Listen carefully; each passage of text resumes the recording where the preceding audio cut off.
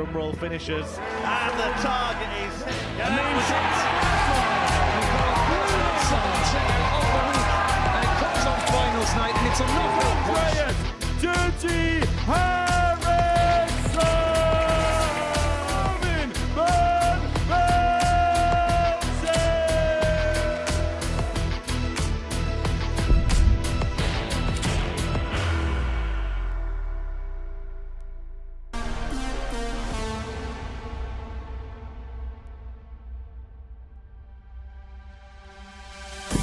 Oh, it's right in the middle. Can he find the requisite double? Yes, he can. But that is mustard.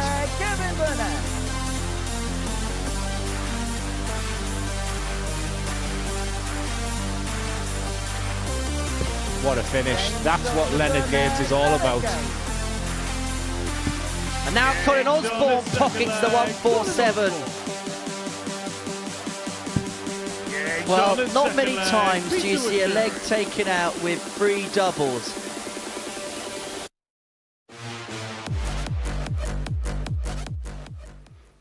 Hello, welcome along to your Saturday night fix here at the Modus Super Series. And by the end of play this evening, we'll be halfway to knowing the field for Champions Week come the end of April. Well, this week has been about one man and one man only, hasn't it? Peter WACHIURI of Kenya qualifying through to the finals, but there's 6 players in the race to make it through to the big week in the spring, and we've got some big names for you tonight. Yes, Glenn Durant is back with us, the 2020 Premier League champion, 3-time Lakeside champion, 2-time World Master, and winner of multiple ranking events over the course of his career, whilst Matthew Edgar has won a couple of raffles in his time. Gents, welcome along to the pair of you.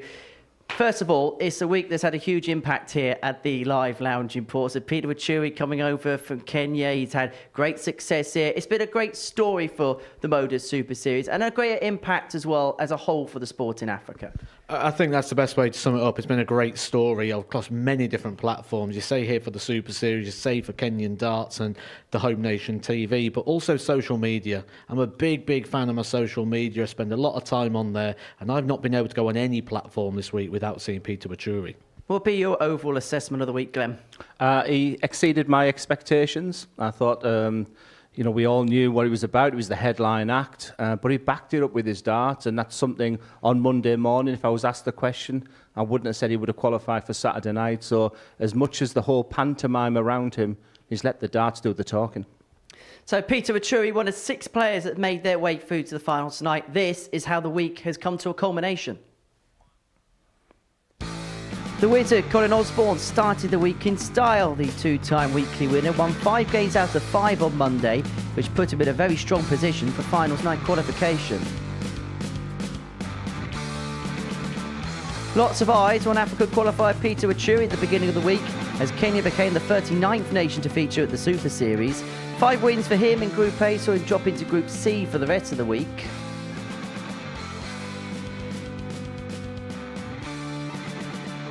Leonard Gates finished second in the group, courtesy of a perfect Wednesday. Some solid performances and impressive numbers from the American put him in good stead to tackle Group B on Thursday and Friday. But it was Osborne who did enough to qualify for finals night from Group A. Only 2 losses across for the 3 days saw him top the group, with impressive scoring and finishing stats helping him to progress through to the final. Former World Championship semi-finalist Jamie Lewis made his Live Lounge debut in Group B this week. A couple of wins on each day and some steady performances saw him clinch 3rd spot, which was enough to make it through to finals night tonight.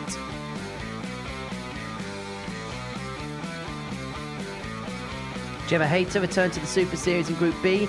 The WADC Tour champion showed positive signs on Thursday night, but a winless Friday saw her drop out the top 3. Scott Campbell looked the player to beat in Group B, where he topped the pile on both days and lost only 2 matches in his campaign. The only player to average more than 90 for the week so far, it was Scott the Scot, who reigned supreme in Group B.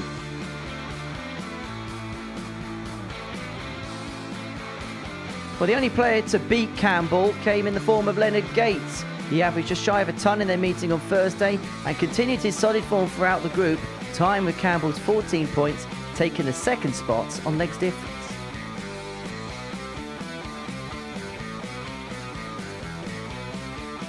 In Group C, 6 consecutive wins was enough to see Kevin Burness qualify for the weekly final. He was particularly strong on Thursday, winning 4 of the 5 matches, averaging in excess of 92, with 40% success on the outer ring. But the story of the group, and indeed the week, was Peter WACHIURI. A dream debut for the African qualifier saw him take top spot in some style. With only 2 losses and more 180s than anyone else in Group C, the Kenyan has broken new ground in African darts.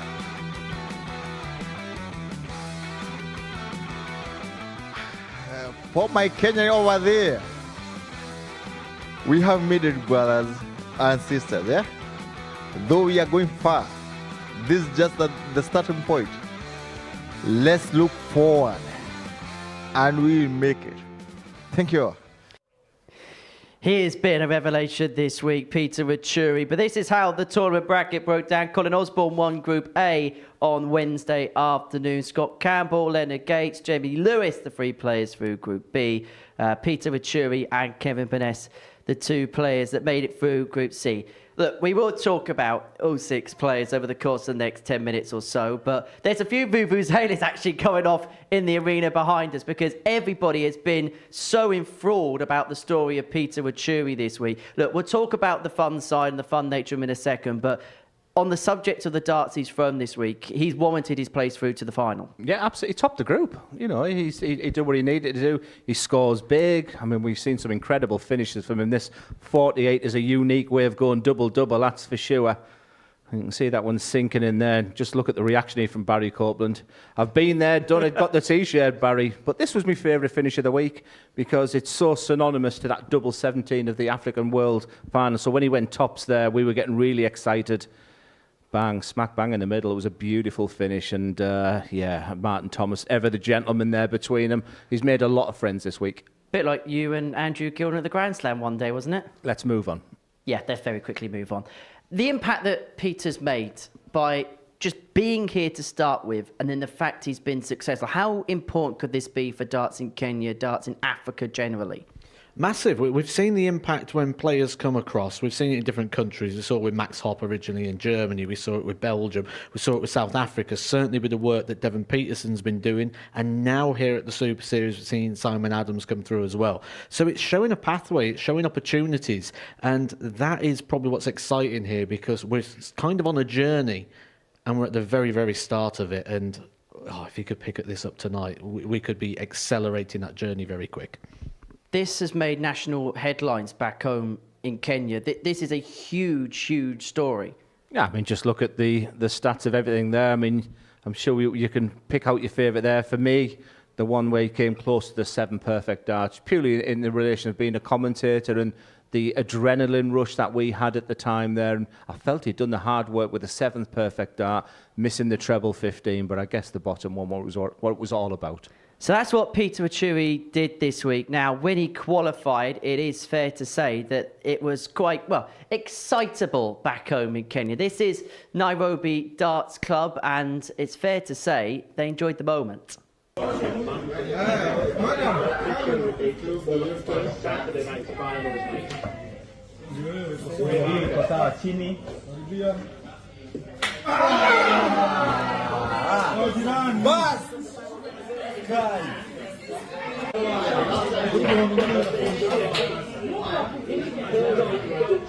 Pressure.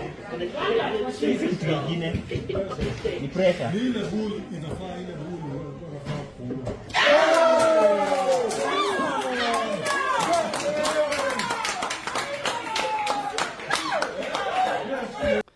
That was a little bit like the Edgar household, wasn't it, when you hit that 170 to beat Gary Anderson? They've probably forgot me winning anything, that's for sure. But there's a lot of takeaways there. There's a lot of things to look at. And the first thing is, you know, it's like the World Championship comes on the telly. First thing you want to do, run and grab a set of darts and have a throw at home. And while we're watching WACHIURI play there, everyone's up, they're playing darts. We don't know what that's going to lead to, what it's going to develop, how inspired they're going to be. But then we saw the reaction as well and the impact that's had and sort of the emotion that was felt. And as much as we're sportsmen and we're playing a sport, we also need to remember it's a form of entertainment as well. And if his performance has impacted those lives, again, who knows what that's going to inspire in that generation.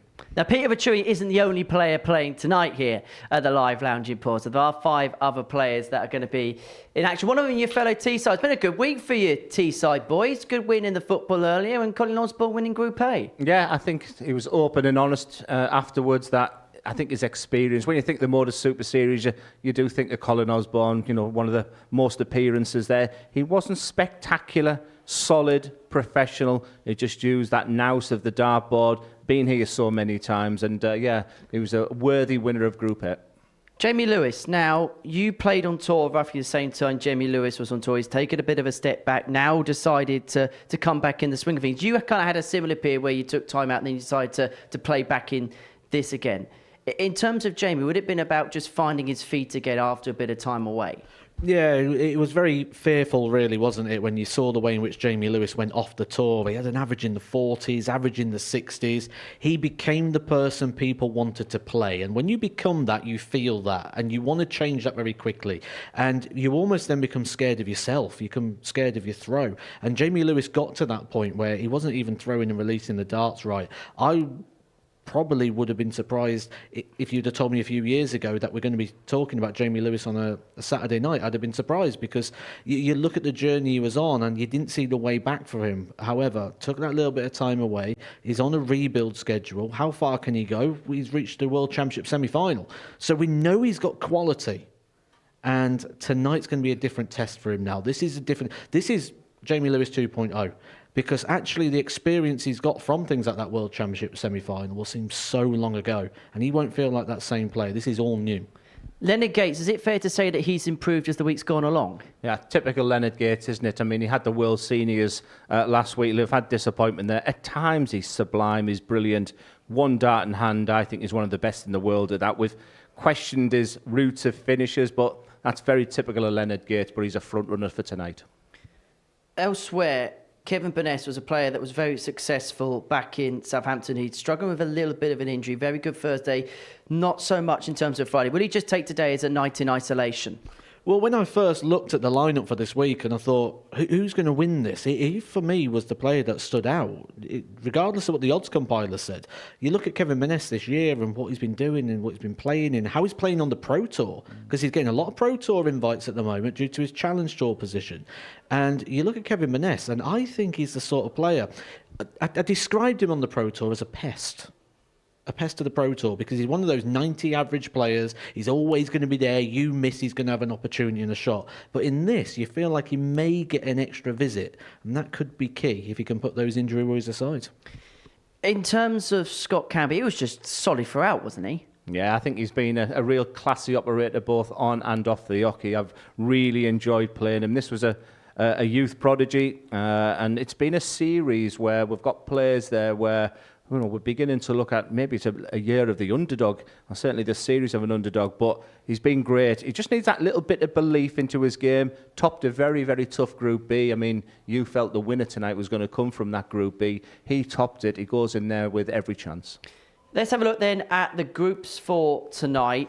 Group 1, Colin Osborne, Leonard Gates and Kevin Burness. That's the experience of the field, isn't it? That's the quality as well. When we look at across the two groups, for me, Scott Campbell, I think, goes through and it leaves a battle between the two players. Whereas you look at Group 1 and it's pick 2 from 3, because that is going to be tight, contested. That's going to come down to making sure you take out your finishes at the right times. In terms of the odds, we can have a look at it now. Interestingly, the top 3 in the betting are the 3 that are in Group 1. The bottom 3 in the betting are the players in Group 2. Yeah, unbelievable, and I don't often agree with Prime Time sat next to me, but he's spot on. The quality is in that Group 1, hence the reason the bookies have gone for that top 3. The value for me is Scott Campbell, but for me, Leonard Gates has that X factor. But is that unpredictable? I wouldn't want to put my mortgage on it. I think it's the most open Saturday night we've had for a long, long time. I'll tell you what, I was a bit worried about you two working together, but you know what? You actually make a fairly good team. Thank you very much now, gents. We shall see you in the commentary box. Right, let's get into the action then, shall we? Colin Osborne and Peter WACHIURI is the opening game of the night. No, it's Colin Osborne and Kevin Burness. That's the opening game of the night. See, I was the problem after all. Let's hear from both players now. I spoke to them earlier on this evening. Kevin, great to see you back here on a Saturday night at the Super Series. Is it fair to say that your Group C campaign was a bit of a tale of two halves? Yeah, it was, yes. I played all right on Thursday. Got a bit of a shoulder injury, which I keep having a bit of bother with now and again, and sort of could feel it a bit yesterday, and it was sort of took a toll, but fighting fit again for tonight. Was it a case of Thursday you really did the damage, and so Friday you could have had that little bit of lapse and able to get through? Yeah. A couple of the guys weren't playing too well, so I knew Friday, as long as I won 2-3 games, I was safe, I was going to get through. So annoyed I didn't top the group, because I knew I had the chance to do it, but it is what it is. What's been the most pleasing facet of your play this week? Just the way I've been playing. I've been finishing, I've had, 4-0 wins as well, and I felt really comfortable on the stage, better than I did the last time I was here in October. So yeah, it was nice to get used to the venue. You mentioned being fighting fit for tonight. What do you expect? Do you feel like you're now back at an even keel? Do you know you've had a good 24 hours to rest up? Yeah, I feel a lot better today. I've been and done a bit of shopping today and relaxed and been out for a meal with the missus and whatever. I feel really good. You had a tremendous record in Southampton. How much would you like to win for the first time in this venue tonight? Oh, I would, yeah. I think the venue's brilliant. The setup is fantastic here. Good bunch of lads in the back room there as well, so to put them in their place would be great. We wish you all the very best. Kevin, good luck. Thank you very much. Colin, you admitted on Wednesday you probably weren't at your absolute best, but how pleased were you to win Group A? Very pleased. Obviously, tough group. They're all tough groups. It was a solid performance. It was a working performance. How pleased were you the fact that you were able to grind results, particularly the 4 threes? I mean, it's very satisfying, and it's just been in that situation, and like you said, you've just been cool and composed, and I suppose experience stands anybody in good stead in whatever game. Couple of days off, feel refreshed for the challenge ahead? Yes, I've had a good rest, obviously. It's not too much practice, kept my arm going, kept the blood flowing, so yeah, no, all good. How important is it actually when you do win the Group A, making sure the time you have off is constructive?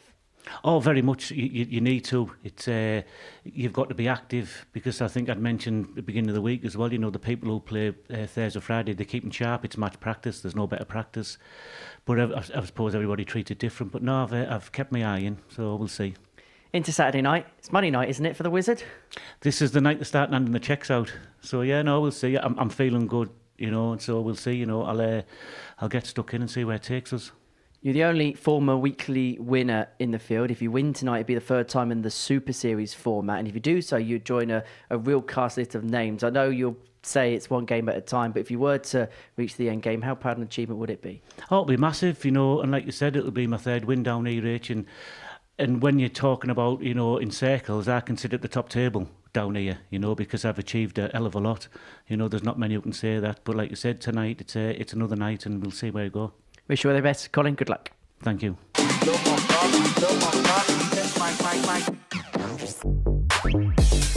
smack bang in the middle.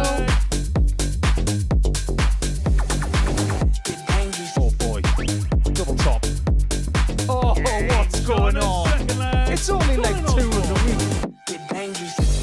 And we'll complete a world-class first leg.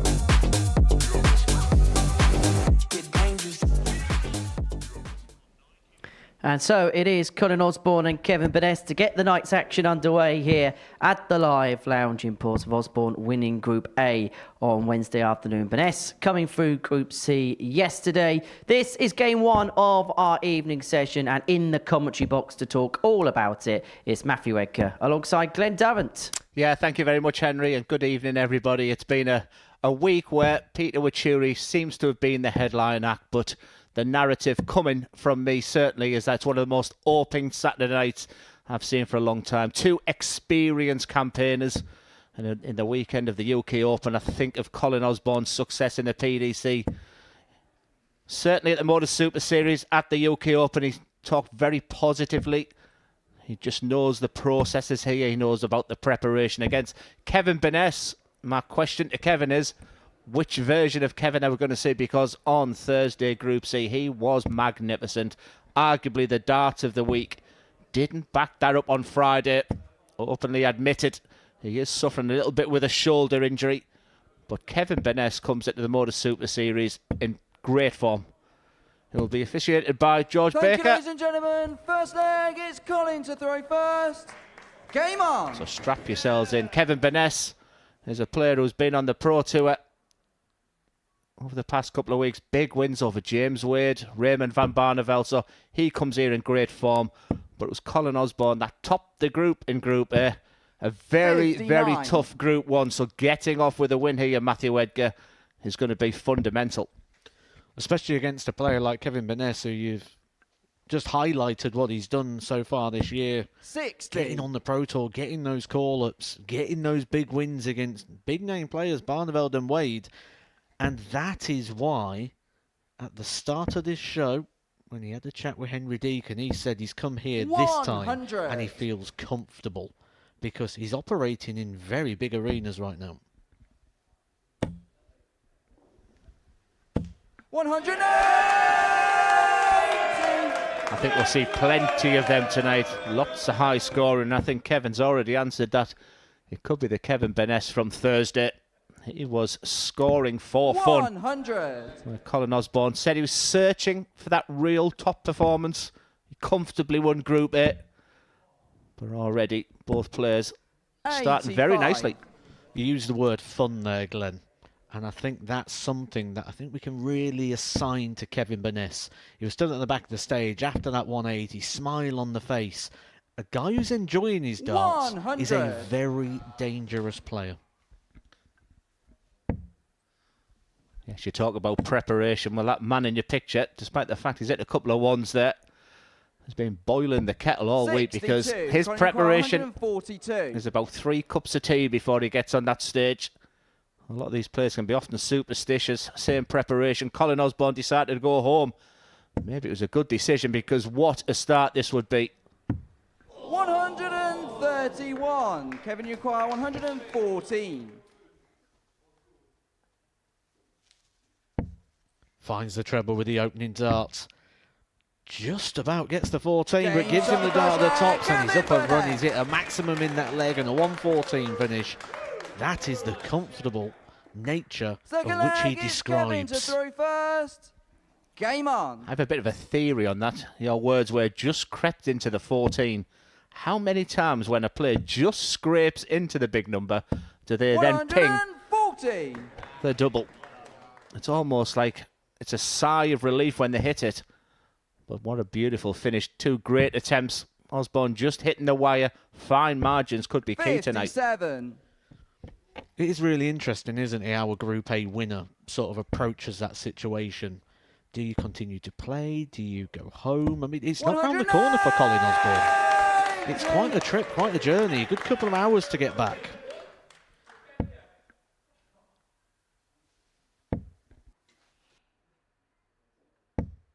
$100.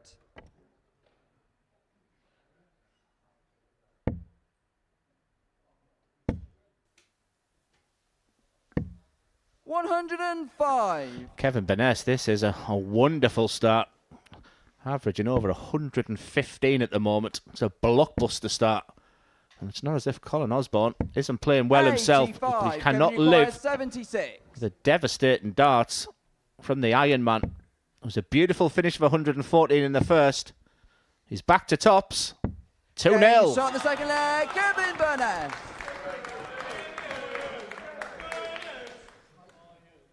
Third leg is Colin to throw first. Game on. Yeah, just caught those averages there. 111 after 2 legs, Matt. That's, you know, you can have a strategy in place. 41. You can do what you need to do before in preparation, but when it actually works, it's a great feeling. Now it's trying to sustain it. 92. Well, by the law of averages and what we know, we'd assume that it's going to come down at some point from the 111.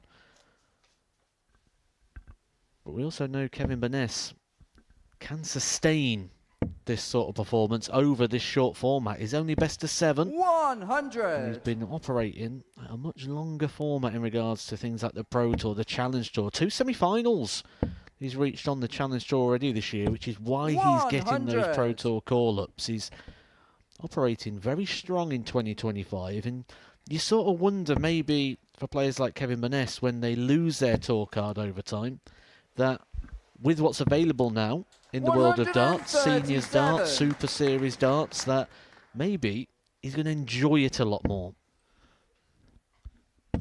Well, we're using the word fun and enjoyment, but if you look at that steely determination in the face there of Kevin Burness, I think he's complementing that enjoyment of the game with what you need to do. You can see him in the background there. Colin Osborne's playing really well himself here. 80 scored. So just the 80 scored there. You're hoping to hear the 120? Well, we focused a lot on the performance here of Kevin Burness, but what's also really vital on the Saturday night is for Colin Osborne, this could feel like it gets away very quick. If you take a heavy defeat early on, you are chasing and hoping. And just to add to that as well, the third player in this 60. extremely tough, difficult group is Leonard Gates. So you'll want to get up and running. He's on throw here, Colin Osborne. He'll look at treble 17. So the fact that Kevin Burness is on a finish, it's going to go to the bullseye. Oh, that's absolute quality from Colin Osborne. What a response. Fourth leg, it's Kevin to throw first. Game on.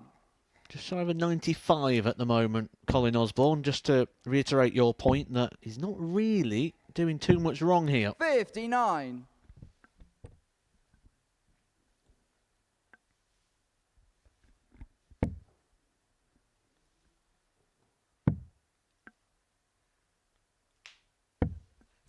So that was a real crucial part of the match here. Kevin Burness out the traps like lightning. Wonderful response there from Colin Osborne. A match of high quality so far. Just seems to be playing with a bit more pace, Kevin Burness, from where I've seen him before. We've seen him on the Alexandra Palace stage in the World Championships. We've seen him on the Pro Tour. He's been a tour card holder. But he just seems to be playing at the moment with a little bit more fluency. As we're just waiting for the scoreboard to sort itself out on the stage. Yeah, but what a start to the night. The impact of this, I mean, it's probably the last thing Kevin Burness wants to happen to stall this moment there. It'll be quickly corrected.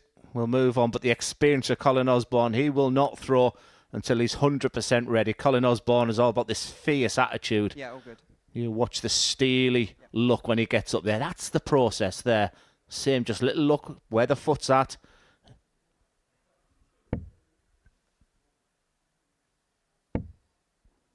You might see a shake of the head here. So much going on for Colin Osborne right now. It's all going pear-shaped. 55. We won't shake her head, but it was the hand-opening gesture as if to say, why did that not go in? 3 well-thrown darts all around it, peppered the treble, but it's Kevin Burness who's finding the treble. I said on Thursday, Matt, Kevin Burness was throwing darts not only to win Group C, but he's demonstrating all the qualities to win this very 26. open week. And if there was an effect of that slight delay there, Kevin Burness was in a zone that you want to try and find as a dart player. Osborne, for the first time in this match, looks really rattled. And those little pauses can go 2 ways, can't they? But normally you tend to find with the experienced 41. player that they actually kick on the other side. Instead here, he's sort of handing the leg to Kevin Burness. Even a maximum here will not get Colin Osborne down to a finish. He's going to be a long way from filling it up. 60. Kevin require 136. I've seen this finish this week from a man in the audience tonight. Carl Coleman checked out on his biggest finish of the week. Became good friends with Kevin Burness, and that is plan B. Beautiful setup. Looking good to go one away.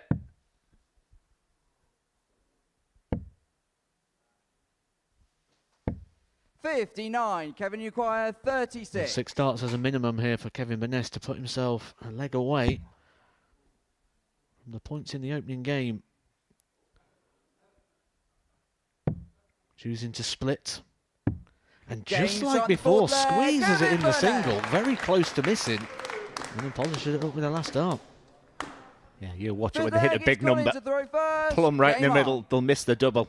That's my theory anyway, and I'm sticking with it. They have met a couple of times before at Q School 2024 and on the Challenge Tour, 1 apiece. 60. Looking at all the statistics of the week, it was really difficult to separate them. But Kevin Benes has been magnificent in this match. 100. Yeah, for the first time really in this game, Kevin Benes drops underneath the 100 average, but 99.75, we're just talking very loose change. 41.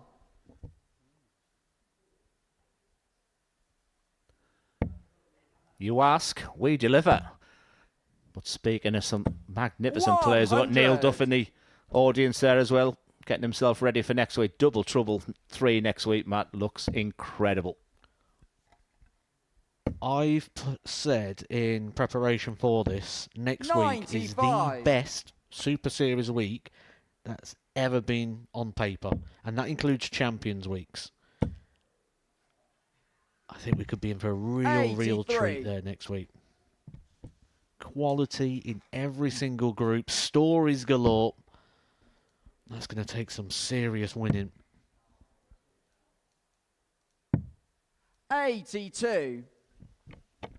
Just hanging on to the shirt tailors Osborne right now. One massive score here from Benes. Needs a treble. Gets the treble. 100. Doing everything right. Every question that Osborne's asked, he's had the answer. Well, this is the Colin Osborne darts. He's thrown first in this leg and feels like he's chasing, feels like he's throwing second. 97. Kevin Uquire, He 118. may come second here if Kevin Benes can take out the 118. Has he got the number of Colin Osborne? It's 118. He'll go to the 18s. Leaves 58. himself a 2 darter.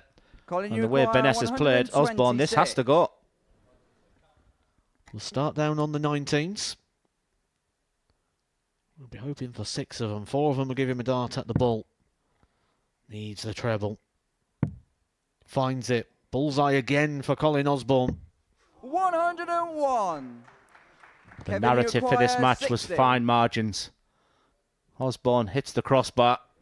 Benes for the match.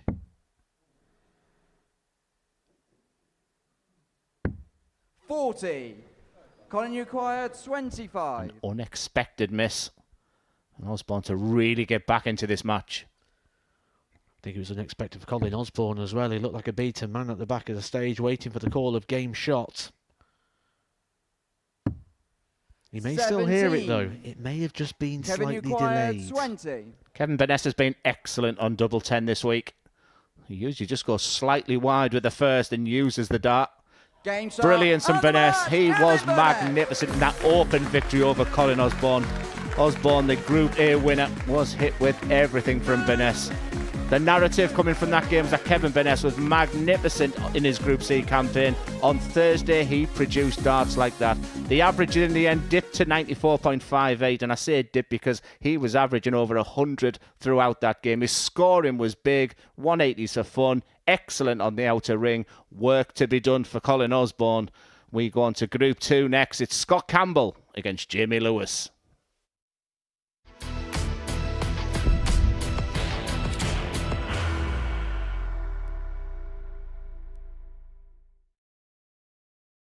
Are you ready to lift that trophy, Darius? Yes. Let's do it then. Ladies and gentlemen, your Modus Super Series 9 champion is Lucky D, Darius Labanowski!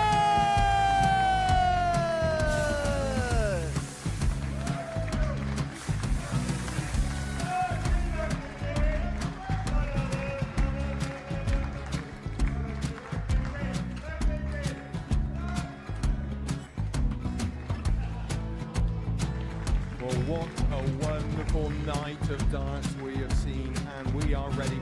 Our champion is ready, and it's trophy time. So receive the trophy. £25,000. The new Modus Super Series champion, the Terminator, Marvin Van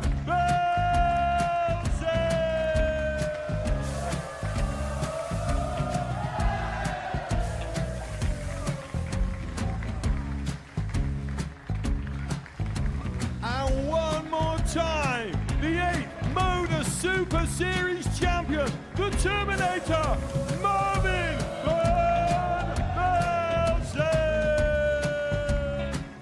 And the new Modus Super Series champion is Andreas Dirty Harrison.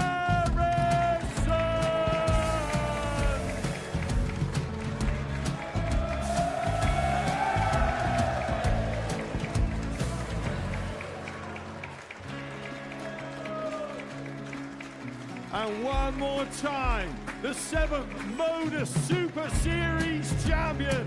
Give it up for Andreas Dirty Harrison.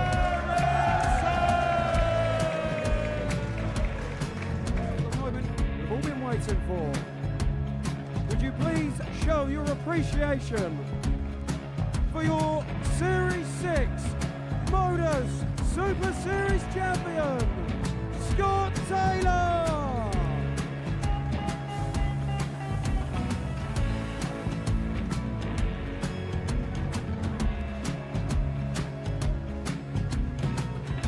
One more time, your new Modus Super Series champion. He is Chucky. He is Jim McEwen. Ladies and gentlemen, your Modus Super Series champion, retaining his title, the Nuke, Luke Littler!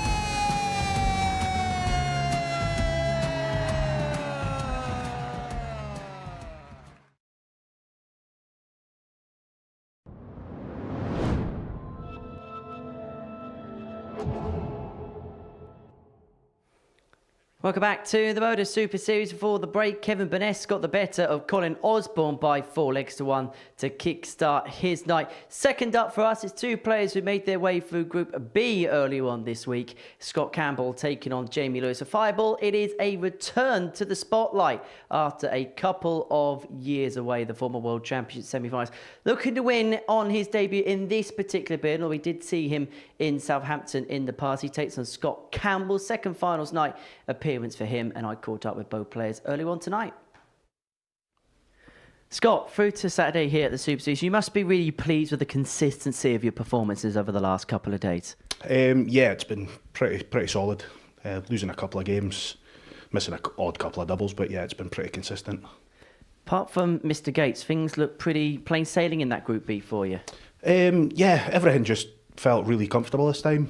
First start was going in almost every other throw, and it was just made me settle in right away. Do you feel like you've got all the sound foundations at the minute? Yeah, I'm confident. I know I'm playing well, but just game at a time, and hopefully we can see how we go tonight. Back into the Saturday night setup. It's the second time you've been here. The last time you were here, you got through to a semi-final. First of all, what are you looking forward to in terms of playing in front of the crowd? I enjoy a crowd. I enjoy a camera. It doesn't bother me. It's just a game of darts. Semi-final, the last one you got through to a Saturday. Do you eye up that first win here? Yeah, it'd be lovely to win. Of course it would be, but just concentrate one game at a time, play well, and if I play the way I've done the first 2 days, I'll be okay. Put you one step closer to your pal Hendo, wouldn't it? Yeah, I've not spoken to him this week. I've not actually messaged him. But yeah, it'd be nice to win a trophy. And it's been a good week, hasn't it, for the Campbell family? Yeah, grand now, as Glenn was saying. I've watched it back. You got it right? Yeah. He did get it right. Yeah, can't wait to get home and meet him. Then we'll take it from there. Wish you all the very best night, Scott. Good luck. Thanks, Henry. Cheers, mate. Jamie, first experience here at the Super Series. First of all, how pleased are you with the way you played? Yeah, no, it's not been too bad. I've been a bit patchy, but I sort of expected that anyway because I've not played sort of competitive darts like this for a long time. So in patches I've done okay, so I'm hoping tonight I can play a little bit better than I have been, but we'll see how it goes now. Is it fair to say that going into this week was a bit of a step into the unknown?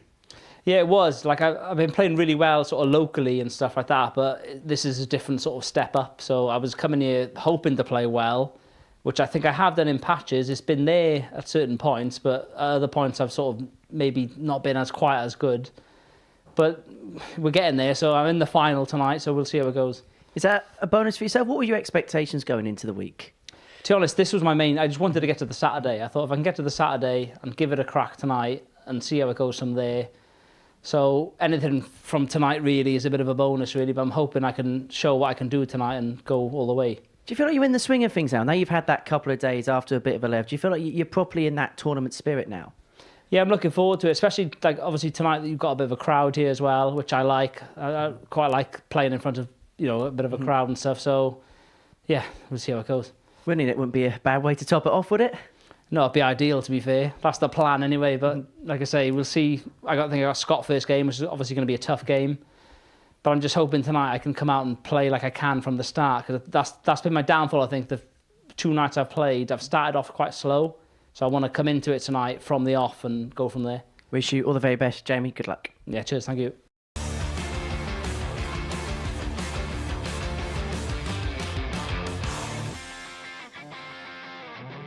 The match was determined on sheer determination. What a dart that is. What a finish that is. The only choice he may get at one is if he can take out the 115. He's found the treble 19. Can he find the requisite double? Yes, he can.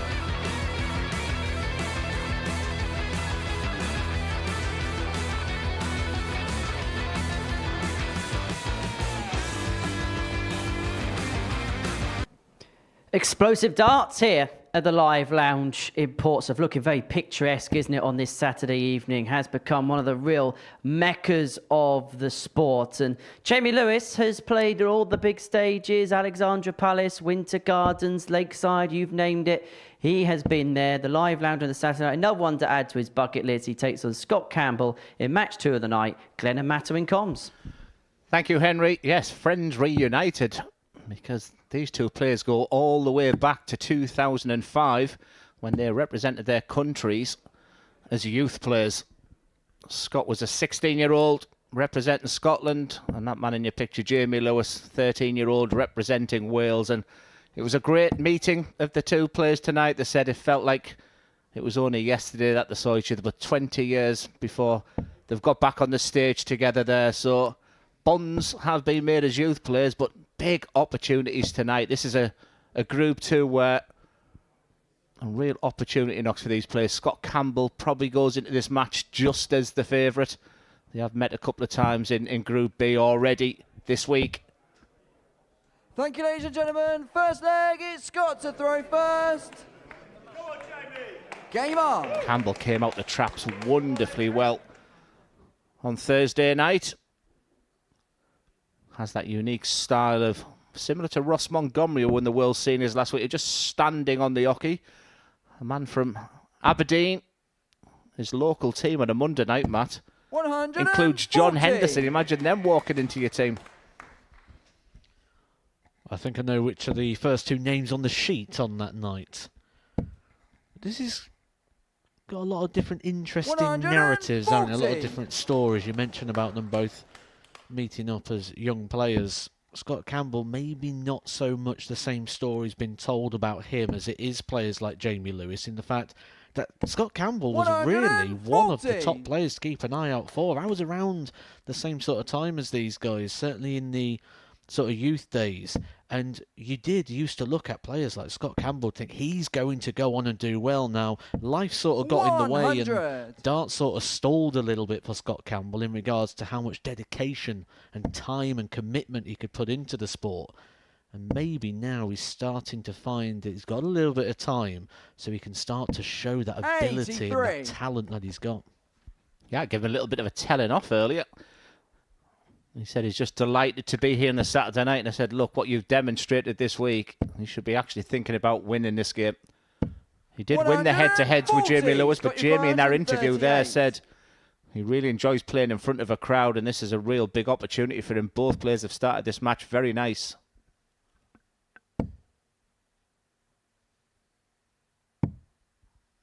$82. Jamie acquired 121. We saw something like this in game number 1. Kevin Maness stepping up, needing 1 treble to get his combination out, but that, away with a dart for Jamie Lewis, is going to eliminate any possibility. And Campbell, from this point, can start getting ready, because he knows 41. he's coming back and be expecting 56. 2 darts at the double.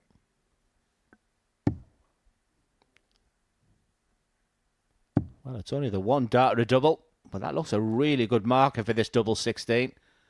Look at the eyes. Not once has he taken it off that double 16. Game shot in the first leg. Scott Campbell. For people watching that last 20 seconds there, it's a massive tick from me. He missed the big number, didn't react, hit the big number, then just composed himself. But just watch the delivery that he did there. He never once took his eyes off that double 16, almost growling at it. Smack bang in the middle. Campbell leads 1-0. 32. And it's always sickening when you're the player at the back of the stage and you've seen your opponent miss the big number and then still go out on the finish. This is the first time I've got to see Jamie Lewis play for quite some time, and there's been quite a bit of a technical change here for Jamie Lewis, isn't it? It's a bit more simplified version of the throw, less sort of movement and prodding of the dart. 96. Yeah, he's always had that almost jabby throw. It's almost like you just want him, you can see. Well, a slight different with Scott Campbell. He just has that little delay before he throws the dart. 60. Almost like he's just sort of lifting that elbow and that wrist and finger there, but it's so effective for him. His release point of throwing the dart is bang on each time. This is tidy from Jamie Lewis. He looked very, very nervous on Thursday. Two incredible battles with Gemma Hayter. That got him over the line. One of the matches, he came from 3-0 down, and that's when things... So he's delighted to be here, despite the fact he's 1-0. He's actually playing very nice, averaging over 107 in the infancy of this match. 140. You say he was nervous, and that might be because of the lack of competitive play at this level.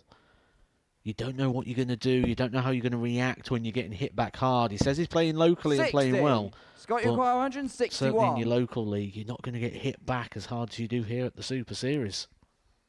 Well, he's certain hitting Scott Campbell hard, but Campbell, ton 40, 60, ton 40. Let's give him a chance at the 161. Not going to take, may use the bullseye here.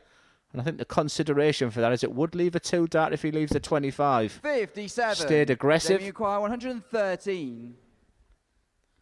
Maybe a sign of how confident he's feeling right now. This may dash that confidence. Tops or Jamie Lewis. 93. Scott, you require 104. Can often feel a bit of a freebie when you're against the throw. 83 points left, so treble 17 will be the shot. Treble 17 hit for double 16 again. Wonderful finishing and a reaction. Scott Campbell is a real gentleman. But you can see what it meant to him when that dart went in there. Jamie Lewis will be sick as a chip. Third leg, it's Scott to throw first. Game on. You mentioned he's a real gentleman there, Glenn. I've got a bit of a Scott Campbell story, actually. We was in the Faroe Islands. He paid for the taxi. What a guy. Well, I knew you wouldn't be getting your wallet out, that's for sure. Tight as cramp is Matthew Edgar. We had a great chat with Jamie Lewis. That was on the Modus Super Series socials. It was just nice. He come from that background like so many players did. The family owned a pub. He's a dartboard's always been in his sort of life as Scott Campbell is producing darts on the gods.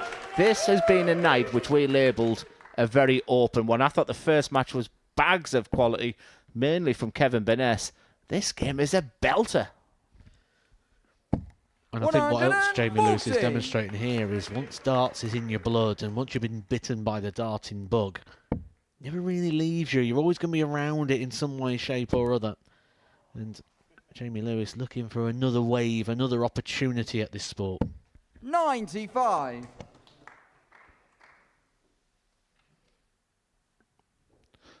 Wonderful averages. Jamie Lewis, after 2 legs, you're going to be averaging over 107. He'll say thank you very much. Apologies, you're 2-0 down, sir. Nod of the head there from Scott Campbell. A lot of respect on the Rocky. 97. Scott, you require 131.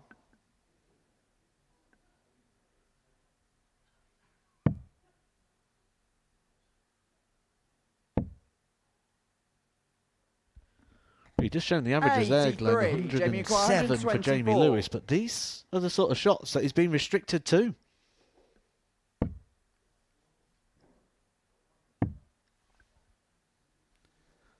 Oh, that is absolutely classy from Jamie Lewis.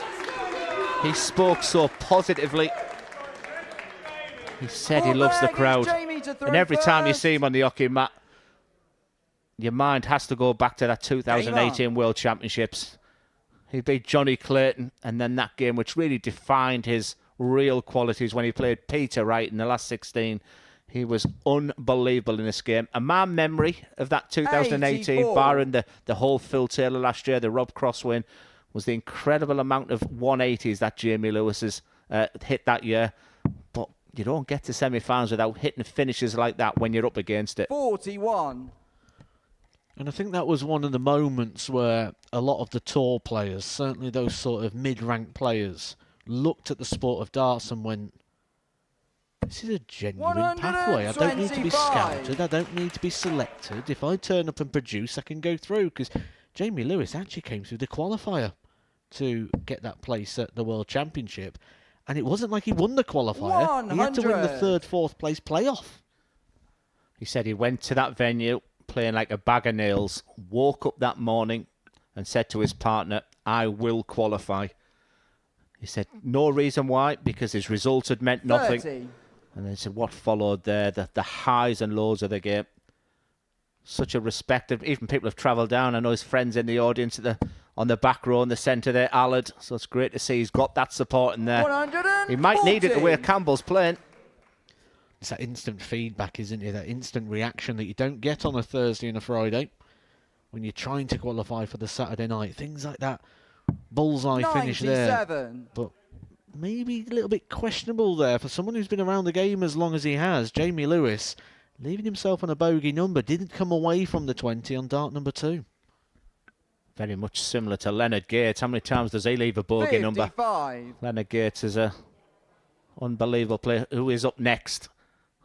He does play Kevin Burness again. The big games just keep on coming. Scott Campbell 93. also on a bogey number. However, I tried to avoid that. However, it was because of a missed dart for Scott Campbell. It wasn't his own mathematics or his board management that came into question. Jamie Lewis, remember, 3-0 down after losing his opening 2 games on 41. Thursday. Found Jamie a way required of beating 72. Gemma Hayter. 2-0 down here with Scott Campbell averaging over 107. He's withstood it. And now has a dart to go level after 4 legs. He takes his time. He looks at that double 16. Game start the 4th leg. Jamie Lewis. Finishing of both has been absolutely Fifth leg, brilliant. it's Scott got to Campbell, throw 2 from first. 2. Game Jamie on. Lewis, 2 from 3. Just one missed dart at a double in this game so far. And that, complementing the scoring power of the pair, is why the averages are so high here. 140. Quality game. Quality night so far. We'll have more, please. 140. Yeah, Jamie Lewis, it was a fantastic chat with him. Softly spoken, said, I'm not really looking forward to the interview. But when he really started chatting, you could see how much he's been affected. He openly admitted he was averaging in the 50s and the 40s at one point. And I know I resonated with that because I know how tough it is to be at the highs and then the bounce back. And he spoke about, he's doing this at local league. He's doing this at local 125. competitions, but he genuinely didn't know, Matt, how he was going to respond when he got on that stage. All those fears of his anxiety and the worries, the lows, were they going to come back and haunt him? Definitely not. We've both been there. We've both stopped playing darts and then tried to play at the Super Series. We can testify for how it is backstage before you go on there. It is pure anxiety. It's nervy. I did reach a final in the influencer event. I just would like to add that to it. Lost to a 12-year-old, but I mean...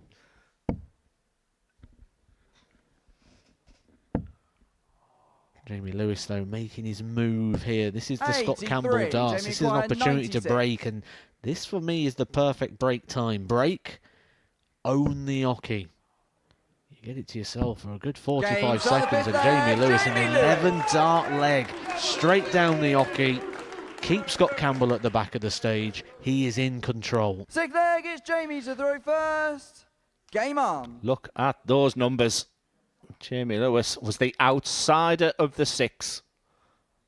He finished 3rd in that Group B, at a time early on Thursday night. 100. It looked like it was going to be a bit of a nightmare for him.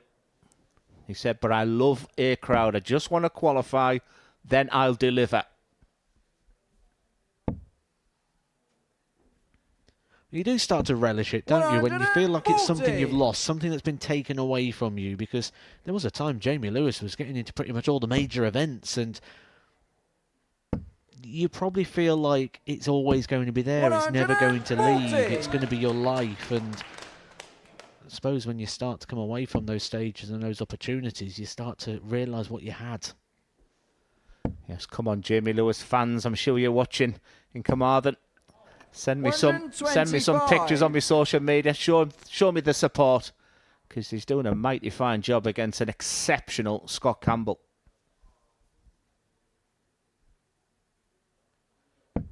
$80. Digging deep though here. Scott Campbell, 140, 125, trying to get that breaker throw back. He knows he's going to get 6 darts here at the 236. But that means this has to be a treble. Big dart. 96. Big hit, big find. A cracking game, this. Such a wonderful weekend of darts elsewhere as well.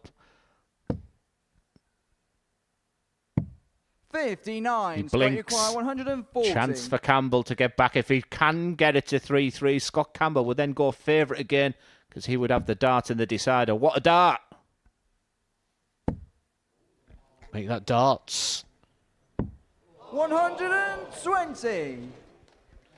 Jamie, This match has had everything. Great crowd, great performance, excellent quality. Are we going to see something special to see out this?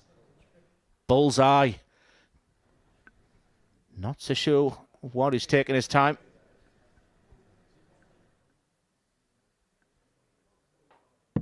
$97. What was the delay format? Help me. Scott, you require 20. Yeah, he hit what he went for, didn't he? It wasn't even like it could have been misconceived as is it in, is it not? He still looks a little bit puzzled. It may be a simple equation, because it may be resetting to 501. It does. We go back to 501. Scott Campbell instantly hits back. The 11 dart breaker throw by Jamie Lewis responded with a 13 dart breaker throw from Scott Campbell. First. Game on.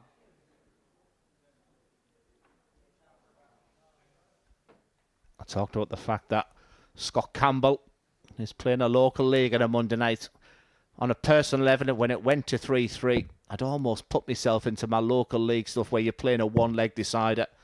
You know the importance. It's when your body can tighten up. It's when your mind can put negative thoughts into you. And that's a little bit of a missed opportunity there for Campbell. Does it bring Lewis back into it? We could see he knew the severity of the situation there, Scott Campbell. He just took a bit of time there, just trying to take a little bit of a sting out of the game, trying to control his emotions.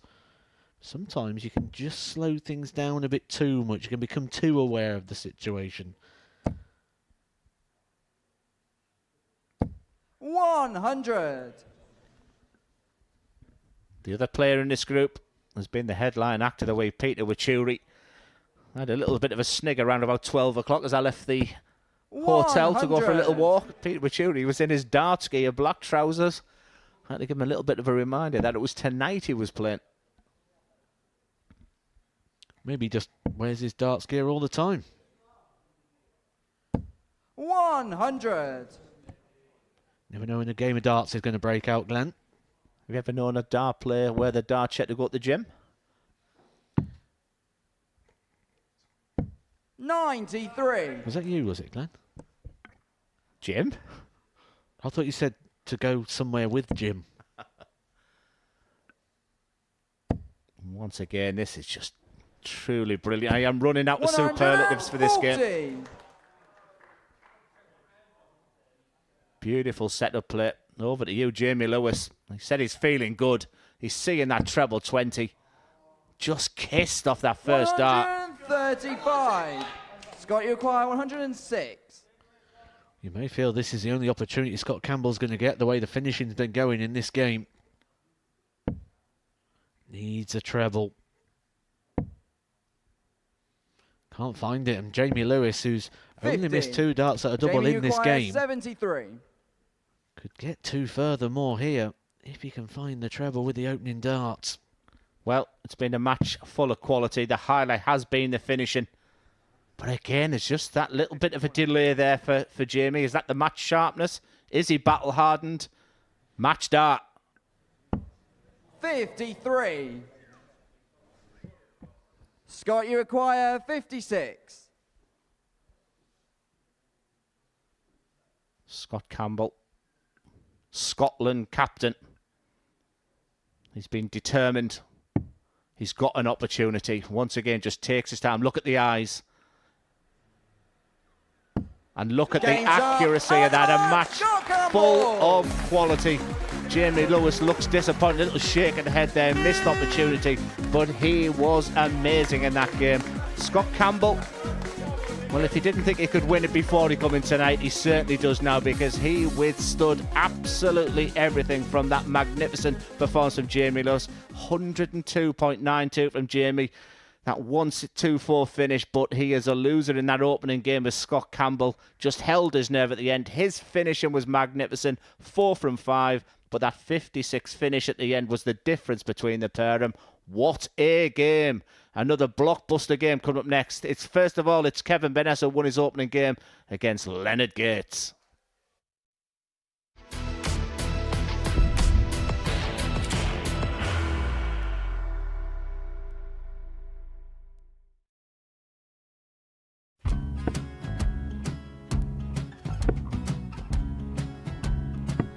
$54. Charlie McGuire, 164.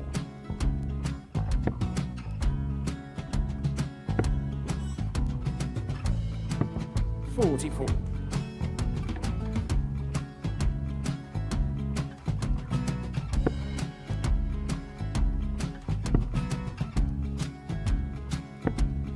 $32. Charlie required 120. Well, 120. He's got a fair, at least 2 handfuls at this. Just needs to stay 60. there. That's a good shot. Halves his score. Leaves himself on a 2-darter.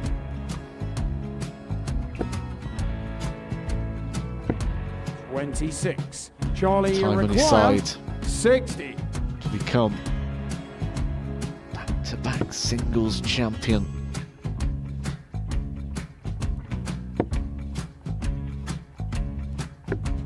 $40.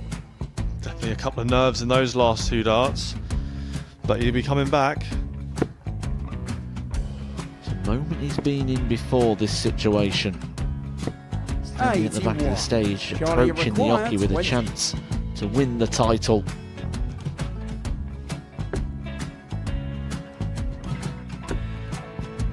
He did this to win the first title, if you remember. 11. I think he's gone. Georgia I think he's gone to 180. bust it, maybe. The first title he wanted 20. He went 6-7-7 to win it. He had a chance to replicate it again. Yeah, I get the feeling that was for a bust, and 39. on that situation there, George Scaife wasn't even 9. able to take it out going to the 18s on that switch. Yeah, I think he just panicked a bit, but he's done well to get that big one.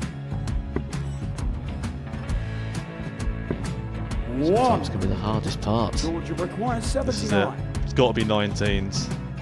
It's got to be 19s for this shot. Big 20 and a double. He's got the first one. He's going to get a match dart here.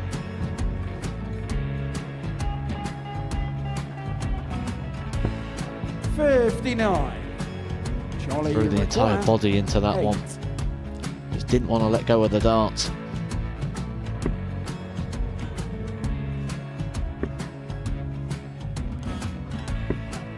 No score. He's given George a chance. Georgia require 20. I think George has been quite good on double 10 today. So many opportunities for Charlie Murphy. Got Couldn't it, get the job got done. it, the match! And the Red Dragon George Modus Scaife. Super Series Influencers Champion, George Scaife!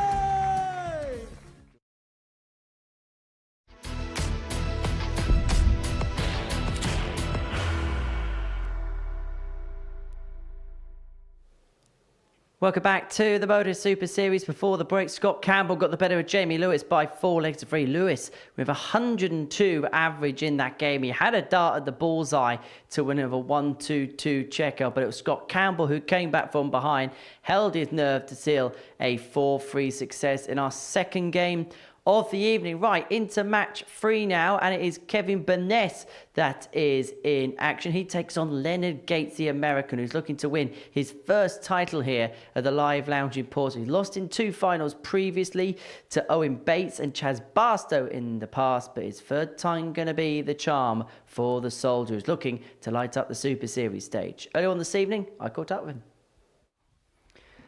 Leonard, another Saturday night for yourself here at the Super Series. How would you assess the way you've played this week? So far, so good. Had some ups, but for the most part, I think I stayed steady, scoring consistent, hitting the target, and on my checkouts also. How important was Wednesday for yourself, that perfect day to get you into Group B? I was shooting for not Group B, but your Group A or the sit-out round. But so I just turned it on Wednesday to ensure that I got a spot in Group B, because, like I said, I was shooting for Group A. In terms of Group B, how would you say you played in that group? Because it looked like, particularly on Friday, you were beginning to find your best stuff. It was a little shaky starting off, just adjusting to being back here since I hadn't been back in a while. And I mean, once I got the groove and the feeling and familiar with the layout, hey man, it's just time to roll after that. Well, you're here for a couple of weeks. How much would you like to start it with a Saturday night success? You've lost a couple of finals before. Is third time the charm? I was thinking about that. I hope it is. Yeah, I definitely got to be that. I got to put my best foot forward and put the pressure on these guys and let them know I'm back, We wish you all the very best. Leonard, good luck. Thank you so much, Henry.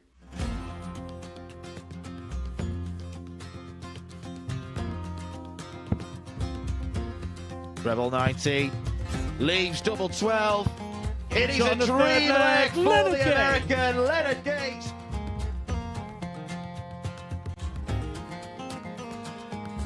Tops for the screamer. Game shot number What a 4, finish from then. Leonard Gates.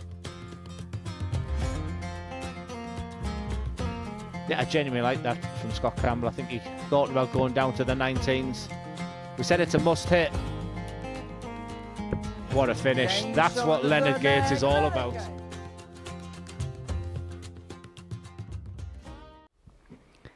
So, Leonard Gates in action for the first time tonight here at the Super Series. These are the permutations going into match 3.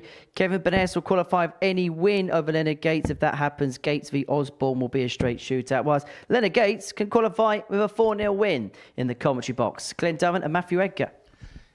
Yeah, thank you very much, Henry.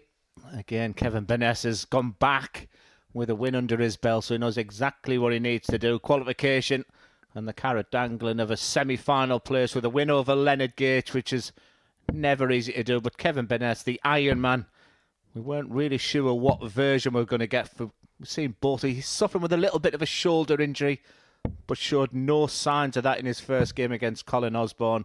And Leonard Gates has done what Leonard Gates often does, from the sublime to the ridiculous at times. His Group A campaign was okay, and at times in Group B, he looked $1 million. We'll see him rocking and rolling on the hockey. We'll see quite strange ways of going down for his finishes. But let me tell you, with one dart in hand and a double needed, he's as good as anybody in the world. He's a Thank you, ladies and gentlemen. flamboyant... The first leg is Kevin to throw first.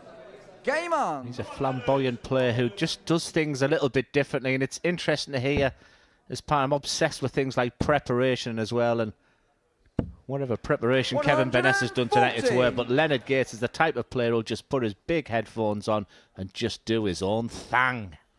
See what I did there? Yeah, I did.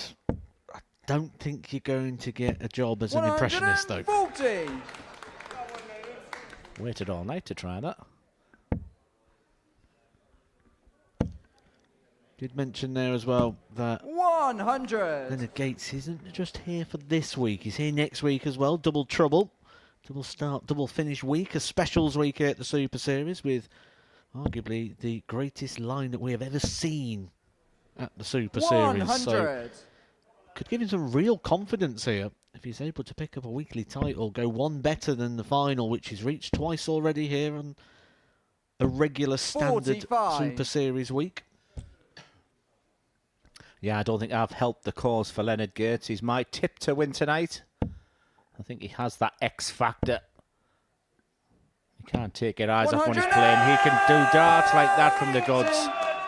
It's usually about now where the Achilles heel can kick in, because the finishing has often been sort of mentioned. But I said it. 55. It's got Energy better. Choir 81. But I feel like he's been playing an awful lot of soft tip lately, because he's standing back. He's not really sure which way he's going to go.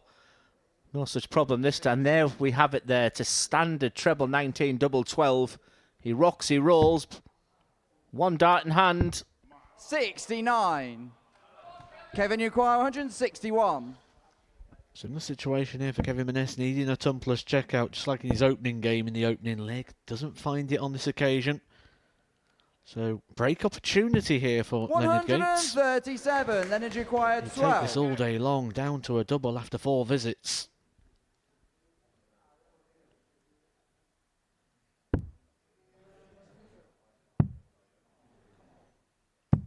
Six. Now let me tell you, that surprises me. Kevin Uquire, because I think 24. if I had to pick one of the 6 players and give him one dart in hand for a double, he's your man. But Kevin Game Burness shot is first on leg, a Kevin mission. Burness.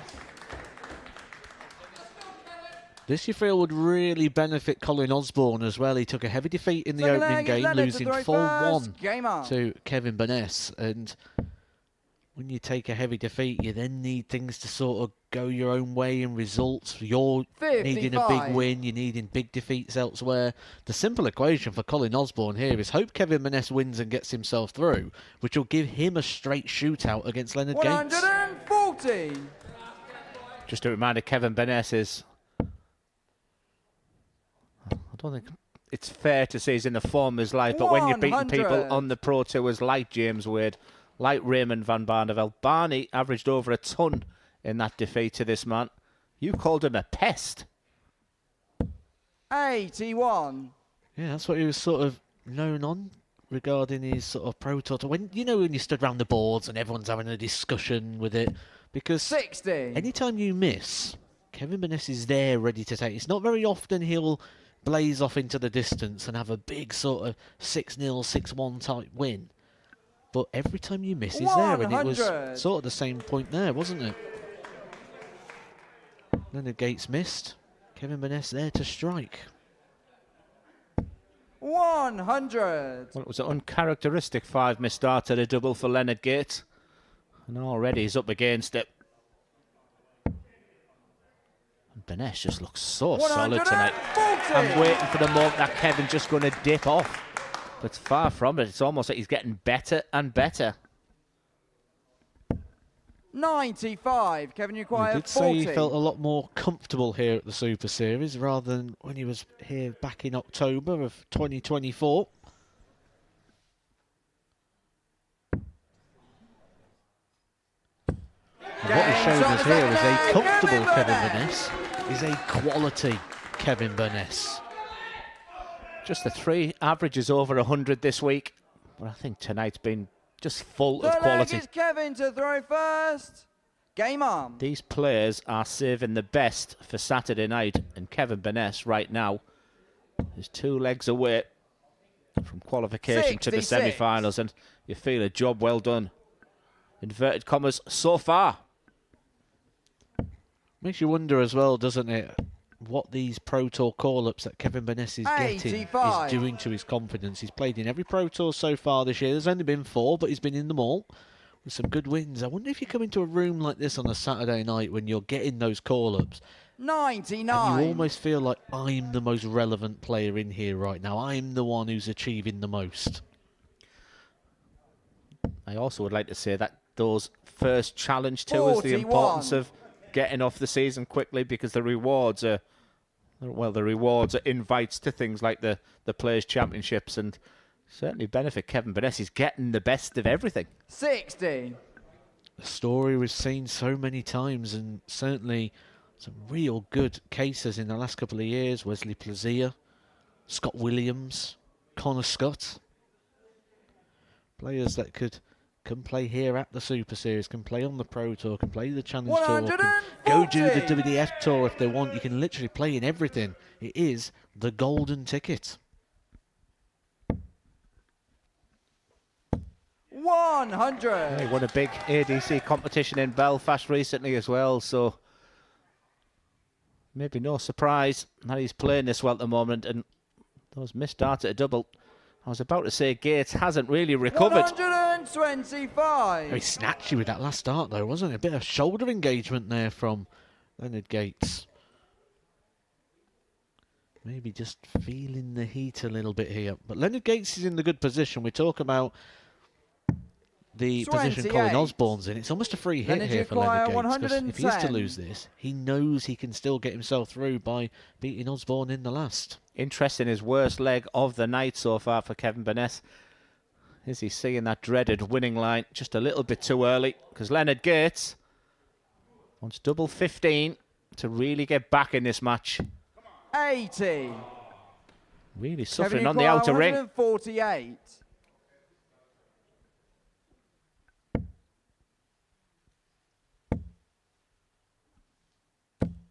$60. Leonard, you acquire 30. There's not been one that's been too known for splitting in the past.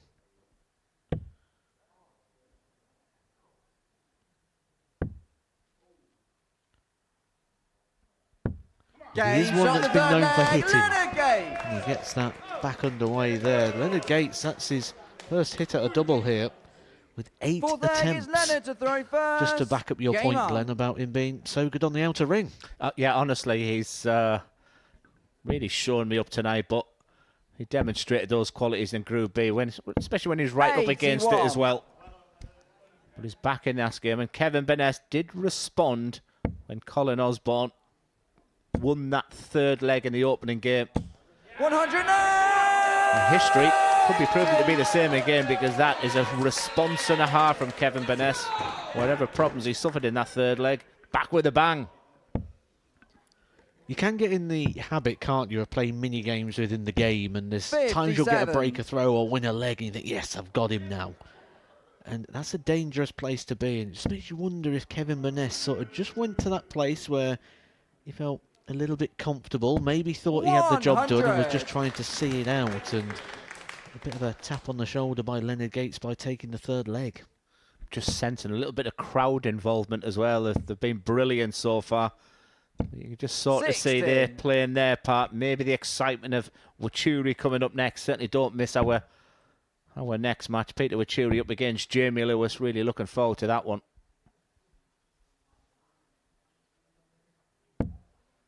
60. Down to a finish after 9 there, Kevin Burness. He'll take that all day long. Big power scoring leg, and Leonard Gates just working out the mathematics, works it out well, goes the right way. And gets himself down to a finish. Kevin, you acquire 161. What a dart. What a dart. 126. Leonard, you acquire 170. Should he have laid it up? Gives Leonard Gates the full respect here on the 170. Not going to go. I do like the setup play there, though. If Kevin Burness just popped in a big 18 and just almost said, approach the hockey if you're good enough, is the message it sends. Kevin, you acquire 35. A strange decision to stay on the treble 20 based on the fact he's left 30 again. Will he be back? Because once again, that's just crept in. That means one thing, the double goes. Kevin Burness. That pattern of play, that trend of just scraping, hitting the big Kevin number. To throw first. Game on. Partnered with a double. Not only is it going in, but smack bang in the middle. Kevin Burness a leg away from qualification. 137. Music to the ears of Colin Osborne, because when he lost that opening game 4-1, it's almost like you start relying on another result. And it could be a case we could be seeing a decider, but Leonard Gates has something to say about that.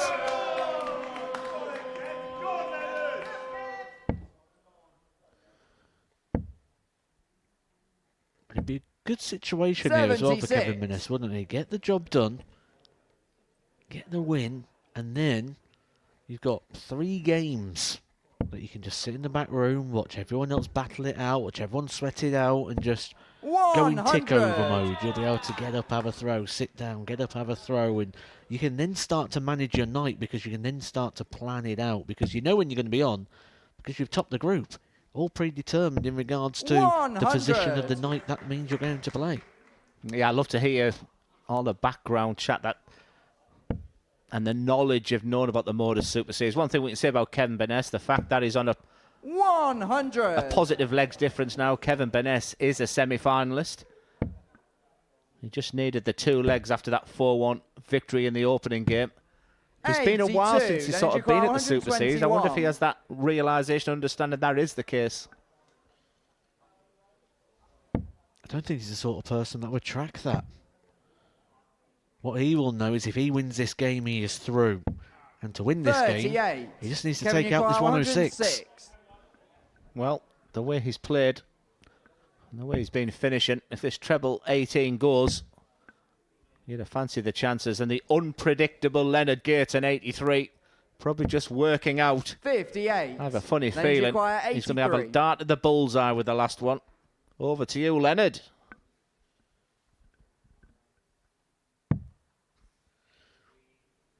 Well, that's probably going to ruin Glenn's predictions.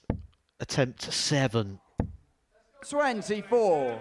Exactly what Colin Osborne is probably saying. Thank you for that, Glenn. Leonard Gates not at the races in this game. He's had his last 3 darts. Burness has been brilliant. 2 wins out of 2 for Kevin Burness. He tops that difficult Group 1. Leonard Gates will have to gather his thoughts very, very quickly because he will have a huge game against Colin Osborne in relation to qualify. The guns are out. And Kevin Burness is one happy man. Just a little look over there to his family there. Nothing massively in the averages difference there, but Kevin Burness was peppering that 100 average for a lot of it. Again, excellent on the doubles. Work to be done on the doubles for Leonard Gates, but he will be back. But the excitement has been ramped up a little bit because Peter WACHIURI's up next. He plays Jamie Lewis.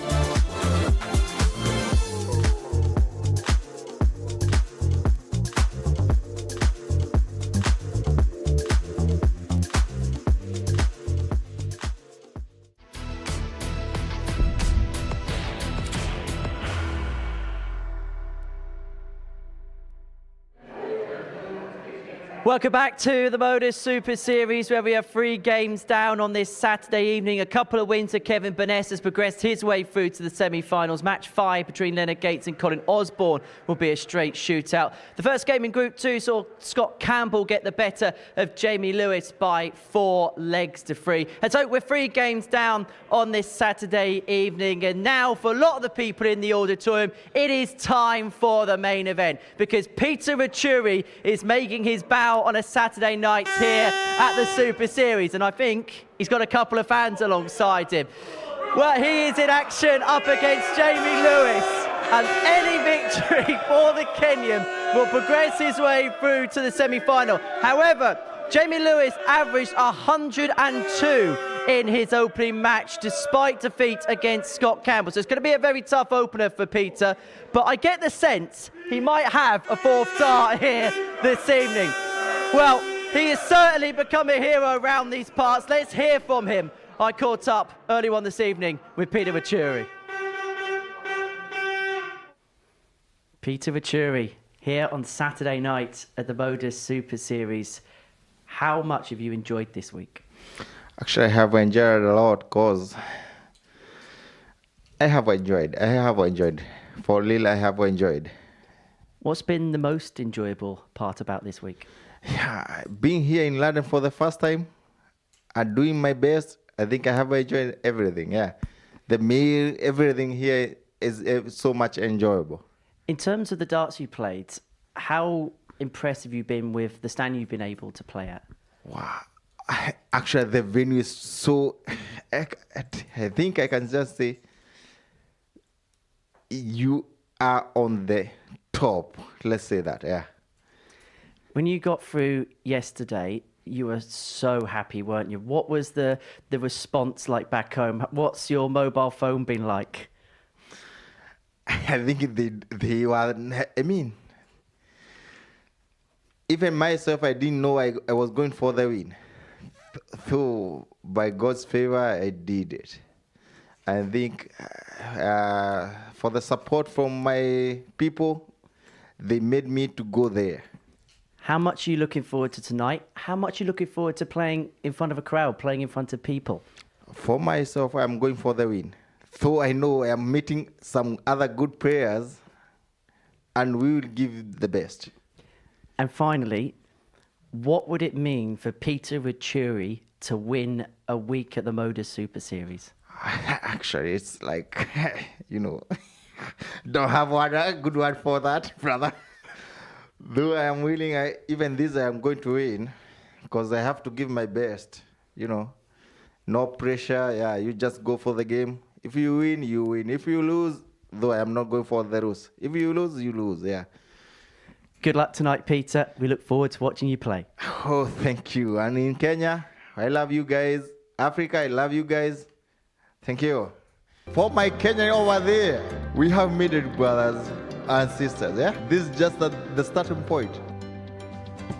Very grateful to have this opportunity, Oh, that's sensational! What a way to win it! Let's look forward, and we'll make it. Does he want more? He's gone tops.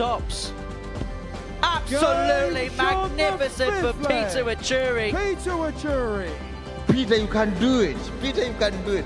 Now I have made it. It's our time, brothers and sisters, yeah? Peter WACHIURI has done it. I'm going for the win. No fear, just looking for the win.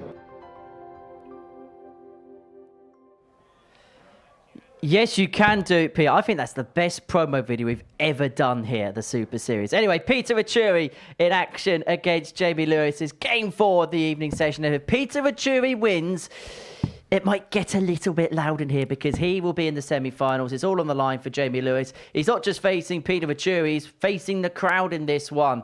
And talking about crowd favourites, well, we've only got Glenn and Matt in the commentary box.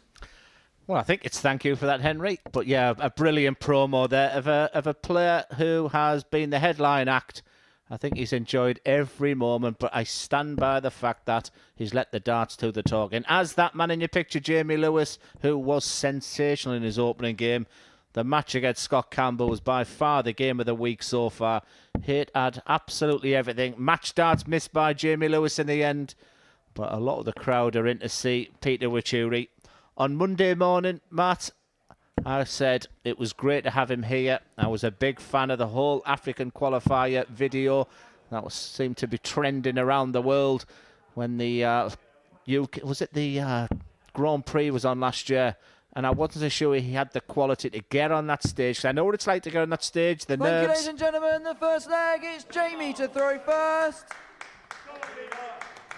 Game on. But in the group, he started quite slowly, a little bit unlucky, a couple of 7-leg losses, but he bounced back. But then to go into Group C and not only qualify, but to top the group as well, I think Peter WACHIURI has been just a dream person to have here this week. Very, very inspirational. It's been a great story, hasn't it? But I'm going to feel a little bit like the Grinch at Christmas now, and that's purely just looking through the numbers and looking through what he's done throughout this week and what's already happened tonight from Scott Campbell and Jamie Lewis, which are the two players in his group. It's evident that he's going to have to step it up again tonight. 77. Yeah, was the stuffing knocked out of Jamie Lewis after that defeat, or can he use that as a real benchmark? If that's where his game can be at, as Henry alluded to in the match. I mean, that crowd could be the fourth star for Peter WACHIURI. But like I said, as much as all the pantomime that's been around him, his darts has been great. So many 180s. He's got that unique little flick of the dart. The only player I think I can remember who plays a dart like that is Lorraine Winstanley. He has the Bob Anderson point when they're going into the treble 20. He even has a little bit of an Elvis shake when the whole body goes in. So we'll see a little bit of everything. Great character. You could see him really enjoying himself before we went on to air. I was just having a look over as he came out. The 40. Crowd here playing the Vuvuzelas, giving him a very warm welcome, and he just had a big beaming smile across his face. He's certainly going to enjoy this experience regardless of what happens. And in match play, one thing I will say is 60. Peter WACHIURI has been the slowest player this week. So, and the reason I highlight the fact there is that Jamie Lewis has just been involved in a real rat-a-tat game. And a lot of the players this week, the biggest challenge about playing 55. Peter has been the fact that he will dictate the pace. And yeah, Jamie Lewis already is nowhere near the levels he was in his opening games. And WACHIURI, if he can set this up, is down. 22. I was about to say first down to a finish. But that 149, he would have wanted it a lot less than that. Last 4 visits for Jamie Lewis have involved a straight. That'll be the first thing he's going to have to do. He's going to have to get vertical. He's stray again, and that's the issue. 85. When you're straying left and right, that's what dents the confidence. Yeah, you sense the fireball. That is Jamie Lewis. If he can get this opening leg, will settle better. WACHIURI, 149. What a start again. Treble 19. The crowd will go wild. Double 16. What a finish! Peter WACHIURI.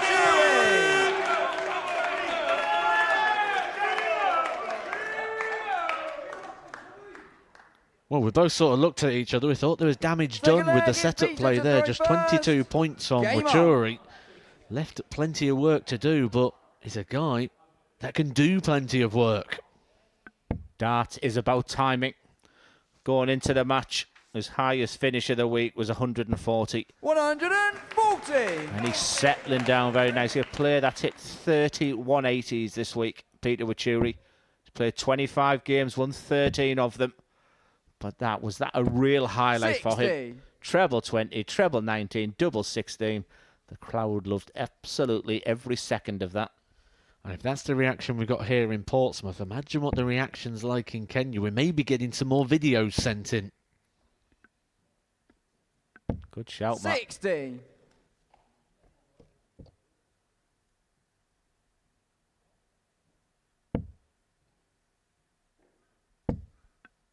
Absolute silence in there at the moment. 60. Enthralling, engrossing.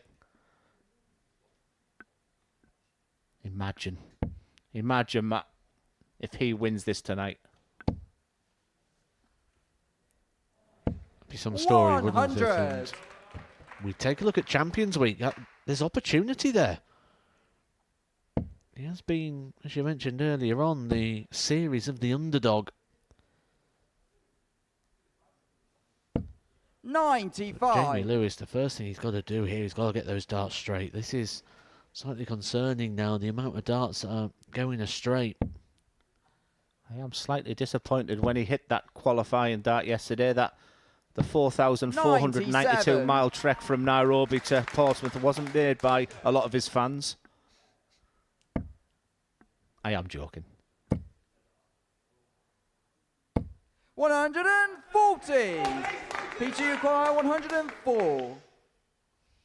First sort of strong play there by Jamie Lewis in this entirety of the game. But he is chasing here. WACHIURI may feel he's got time.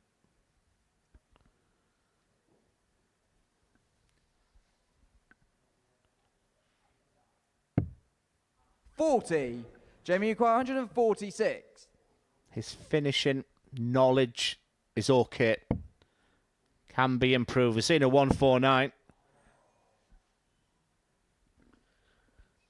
Well, you say it's okay and it could be improved by switching to the 16s now. He's going to be coming back where if he doesn't find a treble, it's going to be one dart at the 80. double. Rather than staying on the 20s, it'd be single Peter, to you double. acquire 64. So he may be getting one where he should be getting two.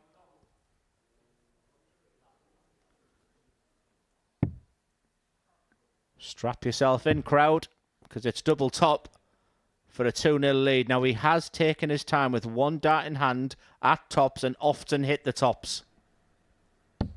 Game shot the second leg. Peter WACHIURI.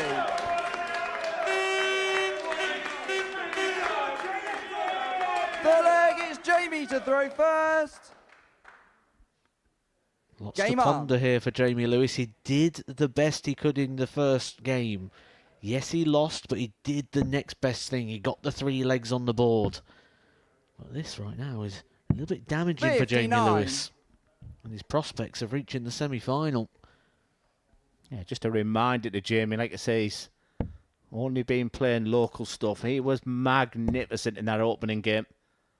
But he hasn't sort of been in this match play, this type of 140. environment for a while. He has the experience, he has the pedigree. But Peter, you just feel, Matt, he's just riding a crest of a wave at the moment. And because Jamie Lewis has been on the 57. stage already and been beaten by Scott Campbell, if Peter WACHIURI can get 2 more legs here, he will qualify for the semi-finals, regardless of the result when he plays Scott Campbell. Which also means Scott Campbell would qualify off the back of a 81. Peter WACHIURI win here, without even being on the stage. Yes, we struggled with Group 1 of trying to find 2 from 3. Well, that's proven the case. Kevin Vaness has been outstanding. The next game will be a straight 100. shootout between Leonard Gates and Colin Osborne. But Group 2, we labelled opportunity knocks. Scott Campbell in a wonderful position. At the moment, Peter WACHIURI is doing what he needs for qualification. 95. Can he sustain? Well, our assessment of this group was the same, wasn't it? We both felt Scott Campbell was going to go through, and the winner of this head-to-head clash 58. would also qualify alongside. At the moment, it's looking like WACHIURI.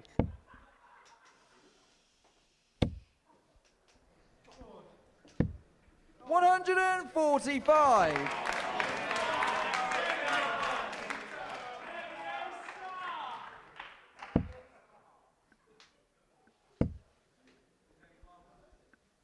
$40. Just magnificent setup play. Not the time you for acquire your 40. flight to pop out the darts. Or is it? Does it take a little bit of tension away? I talked about the fact with one dart in hand at double top, he has been mustard. 3 darts in hand for a 3-0 lead. Almost match point here for Peter WACHIURI. Can he use that first dart? Absolutely he can. The man from Kenya, the Vuvuzelas are out. What a start to this match. This is going absolutely perfect for him. He has to remain composed. He has to Full remain leg is calm Peter to throw first. because the crowd Game are getting on. involved. Let me tell you, the rush of adrenaline going through his body right now. But he's dealing with every situation.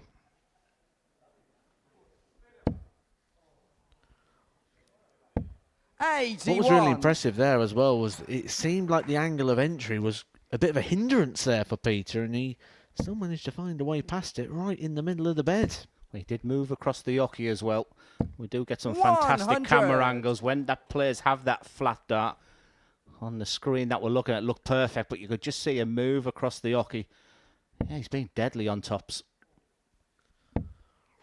We do have to consider something you said in the previous game with Kevin Burness when he got a couple of legs ahead. You said, what is it like when the finishing line starts to come into sight? And it's not just a hurdle now for Peter WACHIURI, it is the finishing line. It's the finishing line of this stage of the tournament, because a win here gets him straight through to the semi-finals.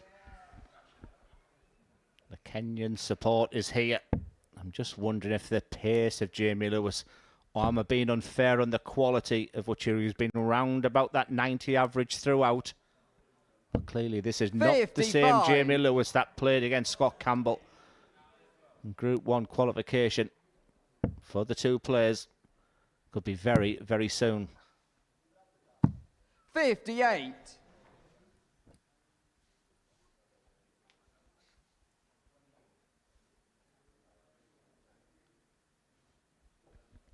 Just taking an extra moment here, isn't he, WACHIURI? He's so good at it, Matt. We've criticised, we've even said, throw the dart, Peter. 81. But he's done it his way. The finger point is out.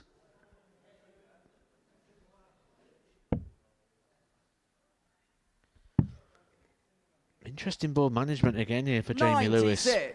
Sets himself on a bogey, 265. Any professional will tell you, down on the 19s. And like I say, he's not playing as competitive as he once was. And you do forget that what is often so routine, but not 41. punished by WACHIURI. Jamie Lewis has this week come back in a match against Gemma Hayter from being 3-0 down. He looked down and out in that situation. 76. That has got to be his motivation at this moment. He's down to a potential two-darter. WACHIURI needs an excellent set of play, similar to the previous leg. Just watching Jamie Lewis there makes you feel like he needs something like this. He needs a spark because he's just looking a little bit dejected at the moment, a little bit disconnected 81. Jamie Uquire, from his 93. hopes of qualification. Again, he's got to remind himself he's coming here with the unknown. It's still in his hands.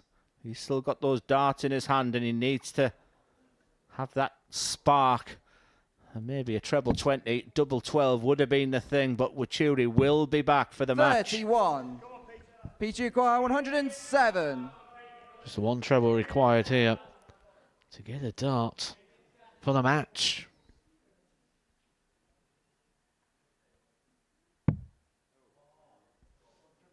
He can still finish. Treble 18.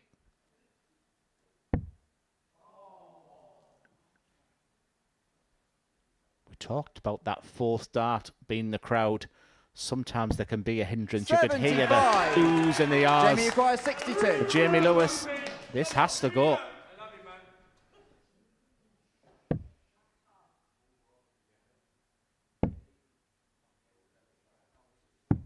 Game shot in the fourth leg, Jamie That Lewis. is the first dart double that Jamie Lewis has had in this game, and he's hit it. It was successful. It was a combination that doesn't feel like a lot, 62 points. But certainly if you don't get that first dart right, it is only the one dart, and it was a match-saving, a tournament-saving shot. Maybe the start of a potential turning point for Jamie Lewis to draw on that experience of earlier in the week. Yeah, he had a doubles percentage of 37% in that Group B campaign, but I don't think that tells the full story, because there was moments on Friday night where, similar to that, where he needed that double. So many times this week, I'm going to label him a cat with 9 lives. He's been really up against it. He was there. He said he was looking for a spark, and maybe that 62 finish was it, because he started this one well.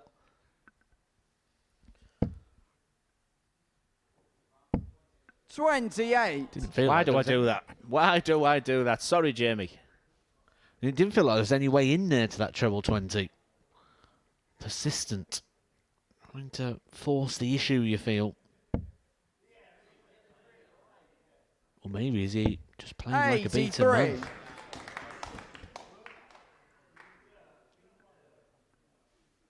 Well, he's something for you, Matt.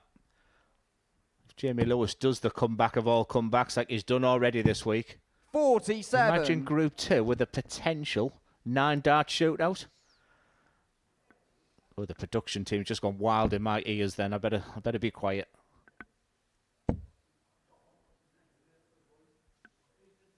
Well, you said about the amount of 180s he hit throughout the week. That one could be the biggest one. That's 200 180s for the week, of which Peter WACHIURI 85. has produced 31 of them. PTQ Darts is 103. about timing. The setup play has been magnificent. Lewis way back on 216 for qualification. It's double 13. 26 left. He will take his time. Just getting that confirmed.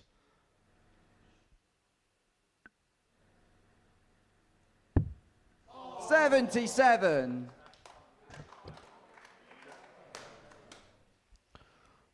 Just got to hit big and hope here, Jamie Lewis. Just got to do something to make Peter WACHIURI think. He's not been in this situation. He's not crossed that line before. 16. No damage. Peter, you require 26. For the match and qualification.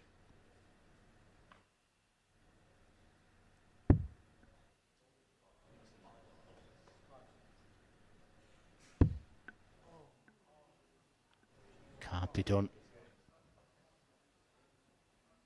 Does he split? He can bust the course. You don't really want to go back to that double 13. Sensible 18. play under the Jamie, situation that he's in. 156. Jamie Lewis looking for that spark.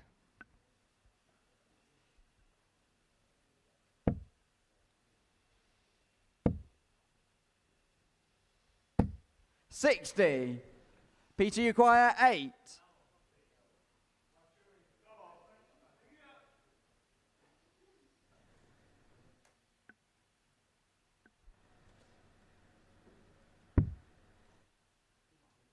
The tension.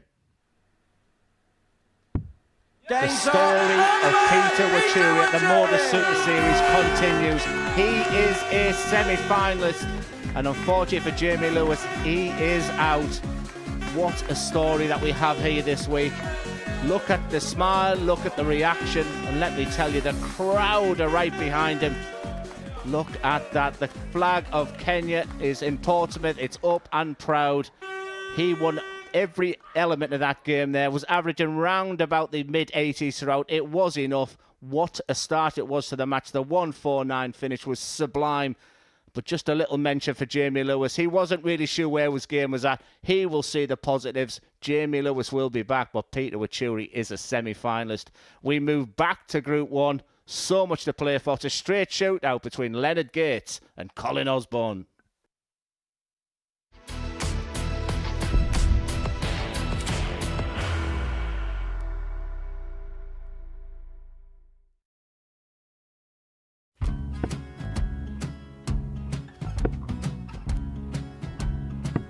$54. Charlie McGuire, 164.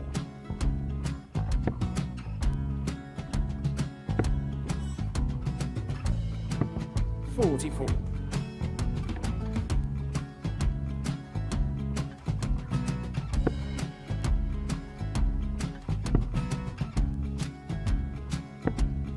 $32. Charlie required 120.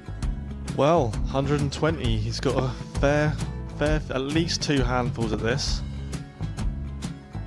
Just needs to stay 60. there. That's a good shot. Halves his score. Leaves himself on a 2-darter.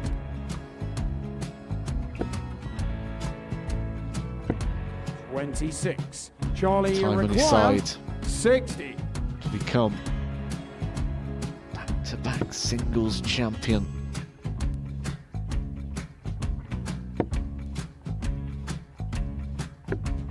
40. Definitely a couple of nerves in those last two darts, but he'll be coming back.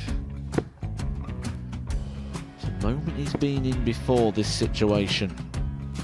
Standing at the back of the stage, approaching the Yoki with a chance to win the title.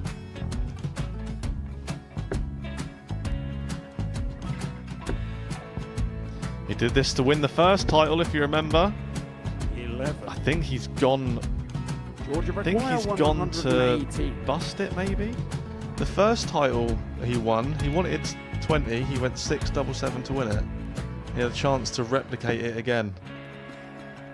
Yeah, I get the feeling that was for a bust. And 39. on that situation there, George Gave wasn't even able to take it out going to the 18s on that switch.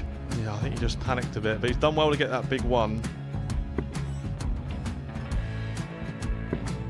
Sometimes can be the hardest part. Georgia requires This is it. 79. It's got to be 19s. It's got to be 19s for this shot. Big 20 and a double. He's got the first one. He's going to get a match dart here.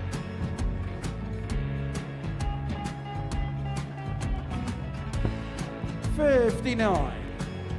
Charlie Threw the entire requires body into that 8. one. Just didn't want to let go of the dart.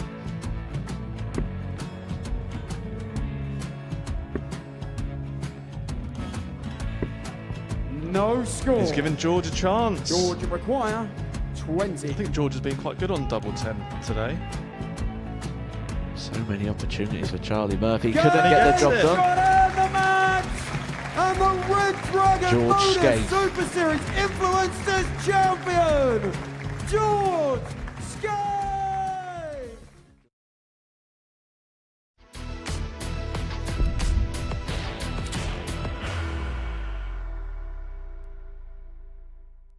Will settle better. WACHIURI 149. What a start again. Treble 19. The crowd will go wild. Double 16. What a finish!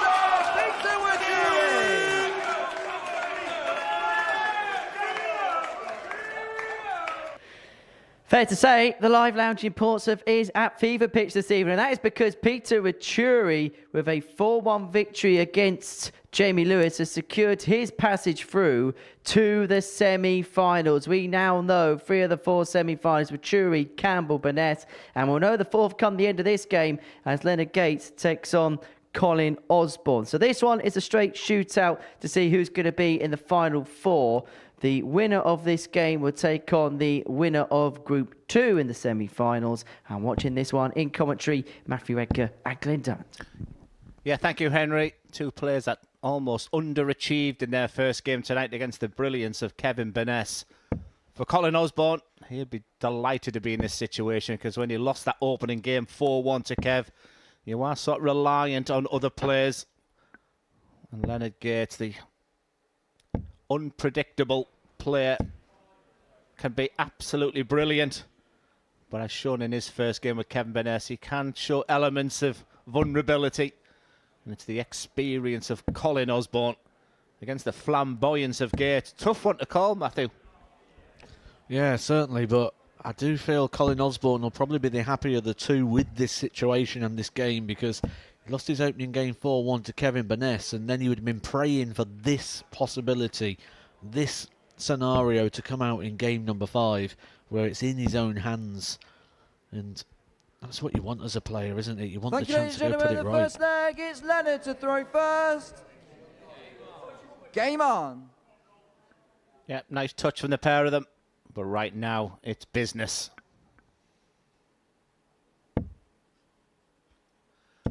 Has been in the UK for over a week already. Leonard Gates played in the World Seniors Championships last week, losing to Graham Usher in that game. Didn't come through Group A, but put himself in Group B. And I made a statement of that. He likes to play this time of the night. He'll often get better at the Super Series. But it was a disappointing opener. He was my pick for the night. 60. Maybe that's another reason.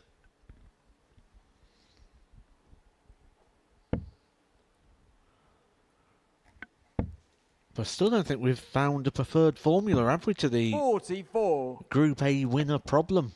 We'll see so many times a player wins Group A, they come back and they drop out in the semi-final stage. They're certainly not able to sustain that level of performance of which won them the 3-day group. And Colin Osborne maybe added his name to that. Only won one leg against Kevin Maness, averaged 79 on that occasion. 125. Yeah, Colin Osborne is one of my heroes in life from Middlesbrough, South Bank.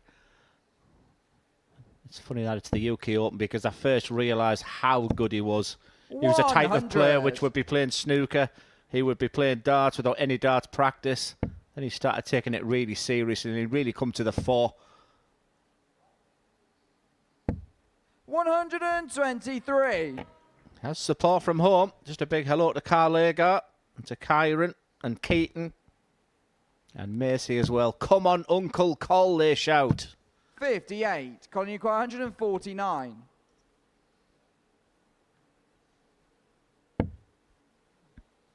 Maybe you heard those cries. I think we've been here before. What James a finish! First leg, Colin Osborne. It was the start that got Peter WACHIURI going the 149. Leg is Colin to Colin throw Osborne first. Game on. replicates that. You can see the reaction there from Colin, but also just in the background, Leonard Gates as well. Just a little shake of the head. Look at that determination. Maybe the shout for Uncle Cole really did work. Or maybe you heard that he's a bit of a hero of yours, Glenn. Well, not that that counts so much, actually. I've 100. seen photographs going around of where you've met your heroes before, especially on their birthday. You took them a caterpillar cake, Glenn. Probably billed them taxes for that as well. Claimed on me expenses for the cake, £9. Interesting that Colin Osborne. It looks like a flight that I once used as well. That pear-shaped, the 60. The England flag on. I think he sort of has worked so hard on his throw over the years. Seem to go back to pairs. Interesting decision. You don't see many 100. players. Steve Beaton, of course, has used pairs throughout his career.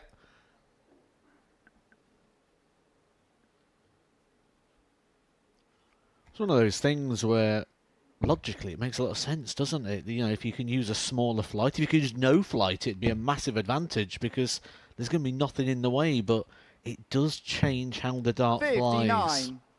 Yeah, I go back to one of your videos as well. Even the timing it takes to go from the board. So there is differences, subtle differences. Of course, there's the standard flight, the kite flight, the slim flight. There's so much technology out there. 85. But that pear-shaped one is not often a favourite for dart players. 100. Colin, you Less room for error, isn't there, within the throw? Didn't go on the 18s there, Colin Osborne. That's because Leonard Gates back on 182. So he doesn't have to start chasing around. Wouldn't have probably gone for the bullseye anyway. So 90. stayed on a target of which he's been playing the whole game.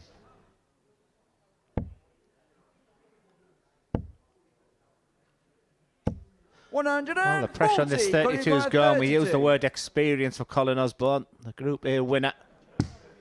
He hit this double 16 on the 149 combination on the first. This is a big dart. 16. Leonard require 42.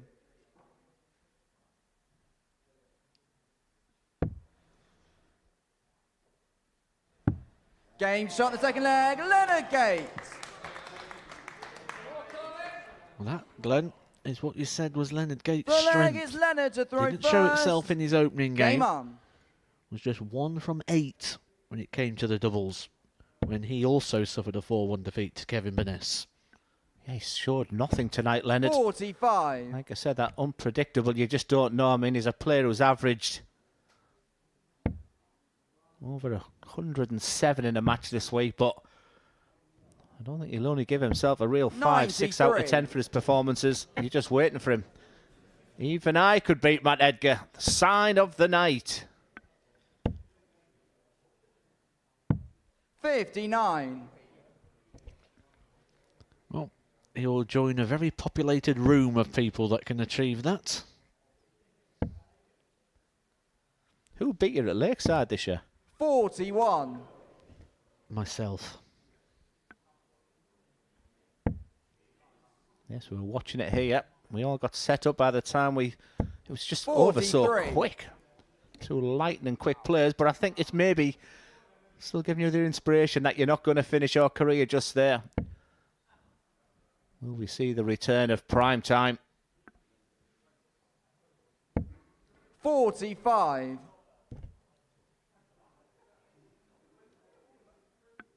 Just a little bit of a lull in this game, and Leonard Gates just takes a moment where Colin Osborne decides to go into the crowd.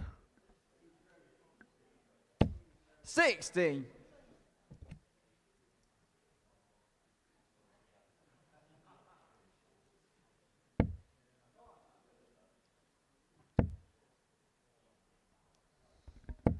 What 85. we're seeing here is two players playing the moment. Both aware of the fact that their week is really now in the balance. Be played out over the next 5 minutes. We're going to lose one of these two. Leonard Gates was averaging 73 before that 140. We're waiting for the brilliance of him. Colin Osborne openly said that he's waiting for the brilliance from himself, despite the fact he was a comfortable winner of Group A. These are really important moments in this match. 100. Colin, you quite 137.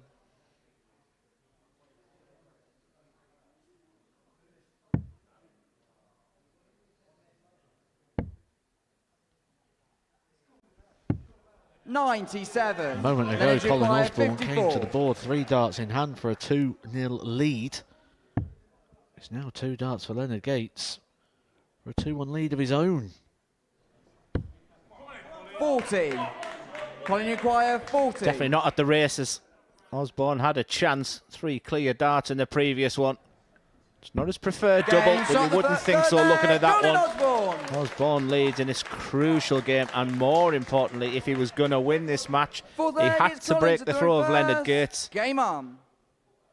That's exactly what he's done there.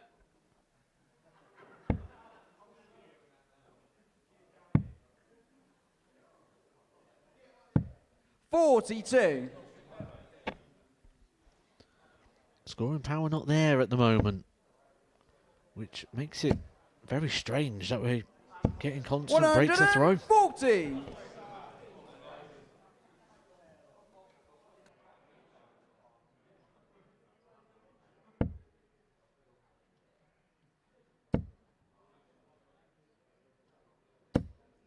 $60.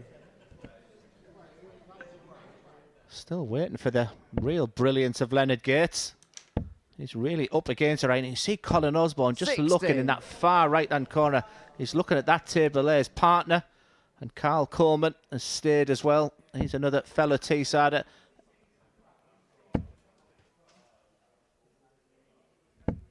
$60. There we all are again. I mean, it's easy when you're on the stage. It's in your hands. But you could just see his partner there just breathing in and out, feeling absolutely 55. every dart. The tension is not only on that stage, but in the crowd as well. Great to see people like Nolan Van Leuven, Colin Osborne, Neil Duff's on that table, all staying around and supporting the players. Shows confidence in their own game as well, doesn't it? Because 100. a lot of people will book up until, no, I'll just book the finals if I get there. They expected to be here on Saturday night. Yes, I've offered Carl Coleman a lift home tonight, but he's due on a flight tomorrow. I think he's just going to enjoy the dart tonight. There he is, big smiles on the faces for everyone. There he is, arm up. Colin Osborne is saying he's looking for inspiration. He keeps looking over that table. 89. Important treble, but Leonard Gates looking good to break straight back.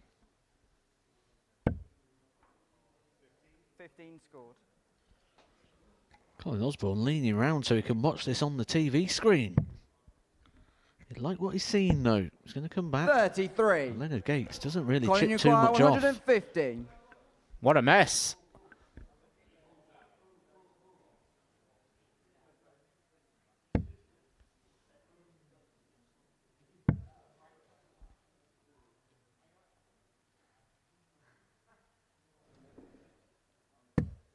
64. Leonard requires 73. Such a scrappy game. Are we going to go down to the odd dart here and there? That odd dart this time. I was about to say it would be a double top. He has missed the big number. That is criminal for someone as good as Leonard Gates. He's just not mentally there right now. Colin Osborne, you sense, has to punish when the going is good. 41. Colin require Opportunity 86. for a rare holder throw. But it would give him full control of this match. We'll stay on that target for a dart at the ball. 61. Once Leonard again, require fine 32. margins. Leonard Gates is one lucky man. If he can get to 2-2, playing like he is, it's a good marker. Nervy. What Game, a shot big the dart foot that leg, is. Leonard Gates. Colin Osborne will be super frustrated there. 2 players after 4 legs who have Fifth leg shown is nothing Leonard to like throw they can first. do. Game on. Who settles best?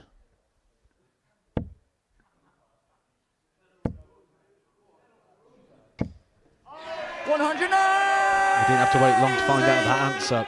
Big visit there from Leonard Gates. Establish a little bit of control for the first time in this game. 140. Can they inspire each other?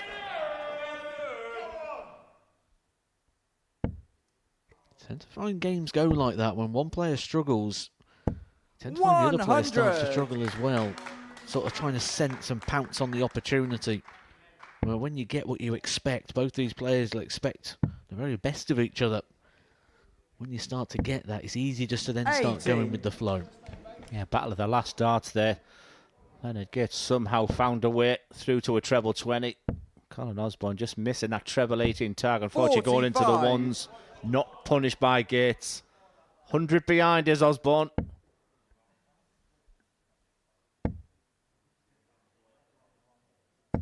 $140.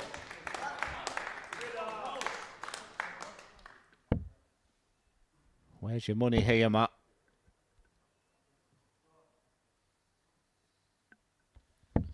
$43. In normal Colin require circumstances, you'd say 141. Leonard Gates because the advantage of throw and essentially it now being a best of 3. But that advantage of throw has meant nothing. It could mean nothing again here unless Leonard Gates can land. 97. A big 1-3-3 finish. 133. He'll have to manoeuvre around the board if he's going to get this 1-3-3. Osborne, another chance. So many breaks of throws in this game. It's nervy. You can sense the anxiety in the players. Kevin Burness is already backstage. He's 93. through. Straight shootout, and you Colin can just require sense 44. it. This is crucial moments for Colin Osborne. 4 tops. Game shot in the 5th leg. Colin Osborne. Well, a rare holder throw here for Colin Osborne, and he's done it. Wouldn't be vintage, but he's done the job. He's got the task done. He's in the semi-finals. Game on. Yeah, it's something that you can't teach. 1 dart in hand. That was just about bottle. Scrapping away. And then when you're trying to serve out the game, you ping 3 trebles. A wonderful 30 seconds for Colin Osborne. Leonard Gates would have been getting that sinking feeling when you stood at the back of the stage and you see the 41. first one go in, the second, you just start to feel a little bit heavy. Start to feel like maybe you've had your opportunities and your chances. Colin Osborne, just 1 treble. 60. Don't find it. Would have kept him a gap on the scoreboard that Leonard Gates would not be able to breach. 140. It's a bit of a dent in it though.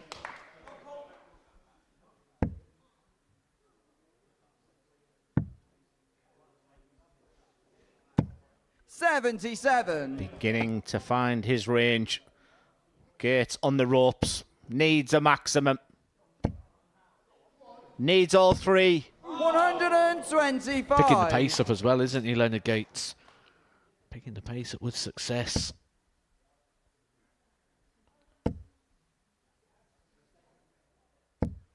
60. Opportunity here for Gates. Again, that board management, though. Take the 95 off at Colin least should be the minimum, starting on the 133. 19s. Advantage Osborne again. How many times are we going to say that tonight? He started with a 149. 93. Then Energy Acquire 135.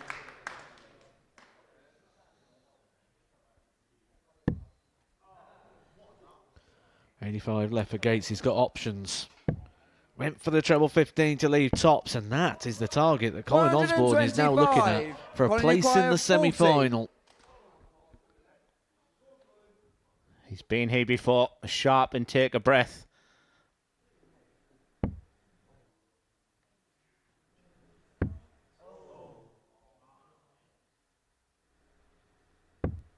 $30. Well, well, well. Leonard Acquire 10.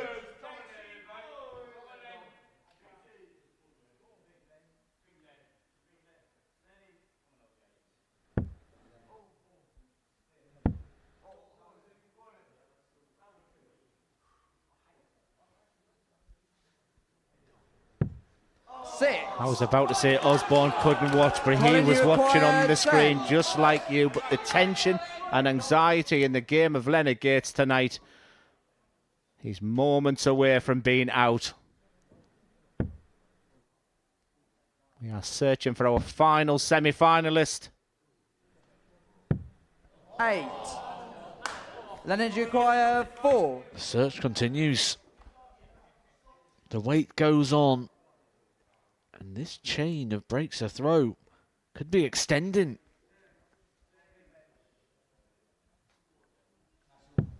Game shot the stick leg. Leonard Gates.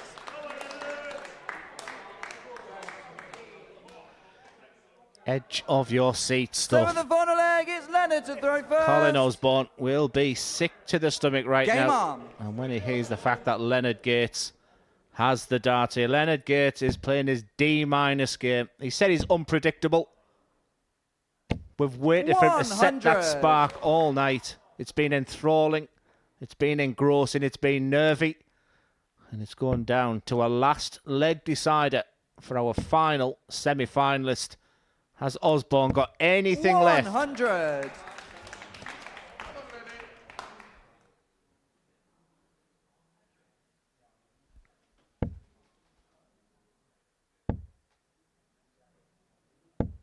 $100. That's enough for Gates in this situation. Just hit that one treble. Get yourself down. Force Colin Osborne to do so. When you start forcing, you start pushing. That's when those wayward darts start to come in. You start to see the 5s. You start to see the low darts. This is now in Leonard Gates' hands. It's been a pass the parcel of opportunity. 140. Now Gates becomes the big favourite for this match. Has the opportunity for Colin Osborne gone?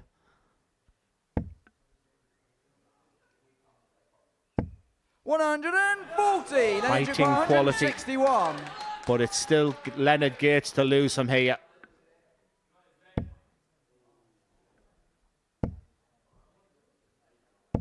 $95.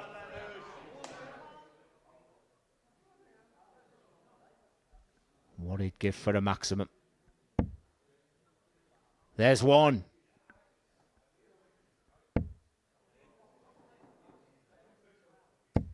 $125. Leonard requires 66. The battle and qualities you've got to admire from Osborne. But now it's in the hands of the American. It's tops. 46. Colin Acquire 91. Feel one more roll of the dice, one more opportunity here for Colin Osborne to book his place in the semi-final. And it's going to be 2 darts. Game shot. On the mark. What a Colin finish. Osborne. What a player. The experience in the end of Colin Osborne gets him over the line. He had so many match starts in that one. Leonard Gates rushes off the stage. He's been a bit of a disappointment for tonight. He will be absolutely gutted. But Colin Osborne, can he finally relaxes? He looks over to his family and friends there with the biggest smile. In Middlesbrough will say, you're joking, aren't you? But Colin Osborne, 84.49. It wasn't about the stats in the end. It was a last leg decider, and Colin Osborne becomes our 4th semi-finalist. Who will he play in that semi-final? That'll be determined in the next game, the final game of the qualifiers. It's Peter WACHIURI against Scott Campbell.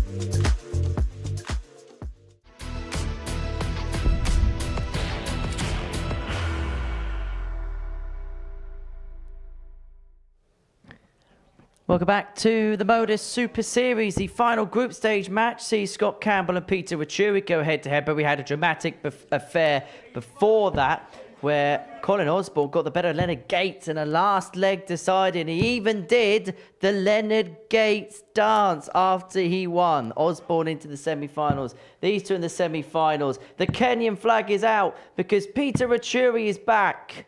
And back in the commentary box, Glenn Durrant and Matthew Edgar.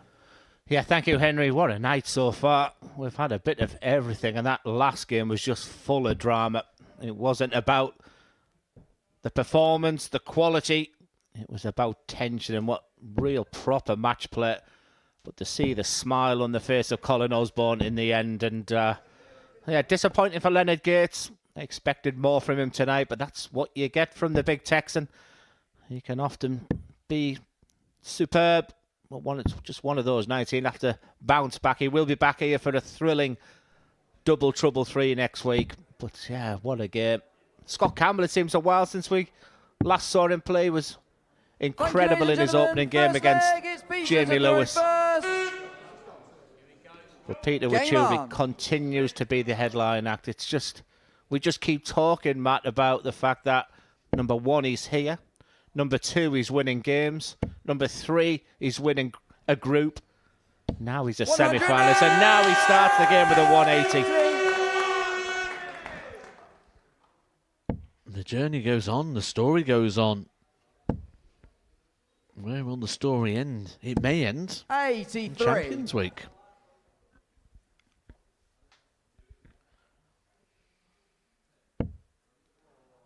Yeah, we had that incredible moment this week where they went 7 clear darts for the 9 darters. Who knows what would happen? Where did you get your vuvuzela from, by the way? Poundland. That is the noise coming from here, isn't it? 59.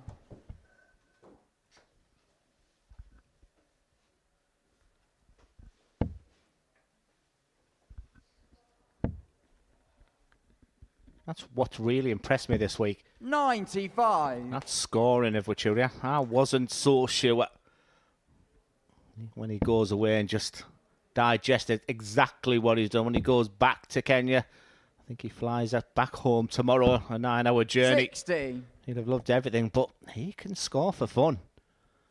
Maybe a little bit of better board management at the back end of games, but you know, I'm just looking at tiny ways for continued 60. improvement for Peter. But yeah, what a week. Something that was notable, though, when looking through the games and the averages this week, Peter is when people play against Peter, they haven't kept that line of performance.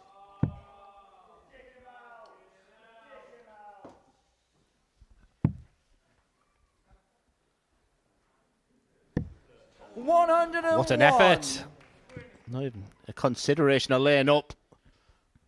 You just get the sense with this game that they probably want to get on with the semi-finals. But, of course, the winner of this group will play the runner-up of Group 1. So Kevin Burness will play the loser of this game. So still plenty to play for. Peter acquired 25. Colin Osborne, of course, will play the winner of this game. So that will be decided after this game.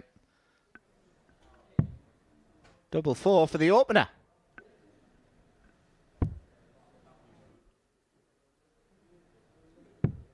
$21. Scott, you acquire 76.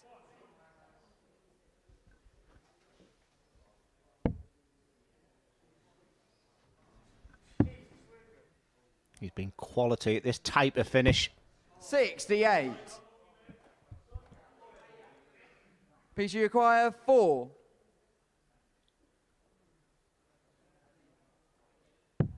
Game shot in the first leg. You get a sense in this game that there's more to come.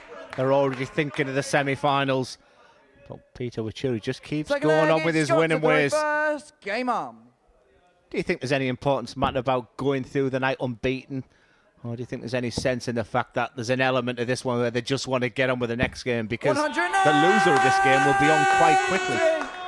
I think it's one of those situations where if you've lost the game, you'll dismiss it and say, it doesn't really matter, it's fine. And you'll sort of find comfort in the fact that you've lost.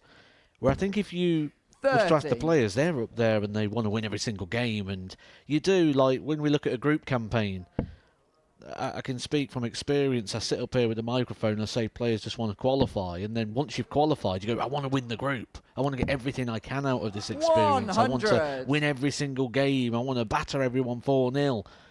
But you've also got that little bit of a comfort factor, haven't you? Peter WACHIURI loses this 4-0, or well, Scott Campbell loses this 4-0, should I say. He'll come off and he'll go, well, it's okay, I'm still through. Yeah, that challenge is still there, isn't it? The pace of WACHIURI. Maybe Scott Campbell's just getting used to that first leg there, but definitely found his scoring boot in his second leg. And after 9 darts, a potential 11 darter.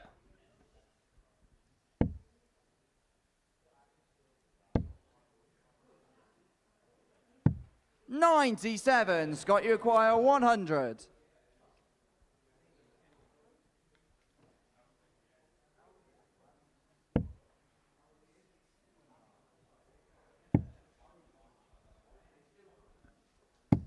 $52. Plenty of time on his side.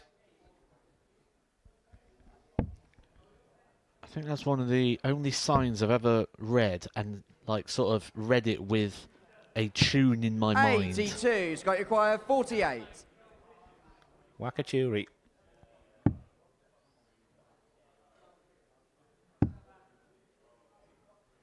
This for parity. 16.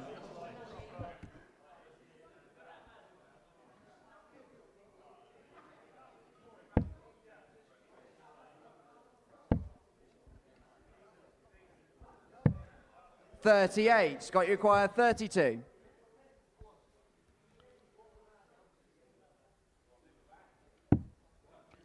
Two legs that have kind of felt the same here. Leg number 1, Scott Campbell felt like a passenger.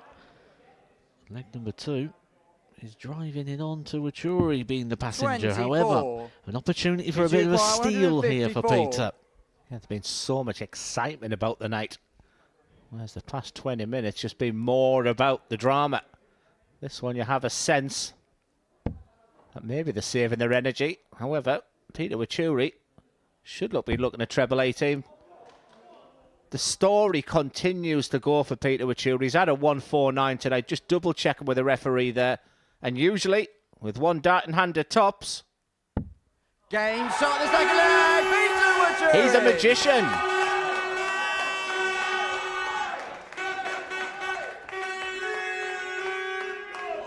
The leg is Peter to throw first. Game on. Look, Matt, I mean, in all seriousness, you know, I've had a few days to see him up close and personal, and he's exceeded my expectations. I'm always intrigued to find out your thoughts. You're seeing him, you're watching him. On the back of that 154, on the back of that 149, what are your thoughts on WACHIURI? I think he's carrying himself really well. I think that's the best way to describe it here. He's doing enough in all the situations. That's what you've got to do. You don't have to win all the moments. You just have to win more moments than your opponent. And he's capitalising on every opportunity he's getting. Scott Campbell's missed 7 darts at a double in this game so far. And when we look at the head-to-head stats and the clashes of the players this week, it was quite evident that the players dropped their levels against Peter WACHIURI. He's got something about him. Maybe he's got a bit of aura about him, which is just one of those little X factors. Something you 92. would you use as a description this evening.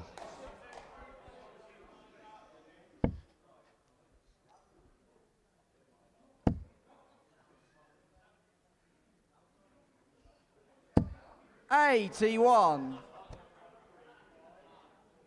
6 darts from 169 for a 3-0 lead.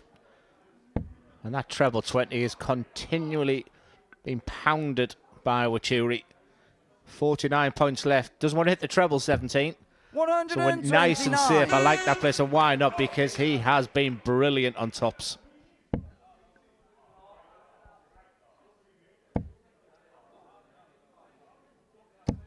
$100. Peter, you acquire 40.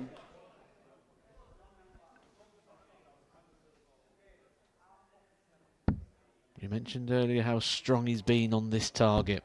And that Game shot continues at the here. A nice 14 leg, darter there WACHIURI. for Peter WACHIURI. Comfortable holder throw. And this group we felt was about Scott Full Campbell leg, and then Scott to throw potentially first. the Game winner of on. WACHIURI and Jamie Lewis to join him. WACHIURI could win the group. Just a leg away. I want to see the videos online. I want to see the reaction from back in Kenya. 140. He's treating you to some magnificent stuff. And he's just looking so cool and calm. We've got a major competition going on at the same time in the PDC. Peter WACHIURI could still steal the headlines tonight.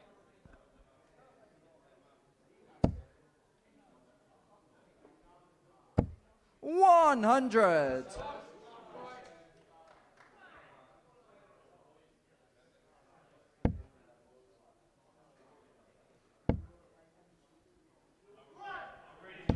140. He rubs his hands with delight, and why not?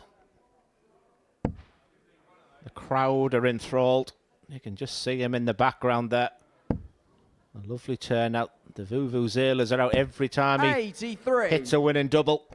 That's what they're watching. And there's the flag. Should go downstairs. This is the area I was talking about. And this is me 60. as a pundit. Yes, we can wax lyrical about him, tell you all the positives. But as you're looking for that next phase there, that board management is really important. Should have gone down to 19s. Good chance for Campbell to get back in this game. 78. Rounds it off nicely. You mentioned earlier on, in those situations, just knock the odd bit off, guarantee the ton.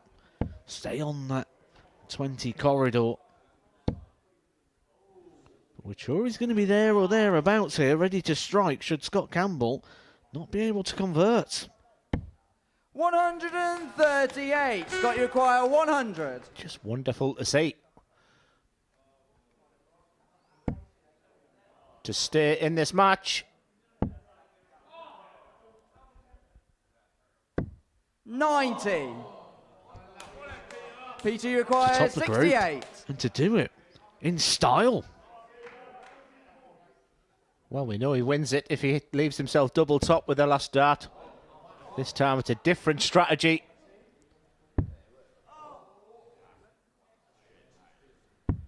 $64. Scott, you require 10.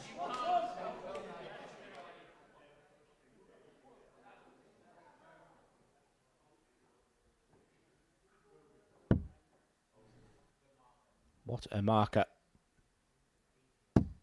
Game shot in the fourth leg. Scott Campbell. And with you, perfect marker there, dart number one. It almost felt impossible to miss there for Scott Campbell. Right on the top wire. Beautiful angle of entry. Yeah, there's a story behind that double five as well. And if I've got it right, it's known as the Magna Fives. His local team is known never to miss a double five, and the little wave at the end 83 was to his teammates back in Aberdeen.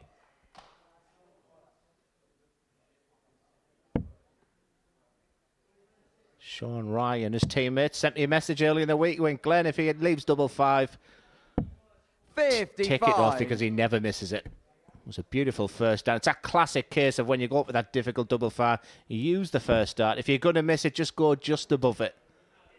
He's back in this match. 140. Well, he was, but WACHIURI's having none of it. He's going to keep hitting and keep hitting hard. 135.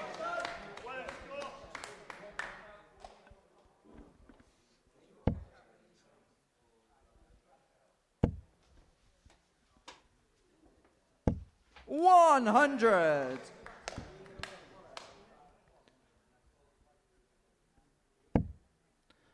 He's on the home run again. 137. 6 darts from 178. Both players are already a semi-finalist. The scenario is simple. A win here for WACHIURI. He will play Colin Osborne 83. in the semi-final. Can Scott Campbell find something? Because 95 is far from a gimme.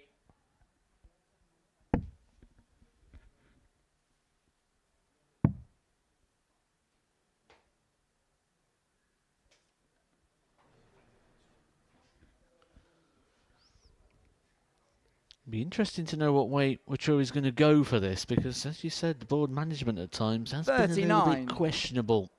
Peter, you require 95. He hasn't often started on the bullseye.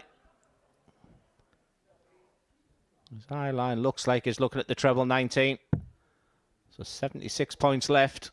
And with Campbell back on 135, I don't think that was the right choice. 57. That was. Scott, you require 135. It certainly shows he doesn't fear any double.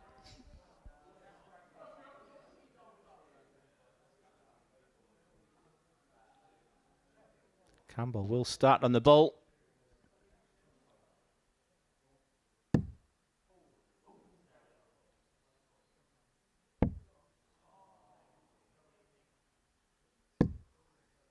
$95.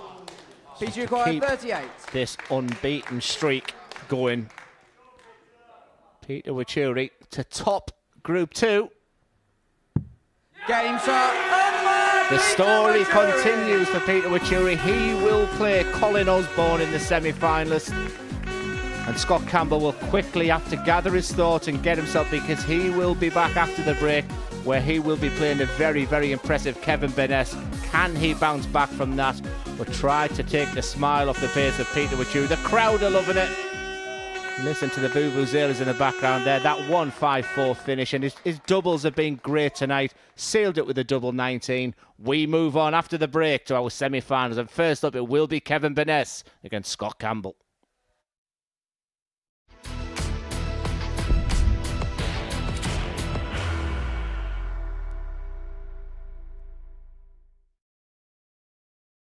Are you ready to lift that trophy, Darius? Yes. Let's do it then. Ladies and gentlemen, your Modus Super Series 9 champion is Lucky D, Darius Lewandowski!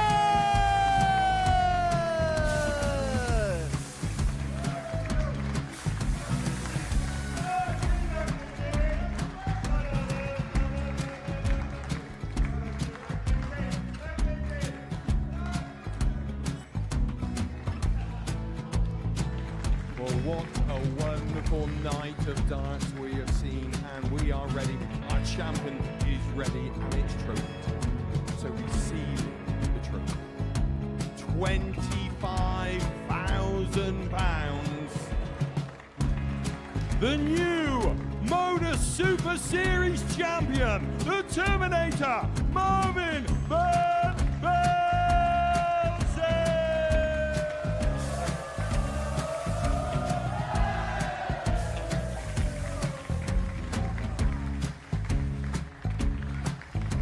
And one more time, the 8th Modus Super Series champion, the Terminator, Marvin Van Velzen. And the new Modus Super Series champion is Andreas Dirty Harrison.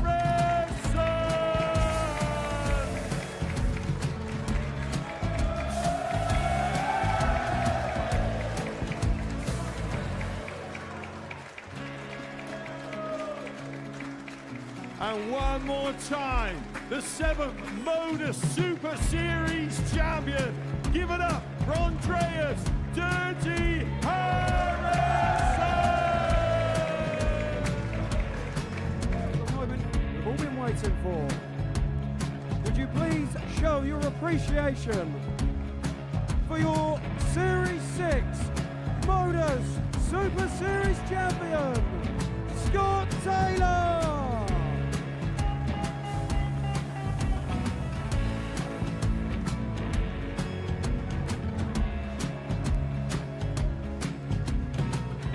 One more time, your new Modus Super Series champion. He is Chucky. He is Jim McEwen.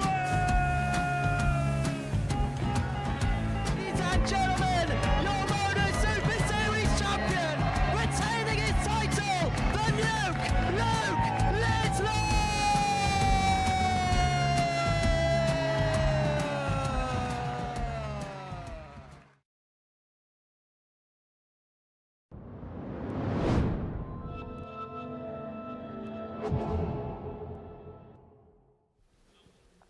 Welcome back to the Modus Super Series. Before the break, Peter WACHIURI made it 2 wins and 2, and 2 4-1 wins and 2. He got the better of Scott Campbell by 4 legs to 1. Elsewhere, Kevin Burness made it 2 wins and 2 in Group 1, while Scott Campbell and Colin Osborne are our other 2 semi-finalists. It really has been a dramatic evening. It's been very loud here at the Live Lounge in Portsmouth this evening, and we have been watching all the darts in the company of Mrs. Edgar and Mr. Durrant as well. First of all, what a night we've enjoyed, Matt. Yeah, well, we built it up beforehand, didn't we? And the story was very much about Peter WACHIURI. And there's people that's clearly come here tonight to see him. He's a bit of a crowd favourite. You can see it all over social media. And when he turns up and produces and wins and get himself into the semi-final by topping the group as well, that's why it's sort of bubbling now under the surface. And we're having this enjoyable evening. Look, he's not a novelty. He's somebody that can play, and we said this all week, can play properly. And this is some way to get your campaign started. The 149 and the vuvuzelas went off and the crowd went off. I mean, I don't want to say I told you so, but it was a case of, like, I didn't want the whole pantomime to get in the way that he's thrown some serious darts this week. It takes bottle to do what he's doing at the moment as well. Under pressure, that one dart at tops. How many times have we said in commentary, these often go, and they do go. And like I said, he's got something really special about his game. And Jamie Lewis, the damage was done in the first game, but Peter WACHIURI just got on with it. The reactions there, the celebrations are fantastic. The guy is a star. And then in the second game, he hit the 154 in the opening leg, and there was some bloke in the crowd that was jumping up and down with a vuvuzela in his hand. Not the only big finish he's had tonight, is it, as well? He also had the 149, which just shows that little bit of quality, that little bit of class that can dig himself out of a situation. There was moments tonight where you just feel he's starting to lose his way in a leg and then hits a maximum, plays himself straight back into form again. So he's one of those players that you just can't write off, and if we're noticing it, I guarantee everyone in the back room has as well. Scott Campbell, the other player to come out of that particular group, how would you assess the way he's played this evening? Solid again. And I think if there's one person that I can sort of tell how he's playing, it's been Scott Campbell. The difficulty for him right now is that he's got to go back and he's on very quickly. Kevin Burness, I would say, is going to be a tough ask, but he might need finishes like that. Kevin Burness has had a long wait, though. That's the only real positive thing for Scott Campbell. He's used to the stage. He's just come off, yes, in defeat, but the fact that Kevin Burness has had that break, it's still not a gimme to Kevin Burness. In terms of Kevin Burness, was that just typically him in the group stages? I think it was him with a flash of brilliance at times. He was so solid, wasn't he? And he looked so good. If you ask me right now who I think the nightly winner is, based on what we've seen so far, you'd have to go with Kevin Burness. He made very little mistake with some real key moments in there. He's looking composed. He's looking comfortable, which was his word he chose to use in his interview at the start of the night. And I do believe a lot of that is coming due to the constant Pro Tour call-ups he's getting and the fact he's finding success on the Pro Tour as well. How important is match reps, particularly at the higher level too? Sorry, say that again. How important is match reps, playing constantly at the high level? Yeah, I mean, yeah, it's really important.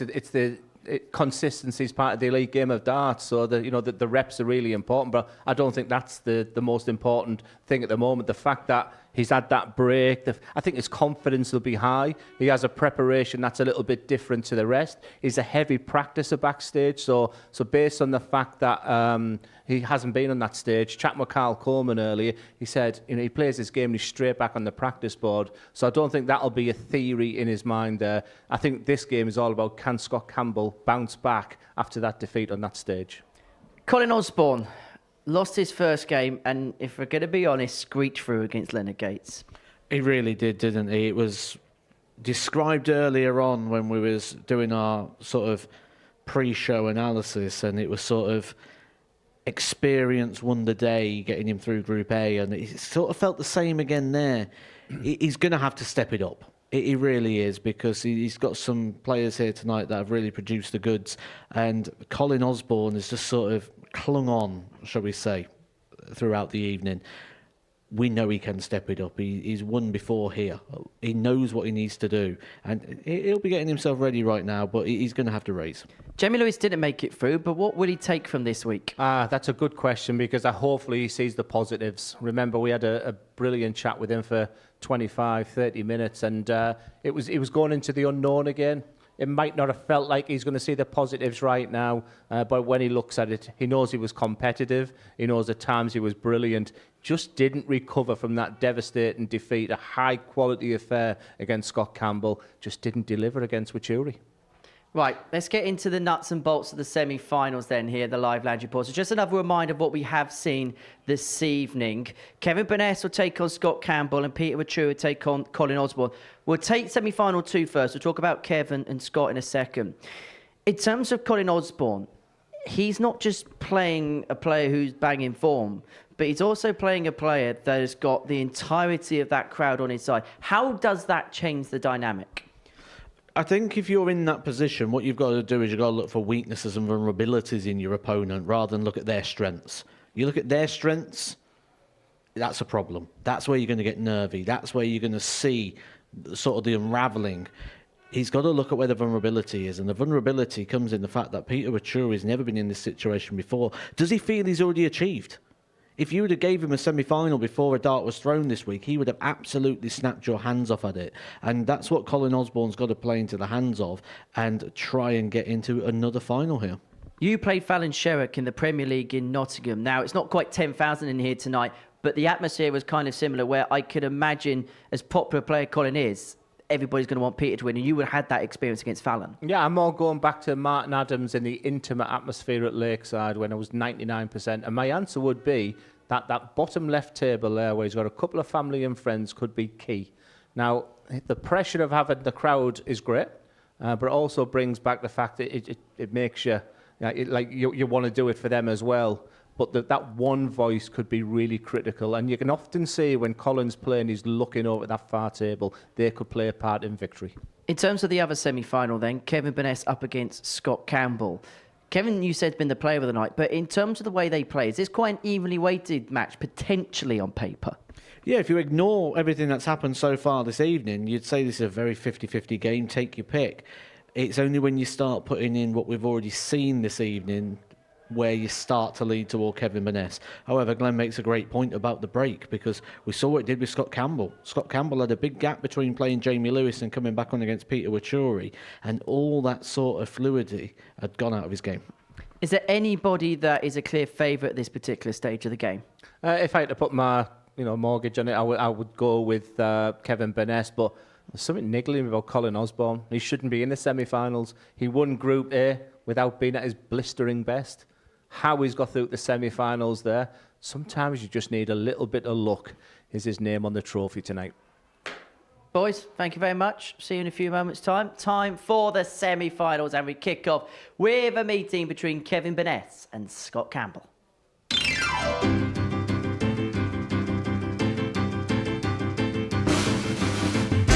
wins out of 2 for Kevin Burness. He tops that difficult Group 1.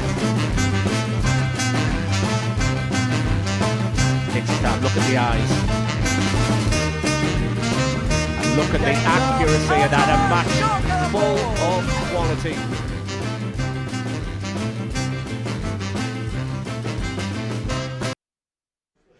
Ladies and gentlemen, welcome back to the Modus Super Series here at the Live Lounge in Portsmouth. It's time for our first semi-final. Would you please welcome Kevin Burness and Scott Campbell. Let's get it. Green light, let's get it. Green light, let's get it. I'm the future, I'm in it. Check score, I'm winning. Green light, let's get it. I just win. I'm on 10. Hello, I'm Himothy. I got the recipe. I got the flow. I got the remedy. Well, it's some atmosphere in here. The last time I heard air horns like that, it was an FA Cup final at Wembley. And it is the Wembley of amateur darts, the Live Lounge in Portsmouth. But who is going to make it through to the final? Is it Kevin Burness or Scott Campbell? Let's find out. Glenn Durrant and Matthew Edgar. Yeah, thank you very much, Henry. Semi-final time. Knockout darts time. Kevin Burness, it's been a while since we've seen him on that stage. He's been back practicing for this moment. He was the standout performer, winning both his games in that really tough Group 1. A beautiful balance of big scoring and being really good on the outer ring against Scott Campbell on the back of a defeat to Peter WACHIURI. How has that affected him? Can he put that to one side and see this as a one-off game? When this arrived this week and said you're going to be in the semi-final, they would snap your hands off. But when you get to this situation, Matt, opportunity really does knock. And I just felt that when I saw the players this week, I felt that Kevin Burness will have felt I can do some damage this week. I felt that Scott Campbell looked and thought, this is my best opportunity to win a week. First leg, it's Kevin to throw first. Game on. You know, it's like you go to a tournament, you go to a competition, you go optimistic, but when you get to this stage, the semi-final, you see just how close you are to that finishing line. Just a couple of wins away from a very sizable paycheck and an opportunity to come back to take part in Champions Week. But maybe just that first throw, as you said, signs that 74. Kevin Burness may just need a couple of throws to get settled in here, because they was all thrown very different. It's almost like the short, a little backswing there. Like I say, be getting used to it again. We have seen the brilliance of Kev this week, but we've also seen him need a C game to win matches in that Group C. 125.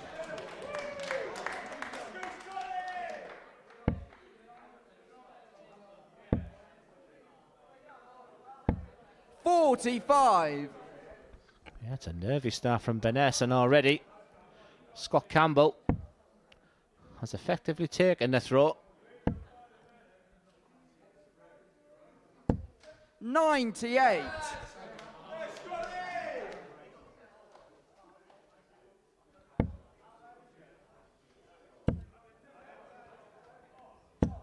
$100. He should be first down to a finish here, Scott Campbell, on the Kevin Burness darts. Wrestling away that advantage at the earliest possibility.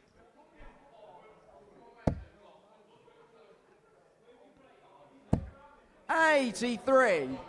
You could see the frustration there as that one just trickled into the treble one. 100. Scott, you quite 121. I think the atmosphere in the room is ideal for the players. Just that chitter-chatter behind them. Sometimes the silence can affect them. Sometimes too rowdy can affect them. Clearly the focus is on this match. A surprising 62. slow start from Kevin Kevin, you Burness. quite 128. Can he find that accelerator pedal?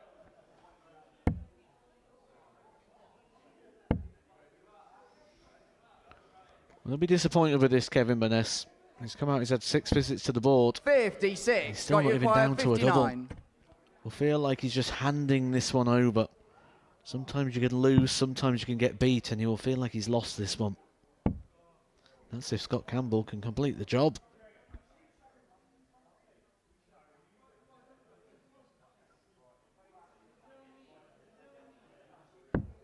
$39. Never Kevin, looked you confident, did he? 72. He stopped, he started. Maybe this time he is looking over. Maybe there is someone just affecting him in the mind. Not a good sign for Scott Campbell. Burness unaware. 52. Opportunity for both to take the Scott, opening you leg. acquired 20. Campbell with a reprieve.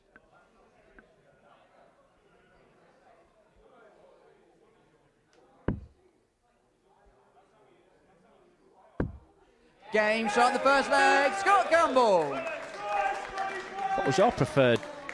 Did you like the silence of a crowd, that intimacy? Did you like the Second leg, it's rip-roaring Scott to throw noise of first. Game on. an arena, or just that what we've got right now, where you can hear the chitter-chatter behind you?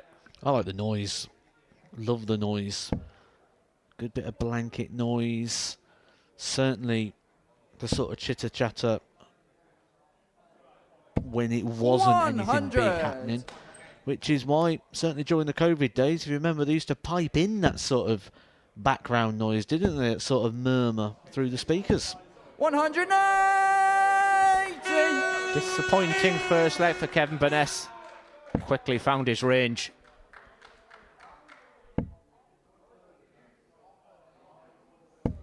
$81. Such a mental game, dart as well. And like I say, if Scott Campbell is being affected by what's going on behind him, it's something that is 64. part of what dart is all about. They've had a week playing in here with absolute silence. You have to be adaptable. You have to be versatile. This is an incredibly big moment. $5,000 to the winner tonight in a place in Champions Week. 140. Just 2 more wins. You've got to find that zone.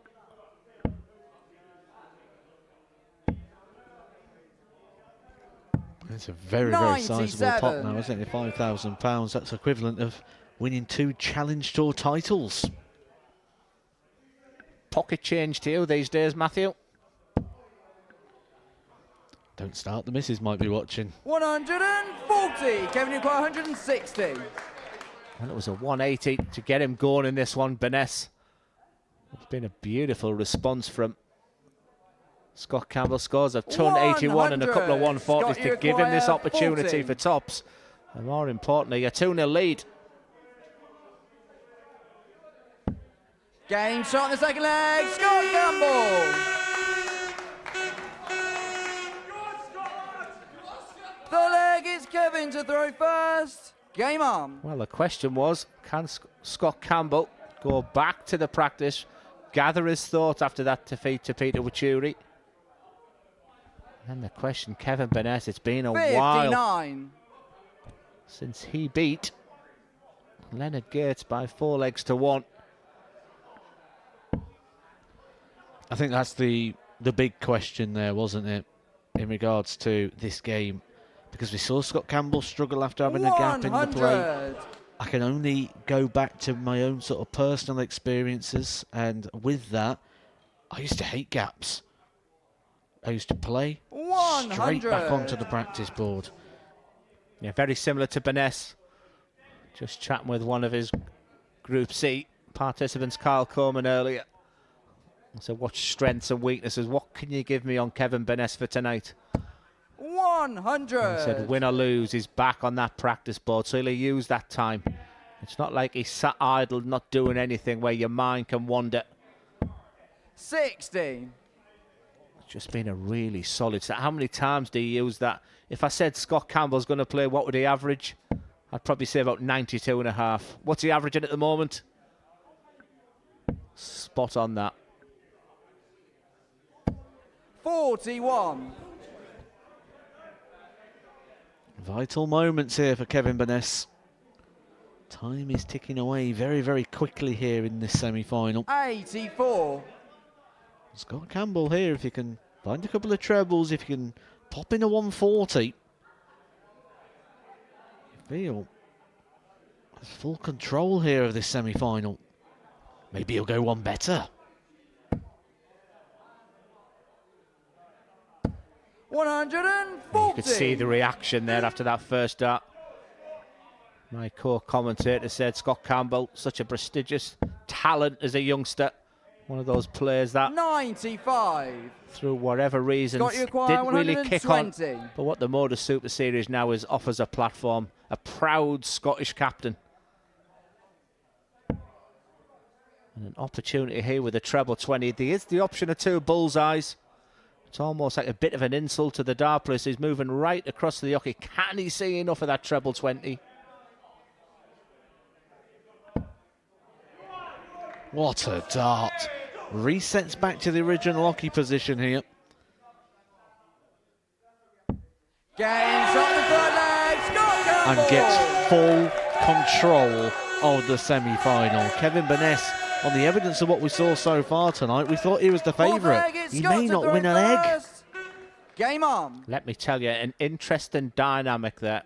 Number one, in the first leg, Scott Campbell turned round and almost viciously looked at someone. Clearly someone spoke as he threw a dart. Now he is their favourite, and the reaction there, the little hand up, the vuvuzelas are going off.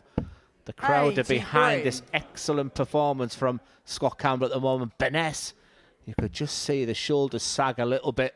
He was the outstanding player of the group phase. He has to find something because time is running out. Well, there's a couple of ways to get a crowd on your side, isn't there? One of the ways is just produce some quality darts. Because that's what they want. They want the darting entertainment. 82.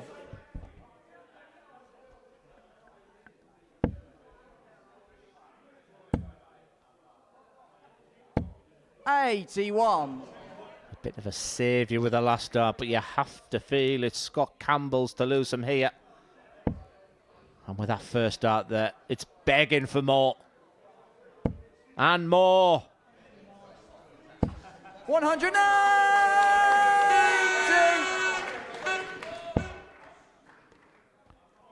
And probably more if you'd allowed him to keep throwing. 140. Sat on the top wire, inviting Scott Campbell, who's got 6 darts here at the 156 to get the job done. Getting himself into the final here of the Super Series.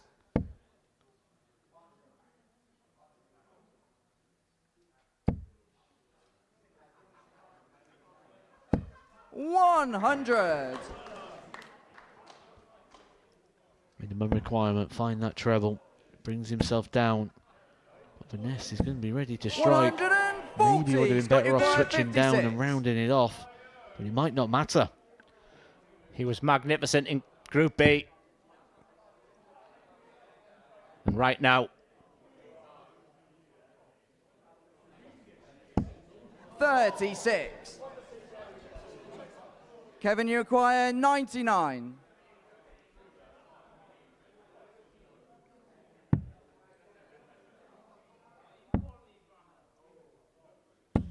$59. Scott, you require characteristic 20. performance from Kevin Burness, not one we expected from him. Did he peak too soon? There's a hush in the crowd. But tonight, the Scot is red hot. Scott Campbell is a finalist tonight. Kevin Burness has been magnificent. He puts his hands up and says thanks to the crowd. Remember, Kevin Burness came into this competition in great form. Wins over James Wade and Barney, but it's that man in your pitch. He holds his glass up high. Scott Campbell, a proud Scottish captain, now engaging with the crowd. They've played a role. They've been fantastic tonight. He was round about that 92, 93 average. That is what Scott Campbell's all about. He's super solid. The Super Scot is in the final, but who will he play? Because next up, it's the fans' favourite Peter WACHIURI against Colin Osborne.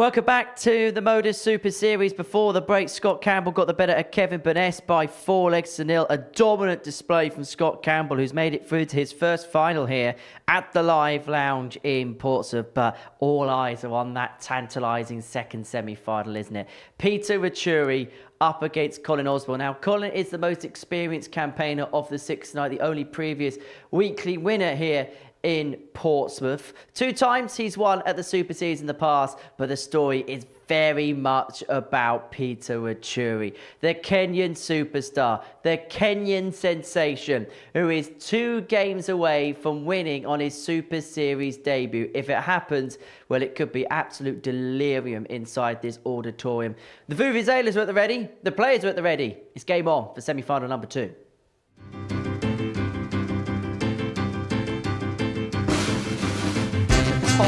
Group 2. The story continues for Peter WACHIURI.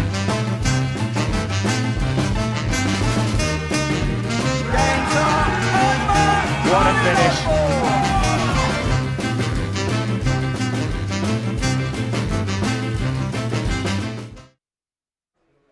Ladies and gentlemen, welcome back to the Modus Super Series here at the Live Lounge in Portsmouth. It's time for our second semi-final. Would you please welcome Peter WACHIURI and Colin Osborne.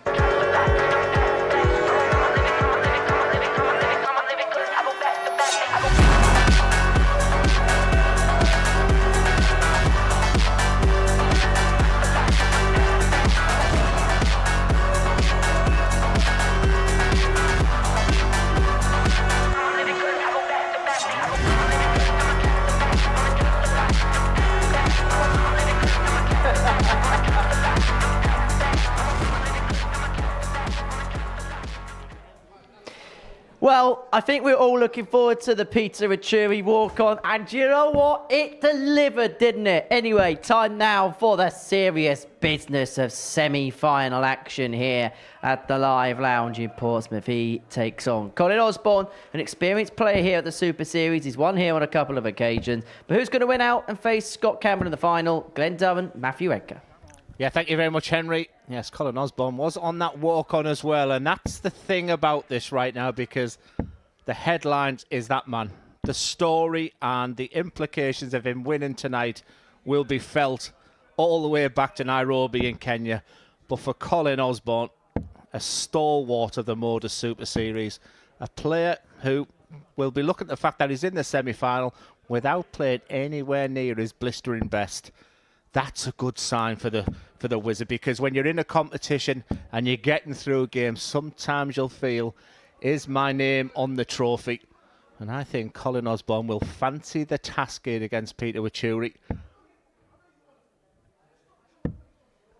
Scott Campbell. Thank you, ladies and gentlemen. First leg, it's Peter to throw first. Will play the winner of this game. Game on. A fascinating contrast of styles. The very methodical throw of Peter WACHIURI. And some players have suffered with the pace of the game when Peter is playing. I don't think, Matt, that will affect Colin Osborne. He's been there, done it, got the T-shirt. 26. I agree. I think that'll be a strength that Colin Osborne is going to have going into this game. And you mentioned there about him getting through without playing his best, and that can be a positive thing. It's only a positive thing when you're experienced enough to use it as a positive, and Colin Osborne is. He's been around a long time. He's had a lot of success on all the big stages in the world of darts, and hungry for a lot more. Yes, you've got to go all the way back to 2009. It is UK Open weekend. Go all the way back to Bolton. 21. The Ricoh Arena, where Colin Osborne lost in the final to Phil Taylor. Who didn't? But also in that same year, do you remember the old Champions League, where he beat Phil Taylor in that final? You would say they were his best years. He looked a ferocious, phenomenal talent. Sing that song in your mind. The Champions League played in an environment very similar to that of the Super Series, certainly the midweek environment. 125. the top 32 players in the world, wasn't it? Battling out in a round-robin stage. 44.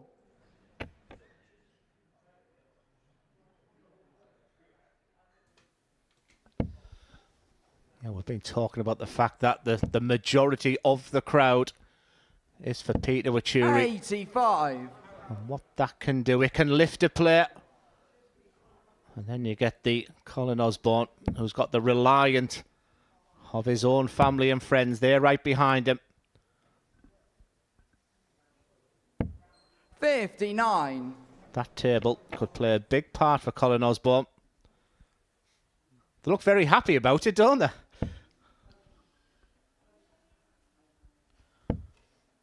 Maybe they're feeling the same sort of frustration here, because 45. Peter's had 15 darts. He's only just got himself under 200, and Colin Osborne not yet in a position to strike and take advantage.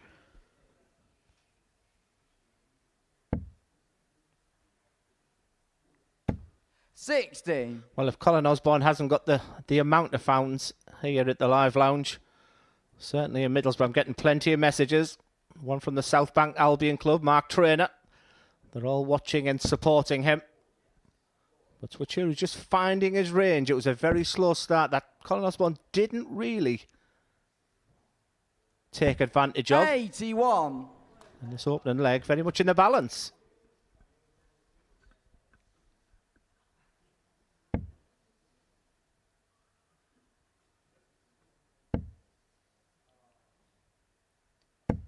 $60. Peter WACHIURI 118. This has been the key strength of Peter WACHIURI. Digs himself out of a hole with a big finish, and he's been hitting tops all night long. 98. Just comes low for the first time Colin this evening. WACHIURI 120. Well, he's had the applause of the audience. He's even clapping himself now. The experience of Osborne. He'll be disappointed with them because they're a long way from the 40. desired target. I'm not so He's sure about that required last start 20. either. WACHIURI for the opener. Certainly a bit of frustration creeping in there, you feel, for Colin Osborne.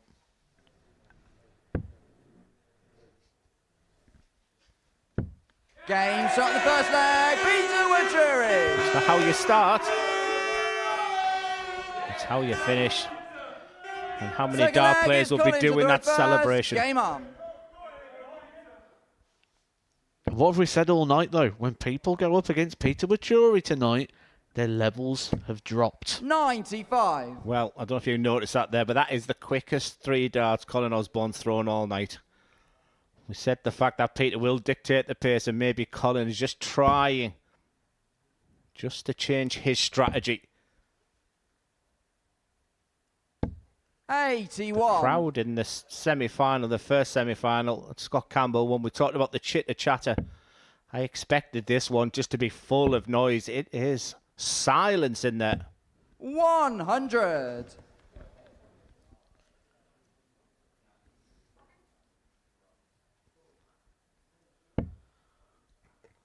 Silence, watching with intent, watching with hope that this story and this journey continues.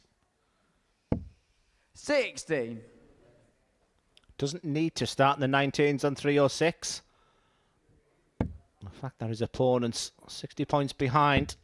Sensible play from Osborne. Needs to start really attacking. He's got away with that last one there. It's a superb dart. There he is, just looking over once again. WACHIURI, no emotion whatsoever.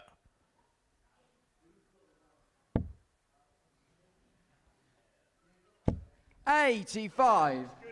Matt, are we over-egging the pudding? How big of a story this would be if WACHIURI can win it tonight? I think you've only just got to take a look at the social media at the moment, haven't you? And people buying into the story, buying into the journey. I think what it does is it shows pathways, it shows opportunities, gives everyone a little bit of hope. I'll tell you where my mind is right now. Devon Peterson. The work he's done and the work he is doing for Dart in Africa. He must be super proud if he's watching right now. Let's hear from you, Devon.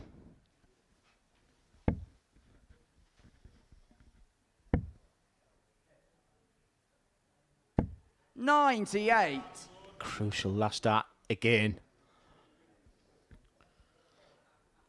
Much improved leg for Colin Osborne, isn't it? He found a treble with all of his visits here. Be much more happy and settled with this one. Feel much more competitive. And you feel if you can find a trebler throw, he should come off the victor.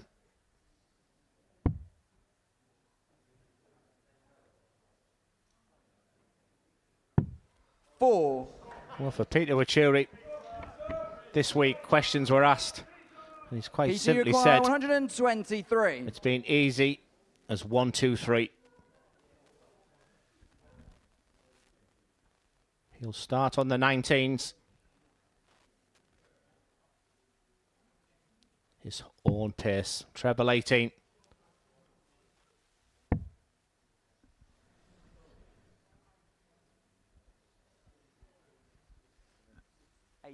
Left. Yeah. Over 30 seconds is how long Colin Osborne's had to stand 38. behind Colin, you and require think 4. about this double 2. Can he keep himself together?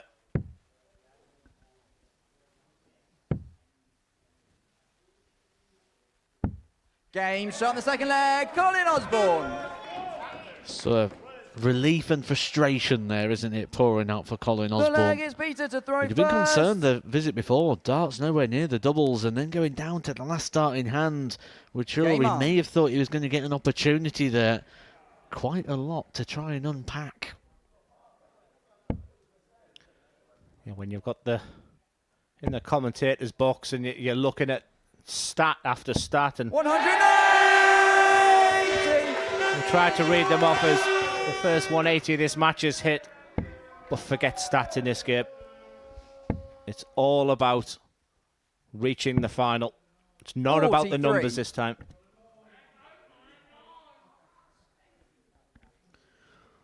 Well, the only numbers that matter are the ones to the right-hand side of the players' names, the column that begins with legs. Get to 4 of those. 45. In the grand shootout.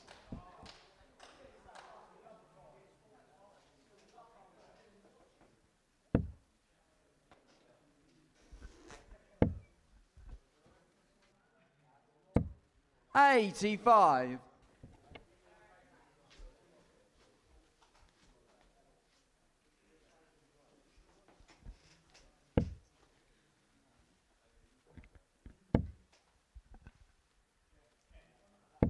$95. This time it's WACHIURI with the last start. Crucial last start.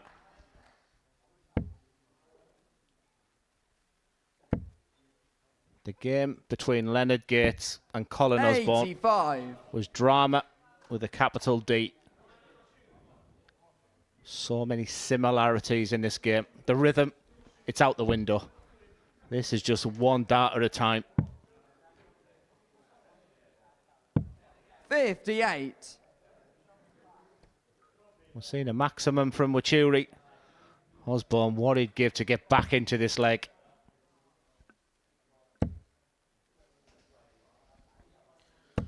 $140. Beat you 123.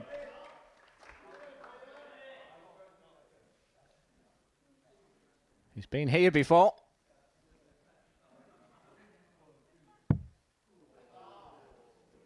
$66 points left. It's almost like if you know what you want to do if you hit the single, you need that reminder when you hit the treble. He's had a look at the score of Osborne, so the 16 was the dart. But I do like the way he quickly went to the 18s. Plan B was to leave tops. We know what he's like on tops. Osborne's looking for a spark. He's looking for that magical moment. Is it about to happen now? 100. Peter, you require 40. He said what it's been like on this target. He has been absolutely brilliant on tops throughout the course of the evening. If you do like tops, you tend to like 10s. 20. But it doesn't go on this occasion, and Colin Osborne has got an invitation now to break the throw and to get a bit of control. Does anybody want to beat Colin Osborne? He's decided it's tops. And that's the Game reason shot, the why. third leg, Colin Osborne. Osborne leads 2-1. Look at the pace he gets that dart. He's playing at his methodical Fourth leg pace. is He's Colin playing to throw quick. He's doing first. Game everything on. he can to take control of this game. But it's the missed darts from Peter WACHIURI which has proved crucial. Osborne, for the first time, leads this match. 140. Not too long ago, you said looking for the spark. The spark doesn't always have to come in something big and flashy, a 170 finish, a 180. Sometimes it just comes from a key moment that you can relate to. And Colin Osborne 125. breaking the throw there. Just give him an opportunity to get his nose in front for the first time here. Who does Scott Campbell want in the final? Don't give me their answer of, I don't mind who I play. Oh, he 100% wants to play Peter WACHIURI because he's the more inexperienced player. He's the player who put a dart in the hand to win the title, and it's a situation he's not been in before where Colin Osborne has, and he was successful. But he clearly struggled with the pace of WACHIURI in that group phase, losing the game 4-1. Something I didn't anticipate would happen with Colin. 57. Just as Osborne was beginning to take control of this game, WACHIURI has effectively stolen the dart and back in the treble 20. 140. Reactive. That's the best way to describe this from WACHIURI. Reactive and quality. Needed to find a bit more, and he's found a lot more. 41. Colin Peter Osborne, 115. not down to a finish, meaning WACHIURI's going to get 6 darts now at the 115 to level us back up and get his throw straight back. Yeah, 76 left.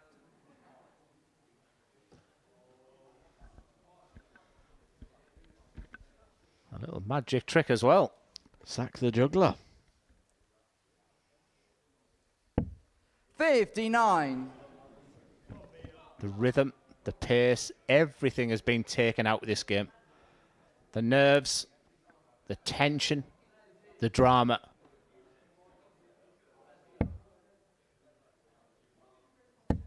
$125. Peter, you require 56.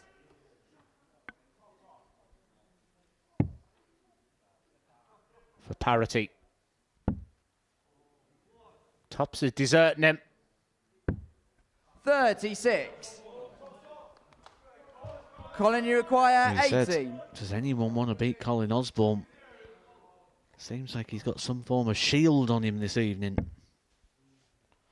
A repellent.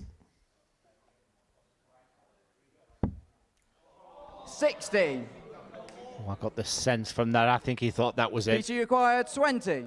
He was just using the guide of the second dart just to sit on top of it. It's a moment where you just hope to hear game shot. That hasn't been the case. 1 from 8 on the doubles tonight is Peter. Come off the Games on moment. the fourth leg. Peter WACHIURI. 2-2.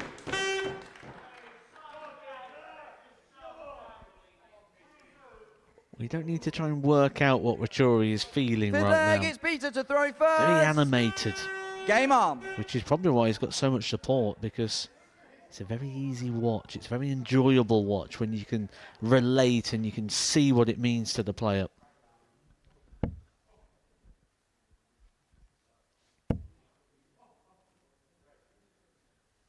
It's almost like a war of attrition because 4 legs played and 15 minutes in our 16th minute. If it goes the distance, we could be looking at a match which is going over 20, 25 minutes.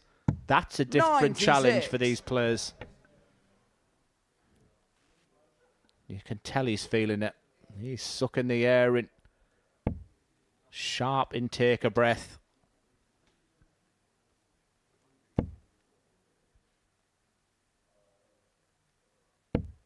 $100.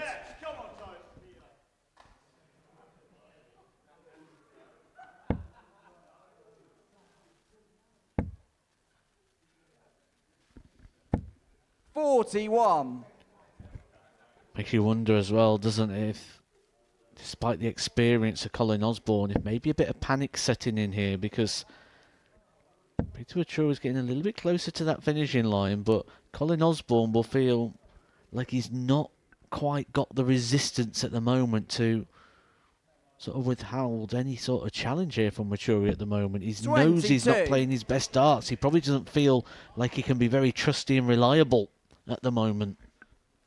I mean, you would feel this is the biggest game of his career, but just a reminder, Peter WACHIURI was in that infamous final we all watched from afar. 41. The Vuvuzelas just missing out for a place at Alexander Palace.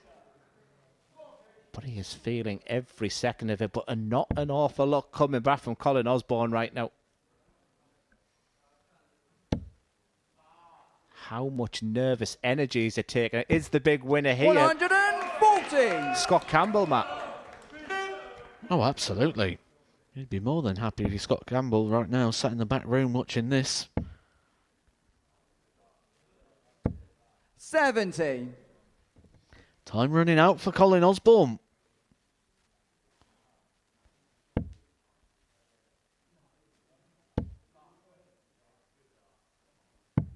$137.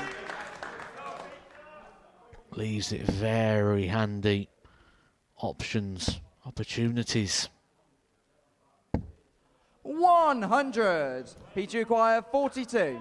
Take your pick. Interesting.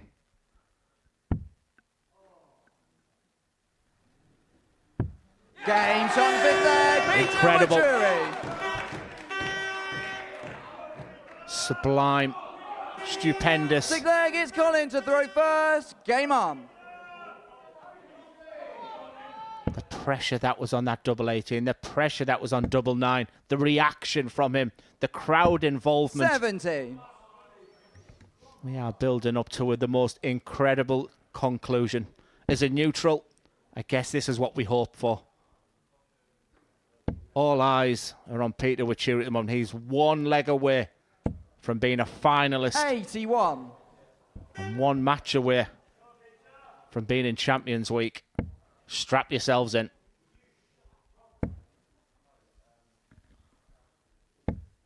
$45. Spending far too many darts here.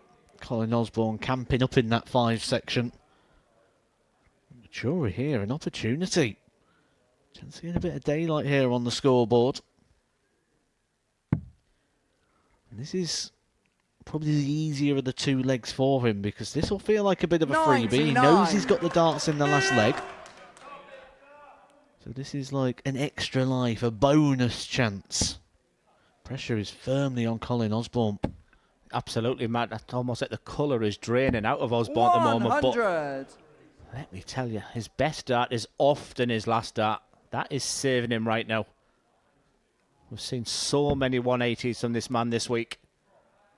A little bit of power scoring. But your body doesn't feel the same right 59. now. You can't practice for this moment. The adrenaline pumping. The nerves being on that stage and the implications as well. The best thing that Peter can do now is just keep his mind blank. 45. And again, a little sign of frustration for Colin Osborne. He knows he's not on it.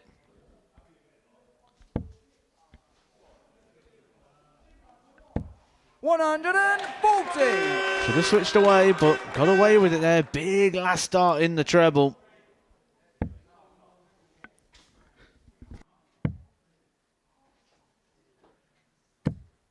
$26. Osborne is on the ropes. 122. We are not far away from a little bit of history here at the Modus Super Series. 104 points left. Osborne looking around. The crowd are stunned. Silence. 86 left. Yeah. 86 left.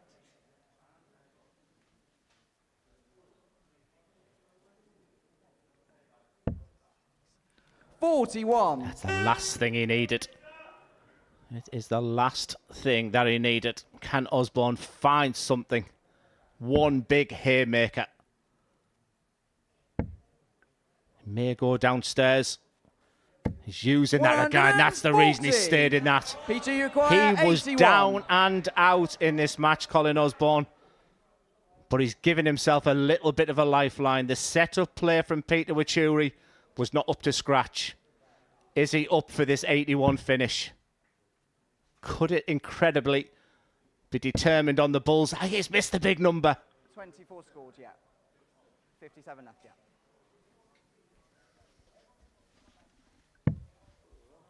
$33. To take Colin, us you the acquire distance here, 75. Colin Osborne, an opportunity that he's carved out due to that big 140. Wow. Game shot on the stick leg. Colin Incredible. Osborne. He doesn't know when he's beaten. T-side steal. What a missed opportunity for Peter WACHIURI. The game was there. It was all about the set-up play So from the final 1-2-2. leg is Peter to throw first. Down to the Game wire. on. Colin Osborne, despite the fact he's averaging a lot less than you'd expected, he must be feeling $1 million right now because he was on his way home. And when you asked who would you rather play, it'll be in situations like this where we don't know what to expect from WACHIURI. He's not been in this situation before, but that is a very fine way to kickstart proceedings. I feel like I'm on the stage myself. 45. Feeling every single dart and just the reaction there from WACHIURI when he hit the 1-2-1.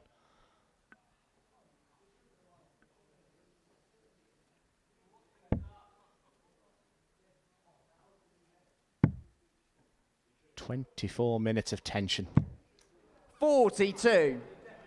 Once again, just when he can see a wonderful, comfortable position. What's that all about, says Colin Osborne. It's that story that was 45. painting the picture of not long ago. 5 starts going to the left-hand side. Got to stamp it out and got to stamp it out quick. 80 points behind plus these. Just one treble here. Or one treble 20, should we say. 38. Would have. Gave him a nice little cushion there where Osborne would have been forced into the maximum. Now a maximum puts him in control. 85. There'll be people screaming at the screen, just keep it simple. It's not as easy as that when you're up there. The pace is just draining both of them. The nervous energy and the effort they're making for every single dart right now. 140. What a visit.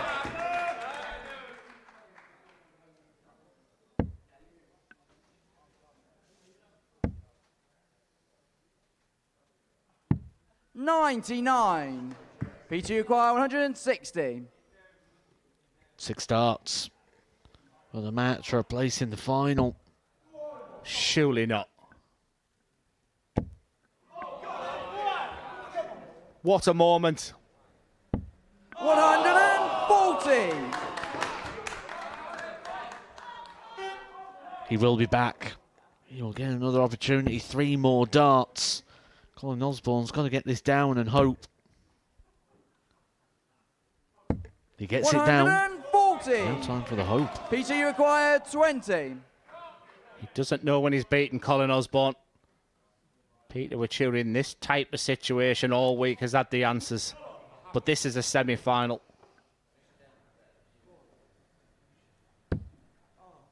Great marker.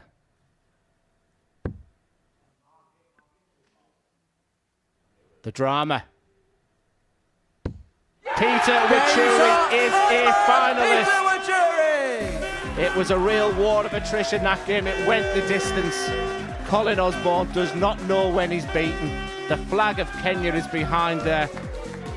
Peter WACHIURI, what is happening this week? He arrived on Monday to Portsmouth, just with the hope of getting through the week. Not only did he do that, he's now a finalist. He's got to gather his thoughts.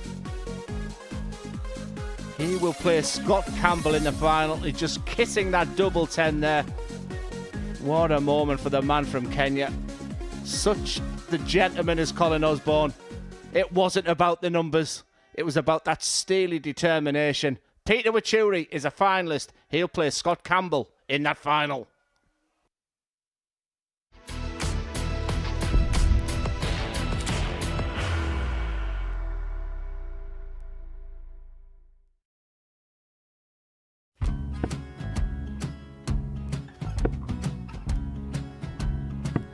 $54. Charlie Maguire, 164.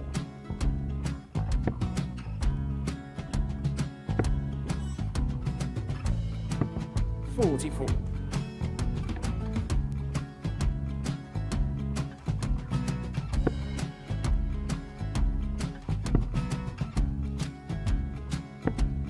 $32. Charlie require 120. Well, 120. He's got a fair, at least 2 handfuls at this. Just needs to stay 60. there. That's a good shot. Halves his score. Leaves himself on a 2-darter.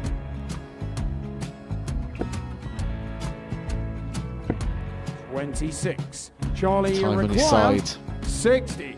to become back-to-back singles champion.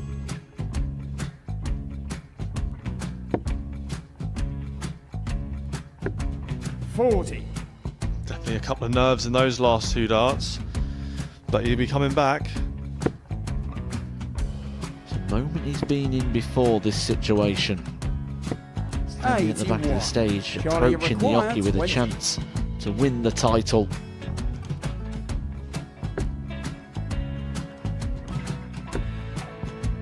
He did this to win the first title, if you remember. 11. I think he's gone. Georgia I think he's gone to 180. bust it, maybe. The first title he wanted 20. He went 6-7-7 to win it. He had a chance to replicate it again. Yeah, I get the feeling that was for a bust. And 39. on that situation there, George Gay wasn't even able to take it out going to the 18s on that switch. Yeah, I think he just panicked a bit, but he's done well to get that big one. Sometimes can be the hardest part. Georgia requires This is it. 79. It's got to be 19s. It's got to be 19s for this shot. Big 20 and a double. He's got the first one. He's going to get a match dart here.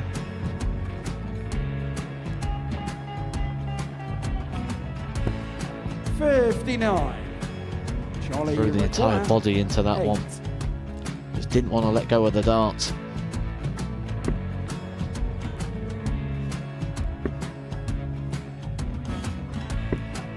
No score. He's given George a chance. Georgia require 20. I think George has been quite good on double 10 today. So many opportunities for Charlie Murphy. Go Couldn't get the job done. Got the match! And the Red Dragon George Modus Skate. Super Series Influencers Champion, George Skate!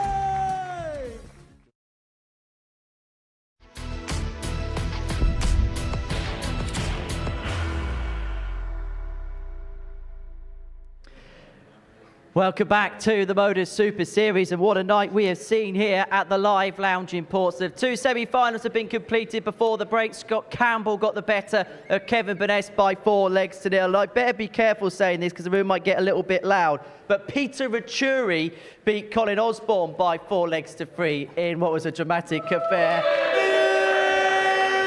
They're nuts, aren't they? Matt, Glenn, I hope you can hear me. Let's begin by talking about that second semi-final. We've been here for lots of Super Series darts over the last 2.5 years.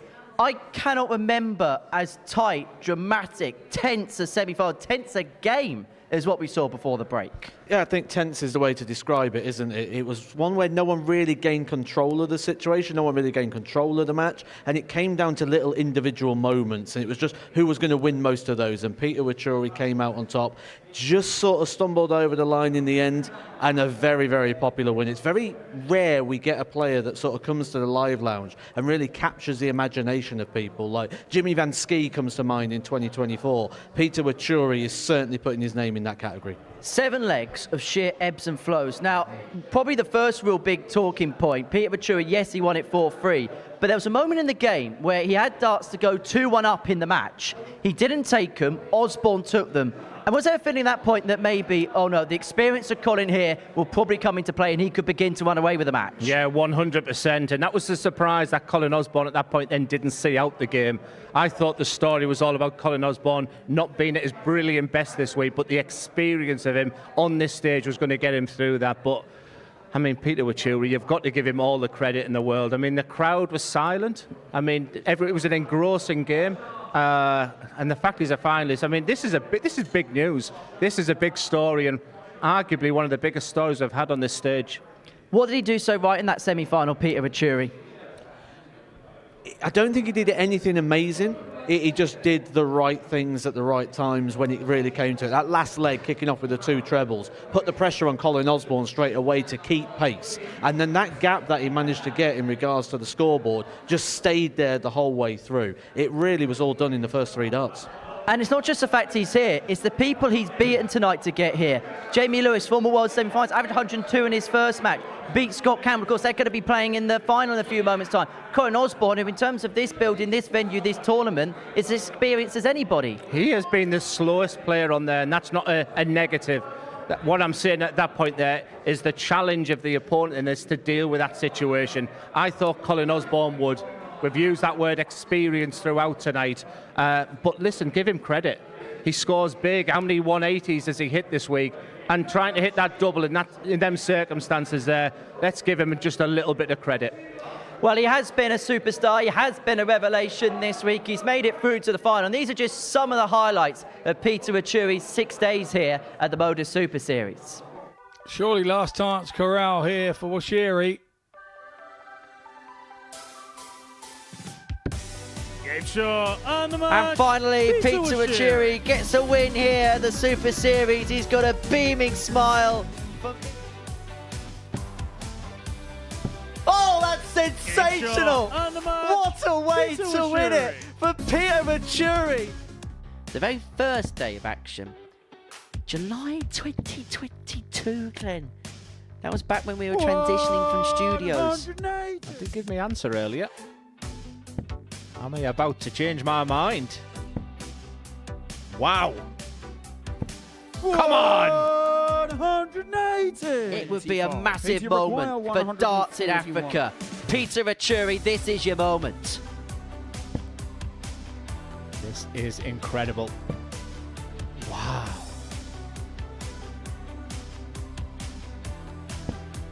Or does he want more? He's gone tops. Absolutely magnificent for Peter WACHIURI. Peter WACHIURI. Well, this is for the match, and if he doesn't take this, Thomas has got an opportunity to take us all the way, and the Welshman would have the darts in the decider. Double top, double 17. Well, that's some way to win it. Watch on Pluto TV. There we go. I think that's one of my favourite interviews I've ever done. This is Peter WACHIURI in week 6. Made his Super Series debut. He's made the final on his televised debut. Kenya become the 39th country to be represented here. Went 7 into the 9. He's had numerous double checkouts. He's a national news story. He was the leading news item on Kenyan News the other day. I don't even want to know how far up the news reels he's going to be if he wins this particular title tonight.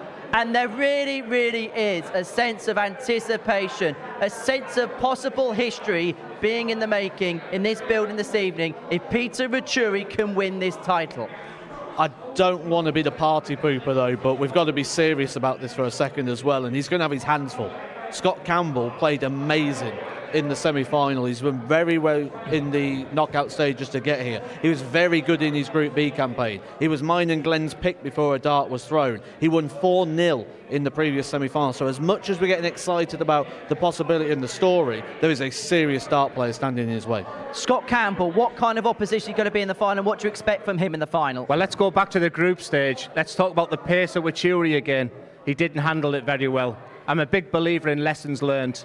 Has he learned anything from that game there? Because he lost that game 4-1. WACHIURI's the better player. But he's been magnificent. We commentated on him in that first game against Barry Copeland. We said, here lies someone that can win it this week. This is a real big moment. He's a proud Scottish captain. It's a big moment for him, but history could be made. Glenn mentions that. He's the captain of Scotland. He would have played in atmospheres like this, playing British internationals, whether it be in Wales or in England or in other territories. He'll know what this atmosphere is like, and he'll know what it'd be like for everybody to be cheering against him at international level. Yeah, the stage isn't going to bother him. The cameras we see don't bother him. The crowd hasn't bothered him. The only thing that has bothered him, like Glenn has mentioned, is the pace of the game. And what he's just got to do is he's got to come up with a new strategy to deal with that. That might be taking a longer walk around the stage. It's just going to be to try and keep moving and process. We see him stand on the oche before he goes and throws his darts. A lot of the time that is to allow him to make sure that he's got the oche to himself, so nothing's going to be standing in front of him. He's got to make sure he finds more. Also, Peter won the second semi-final, so he's got 10 minutes to get back down and get back up again. How difficult is that? Easy. There's no sign of fatigue right now. He is playing with adrenaline pumping through his body. There's no problem whatsoever about that. The excitement, it'll be afterwards that he'll feel the fact that what has happened this week. He'll be up for this game, just like Scott Campbell will. It has all the ingredients to be a real classic. It might not be about the numbers again, but drama with a capital D. Could it be a fourth dart game in terms of the crowd playing their part? No, I don't see it being that way really here.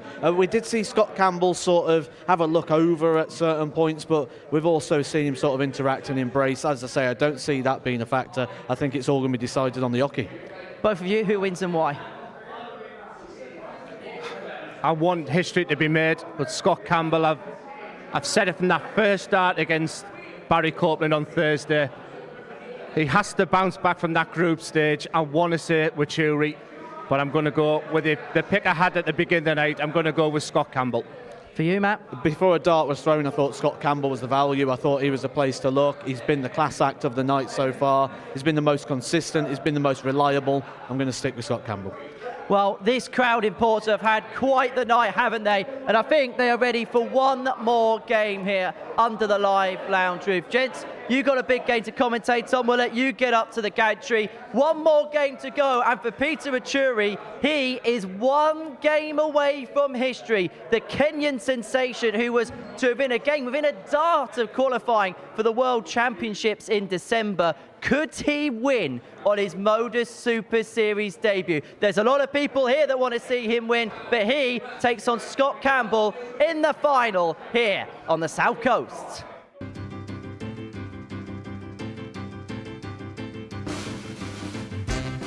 Tonight, the Scot is red hot. Scott Campbell is a finalist tonight. The drama. Peter WACHIURI is a finalist.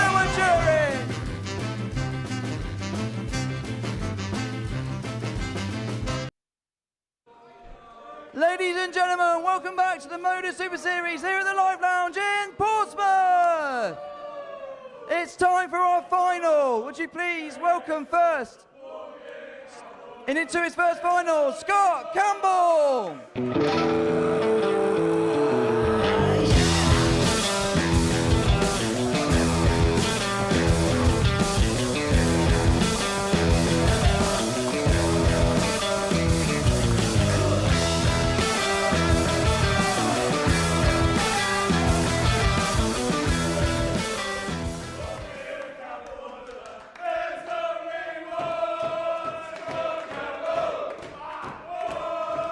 And now, from Kenya, please welcome Peter WACHIURI.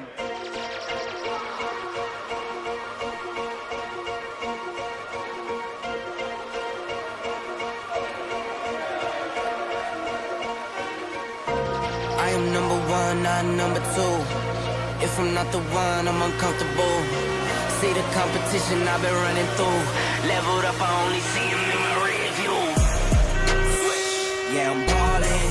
Yeah, I'm ballin'. Been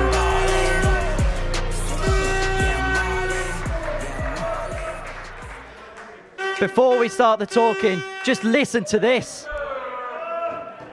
It's an incredible atmosphere, and it could be an incredible moment. Peter WACHIURI against Scott Campbell to become the 6th player through to Championship. We could have history in the making. In commentary for this one, Matthew Edgar and Glenn Durrant. Thank you so much, Henry. Just a fabulous night. The quality in the opening games from Kevin Burness. That wonderful match between Scott Campbell and Jamie Lewis. I thought maybe the players had peaked too early, but now it's about the story. The Scottish captain, Scott Campbell, very humble, just said he was very, very happy to reach the final. I almost give him a little bit of a telling off and said, I've seen enough from you this week, Scott. And good people like John Henderson, his teammate as well, has said, look, this is a little golden nugget. He's got a big opportunity.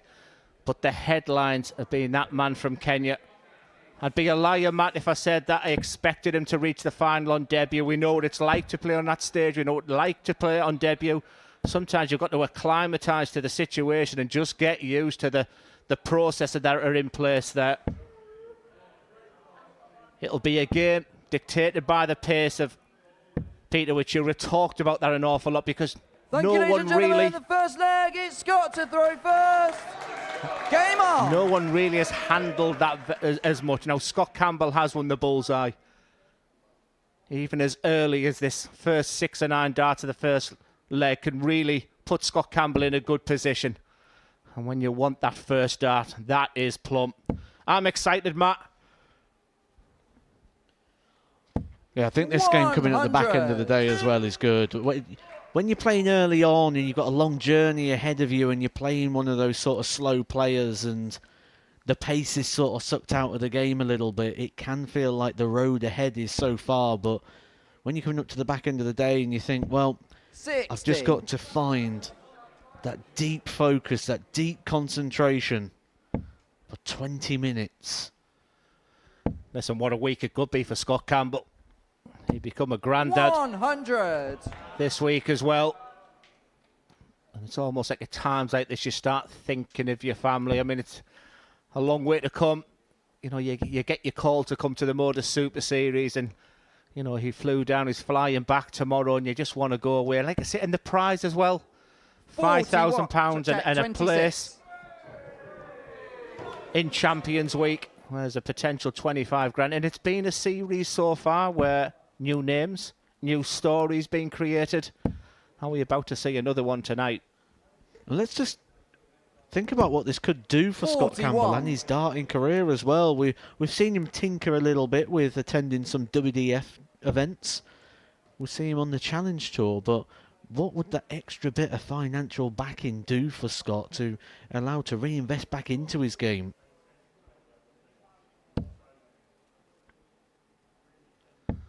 $45. Look, we might be having viewers for the first time because social media is all about the Kenyan. Well, it's been a nervy start here from Peter, but he's a player that smashed so many 180s this week.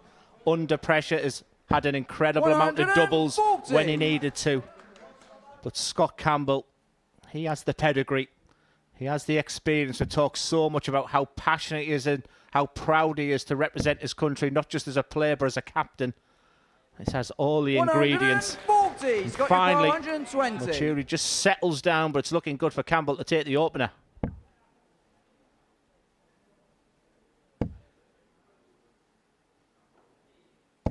$100. Drama-free, really, opening leg for Scott Campbell, which is exactly what you dream of in this sort of situation. Get out there, put a leg on the board before your opponents even got going. 60. Scott, you required 20. It's been questioned at times, the board manager of WACHIURI. On that occasion, absolutely spot on to leave the 170. Not going to get a go with it, Campbell. but he did the right thing. Second What leg you is need to Peter do- to throw first. Game on. Played in many situations, Matt. Like I'm sure you want to quieting down that crowd. A high percentage of people in that crowd are backing the story of WACHIURI. 83. Scott Campbell's here for a reason.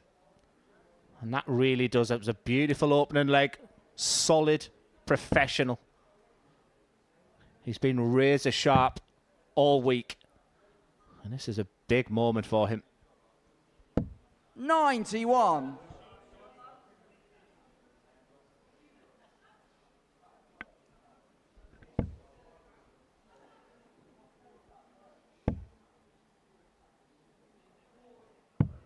$137.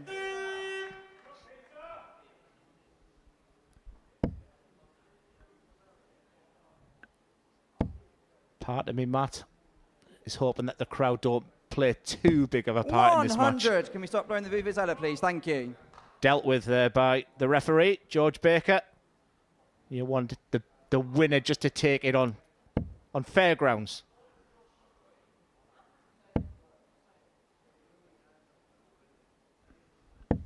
$26. And a lot of the time, you feel like you're doing something in support, but it could actually be affecting the player you're hoping he's going to get the result as well, as we've just seen there. Another slip there for Peter WACHIURI, giving Scott Campbell an opportunity here to attack the darts, 60. to attack the throat. Yeah, I've talked an awful lot about, in this situation, finding that zone as a dart player. And I sense that with Scott Campbell. I just get the sense that he doesn't know an awful lot about what's going on. He's in that focus purely on the dartboard. It's great to see that 43. players from this week have stayed and watched. Friendships have been formed. Please take that vuvuzela off him right now.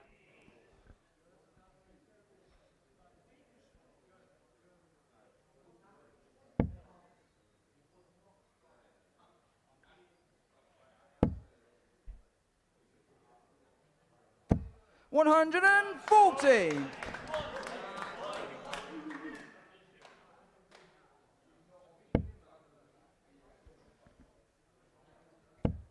So the key attribute for 100. Peter WACHIURI was doing Got your those bar, right things, 110. finding those moments when he needed them the most. And Scott Campbell is the guy doing it all here in the final. Treble 17 and lead tops. Not going to go. This was a key strength for WACHIURI in the group 50. stages, and he's PG going to have to 112. rediscover that. And he's going to have to rediscover it now. He's had big moments this week. He hasn't started this match well. But he needs to find a treble 20, and he needs it badly.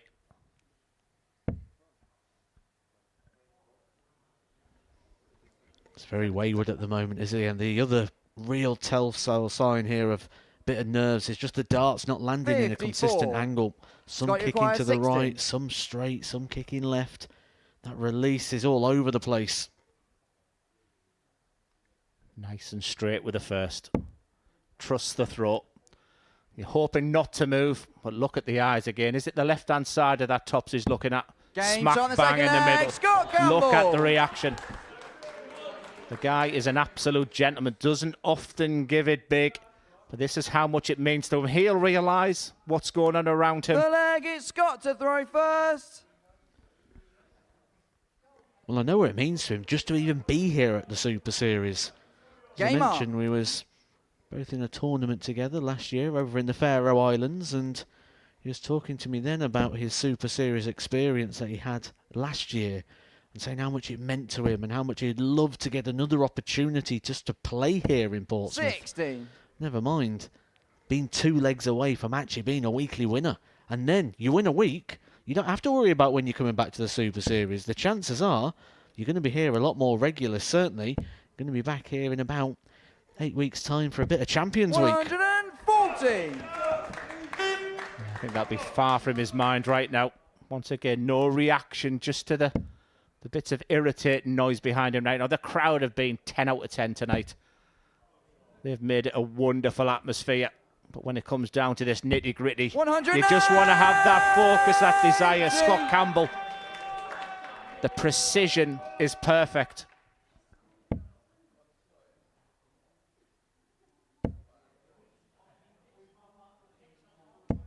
$140.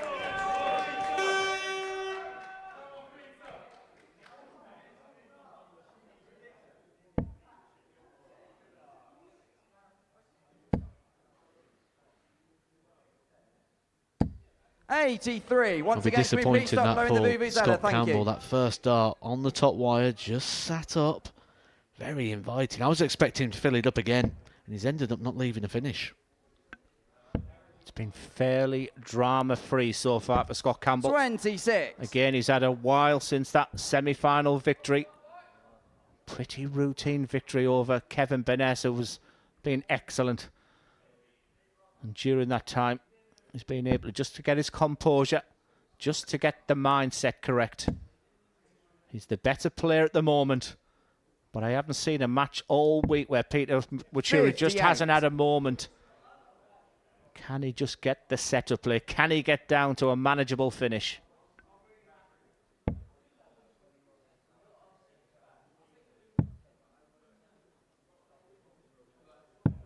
$58. Scott, you acquire 120.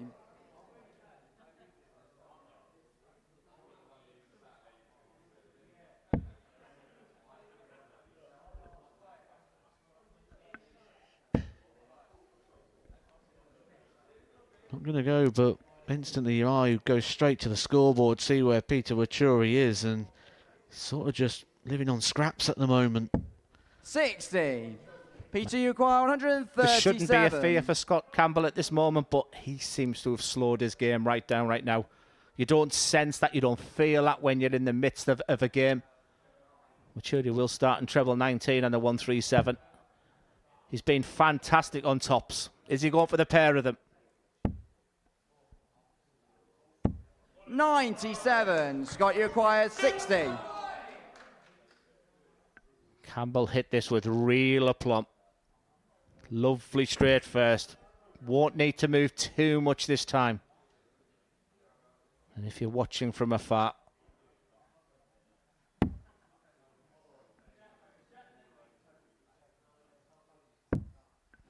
$50.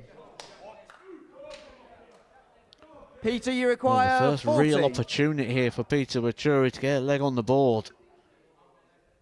He's had to survive missed opportunities for Scott Campbell. This is for a breaker throw. Game shot on the third leg. Peter WACHIURI. you just sense, Matt, that you couldn't go through this game with just a routine 4-0 victory. It hasn't been that type of night. Scott Campbell wired that double 10. Throw first. Game on. Something as simple as that. You hit the crossbar going for that double. WACHIURI is very much back in this game. This match is back on throat.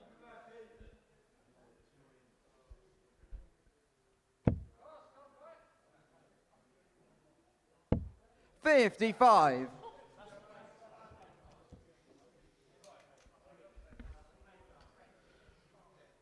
He did mention that Scott Campbell adjusting the pace. It's not so much about adjusting the pace of your own delivery, it's about adjusting the pace of your process 55. so that you can fill up that dead space. And what you can do is you can get drawn in, can't you, to the opponent's pace. We see it when you play a quick player, you can often feel in a bit of a whirlwind, like you're always coming back to the hockey.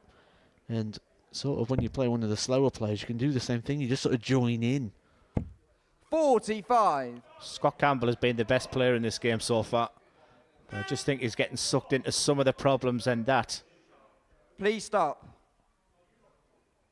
That as a player can infuriate. We've had the headlines regarding whistling.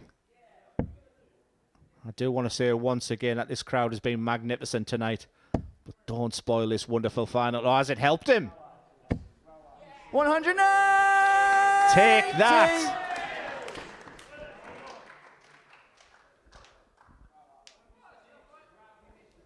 Second maximum of the game, both in the favour of Scott Campbell. But maybe what's most important there is the timing and the context around it. 121. Just gets him back a bit of control.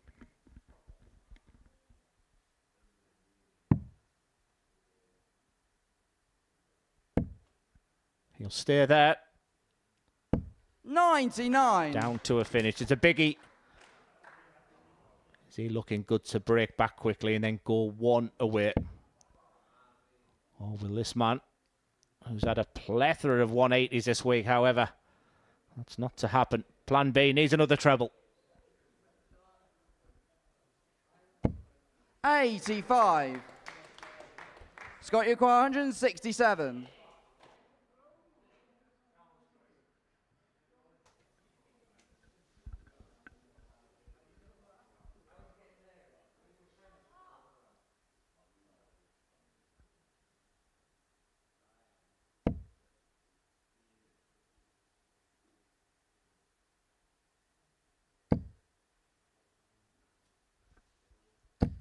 Oh, that's a great last start. I was just beginning to sense that things are turning the way of WACHIURI. Campbell will expect at least a dart on that 72 finish. Will there be much pressure?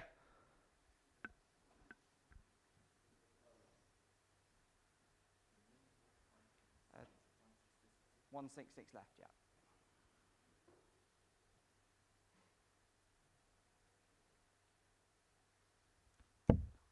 $49. Scott, you acquire 72. To make that setback seem nothing more than a bit of a speed bump.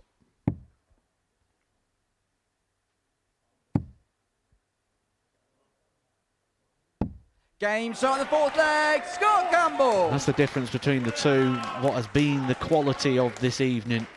And it is the difference between the pair here. 15 points in the averages. Fifth leg, it's Scott to WACHIURI, throw first. you can see there just a little bit disappointed, a little bit frustrated, maybe a game too far for him here. He broke the throw, he got himself back in the game, and it feels like he's just handed it straight back there to Scott Campbell, who now, just a leg away, needs to win one of the next three legs, of which he'll throw first in two of the 3 legs, should we need all of them. It is in his hands. And just as a bit of a double whammy, if it did go the distance, Scott Campbell would have the throw in 2 of these last 3 legs. 89. That's what they're playing for. That and 5,000 quid and a place in Champions Week. A place where we're seeing new names, new stories, new headliners. 43. Scott Campbell will do everything he can. Now it can be almost like a mind game. You can see it. You can see and feel that trophy. The $5 could make a big difference. He said to me, it's not about the money. 83.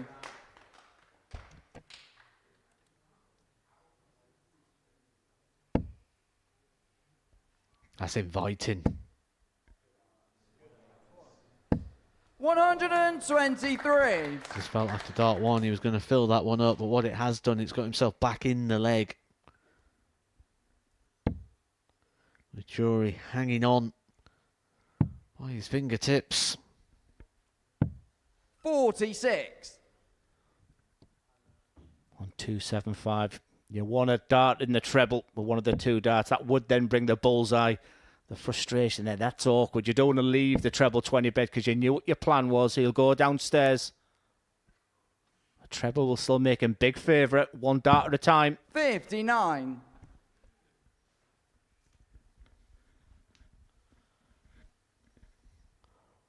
He's found a couple of big trebles here though, WACHIURI, just to get himself down to a finish.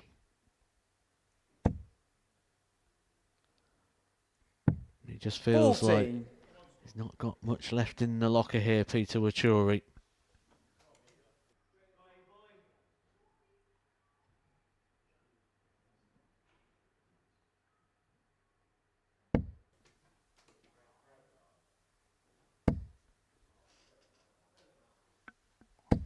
$100. Are we moments away from our 6th qualifier? A fascinating week. The ups and the downs, the stories, the interest. The majority have been that man in your picture, but is he about to fall 99. at the final hurdle? He will keep Scott, on you acquire scrapping. 116. But Scott Campbell, from the very first dart he threw in his Group B campaign, he's looked like a player that could lift this title. Needs the treble 20. Gets the treble 20. It's Game Scott shot, Campbell, and the brave. And the Series 10 Week 6 Modus Super Series champion. An incredible Scott moment for Campbell. Scott Campbell, the Scottish captain. But let's just take a moment for Peter WACHIURI. He's been the headline act this week. He's dealt with it. He's made such an impact here at the Modus Super Series. But Scott Campbell, if he only had that belief, well, he's got it now. He's been a giant of a man. Look at the respect between the pair of them. He points to Peter. The crowd have been incredible this week, and a lot of that is down to the man from Kenya. I hope he can kick on from there, but the moment is about Scott Campbell. I get the sense he just can't really believe it at the moment. The head shake is there, the realisation. Again, he dominated that match. Excellent on the outer ring, and to seal it with a 1-1-6 finish was brilliant. And we're about to hear from on stage now. Well, Scott Campbell has won his first week here at the Modus Super Series. He's beaten Peter WACHIURI by 4-1. The dream debut run for the Kenyan has come to an end at the final hurdle, but it is Scott Campbell that has crossed the finishing line. And Scott Campbell, the 6th name through to Champions Week. And it really is a Champions Week that is open for anybody. Just have a look at some of them names. Alex Small, Jensen Walker, Sam Spivey, Scott Campbell and Shane McGurk, all into their first ever Champions Week. Only Reece Robinson has been there before. But tonight is Scott Campbell's night. And to crown him the champion, our MC is George Baker.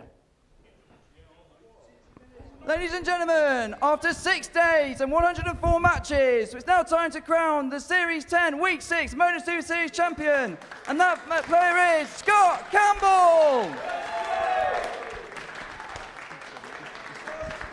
Once again, your champion, Scott Campbell.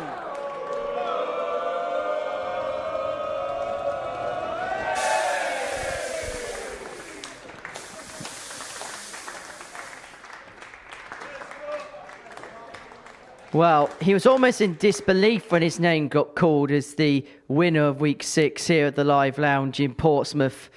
He soaked up the adulation and he will now take the congratulation. Scott Campbell is through to his first Champions Week here at the Live Lounge in Portsmouth. And I think it's fair to say that he has done it the hard way tonight. He beat Peter WACHIURI and he also had to take on a crowd that was very much for the Kenyan too.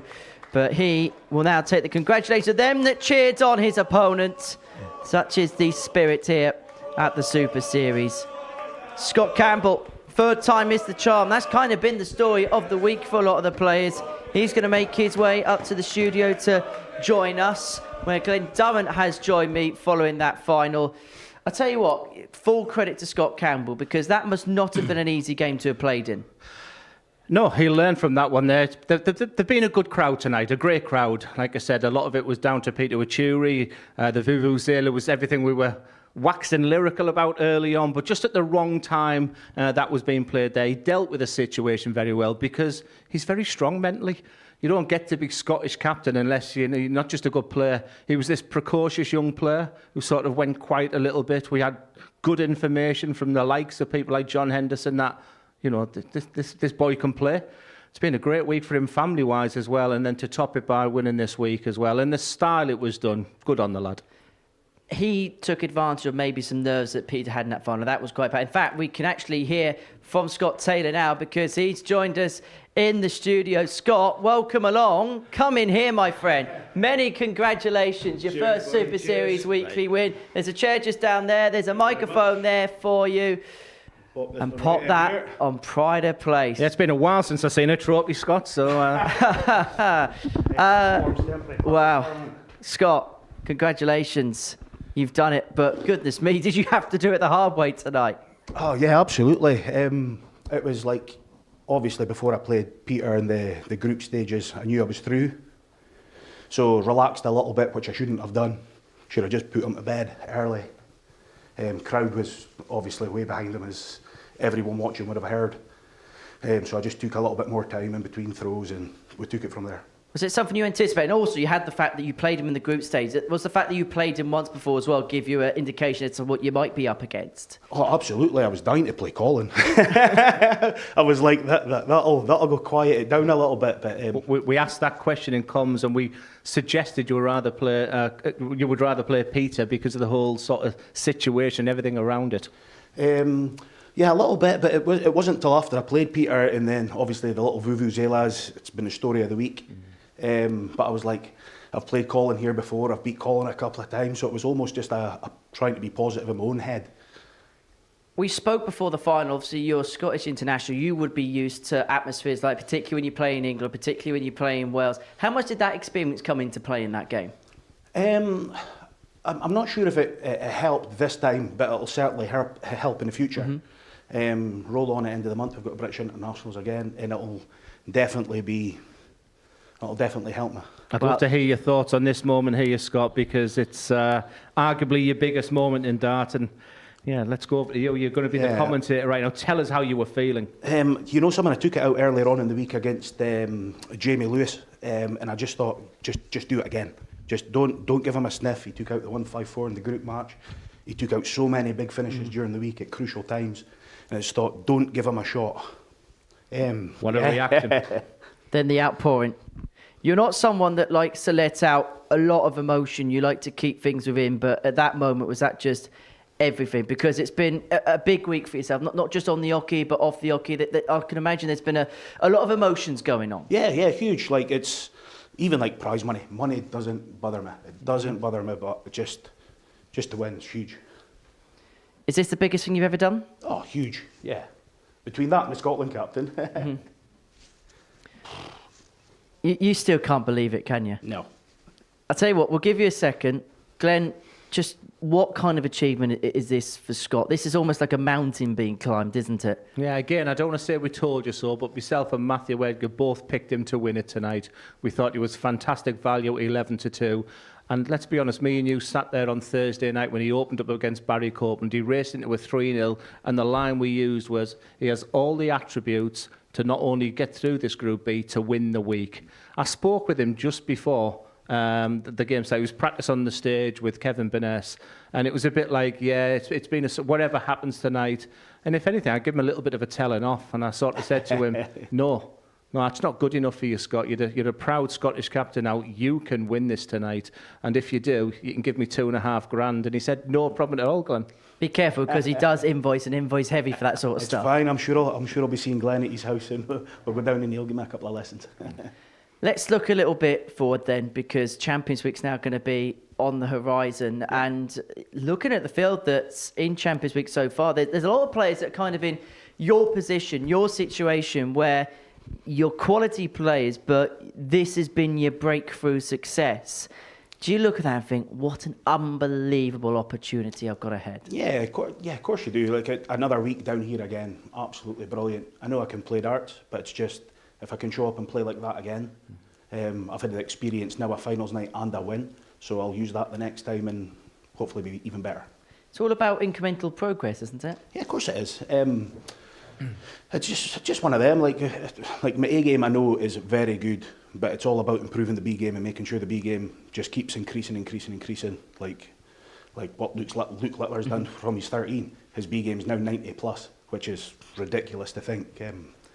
It's unbelievable. Doesn't he speak well? You know, like I say, I sort of grew up with the Scottish captain of Ross Montgomery. You know, I was representing England with how proud he was as a Scottish captain. That went on to Alan Souter. Well, them two didn't do too bad, did they? And the way he's speaking tonight, he deserves all the credit he can get. And just looking at them names, it appears to be like a series where there could be a different dynamic this year. Is that new name going to come through and be added to that unbelievable list? It could be that man in your picture who's lifting 25 grand in about 8 weeks' time. What was that moment like, Scott? Just yeah, I was waiting for the vuvuzelas. No, the crowd was good. The vuvuzelas was early on. Maybe put Kev off a little bit, maybe put Colin off a little bit. But you know, Peter's, as I says, it's still the story of the week with Peter, which is totally fine. But just glad to lift the trophy.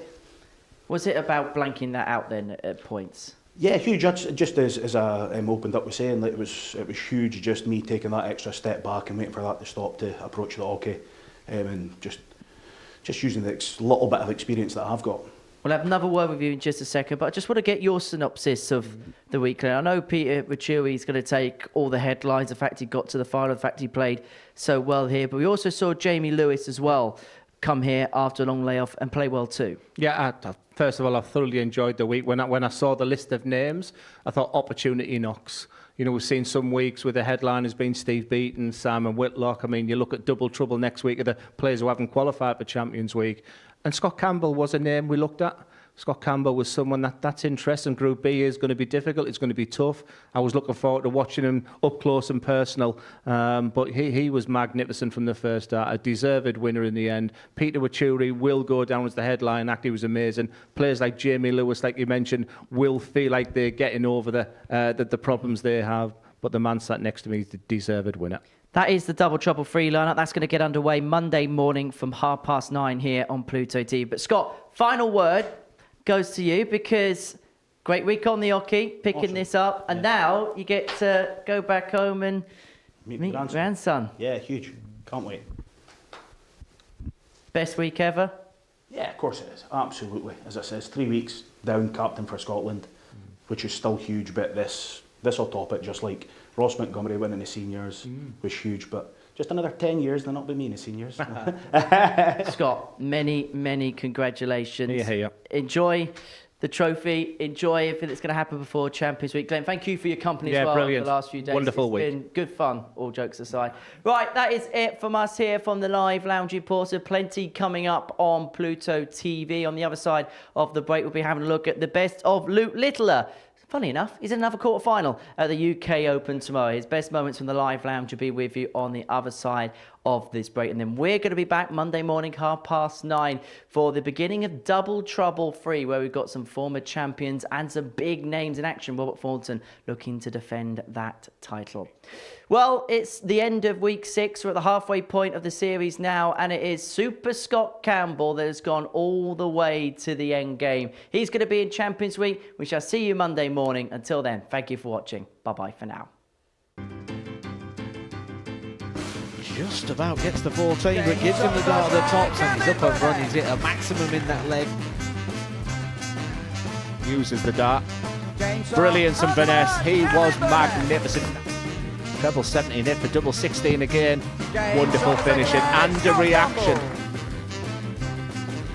Oh, that is absolutely classy from Jamie Lewis. Takes his time. Look at the eyes. And look at the accuracy of that. A match full of quality. 2 wins out of 2 for Kevin Burness. He tops that difficult Group 1. They'll go wild. Double 16. What a finish! The story of Peter WACHIURI at the Modus Super Series continues. He is a semi-finalist. We've been here before. What a finish! Colin Osborne.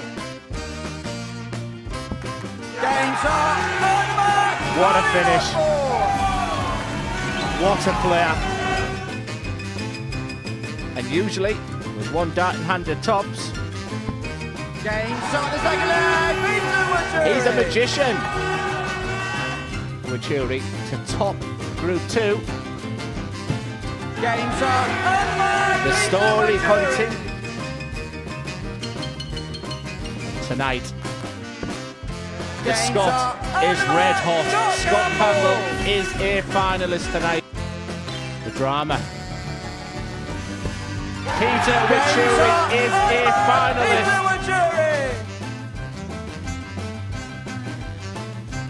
Level 20.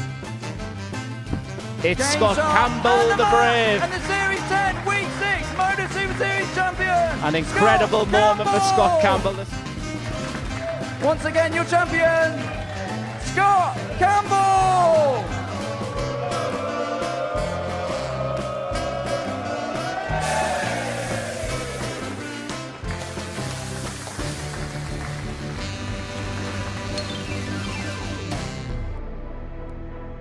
What a finish!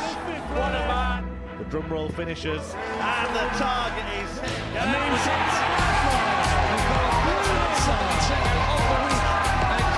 Final night, and it's a knockout punch.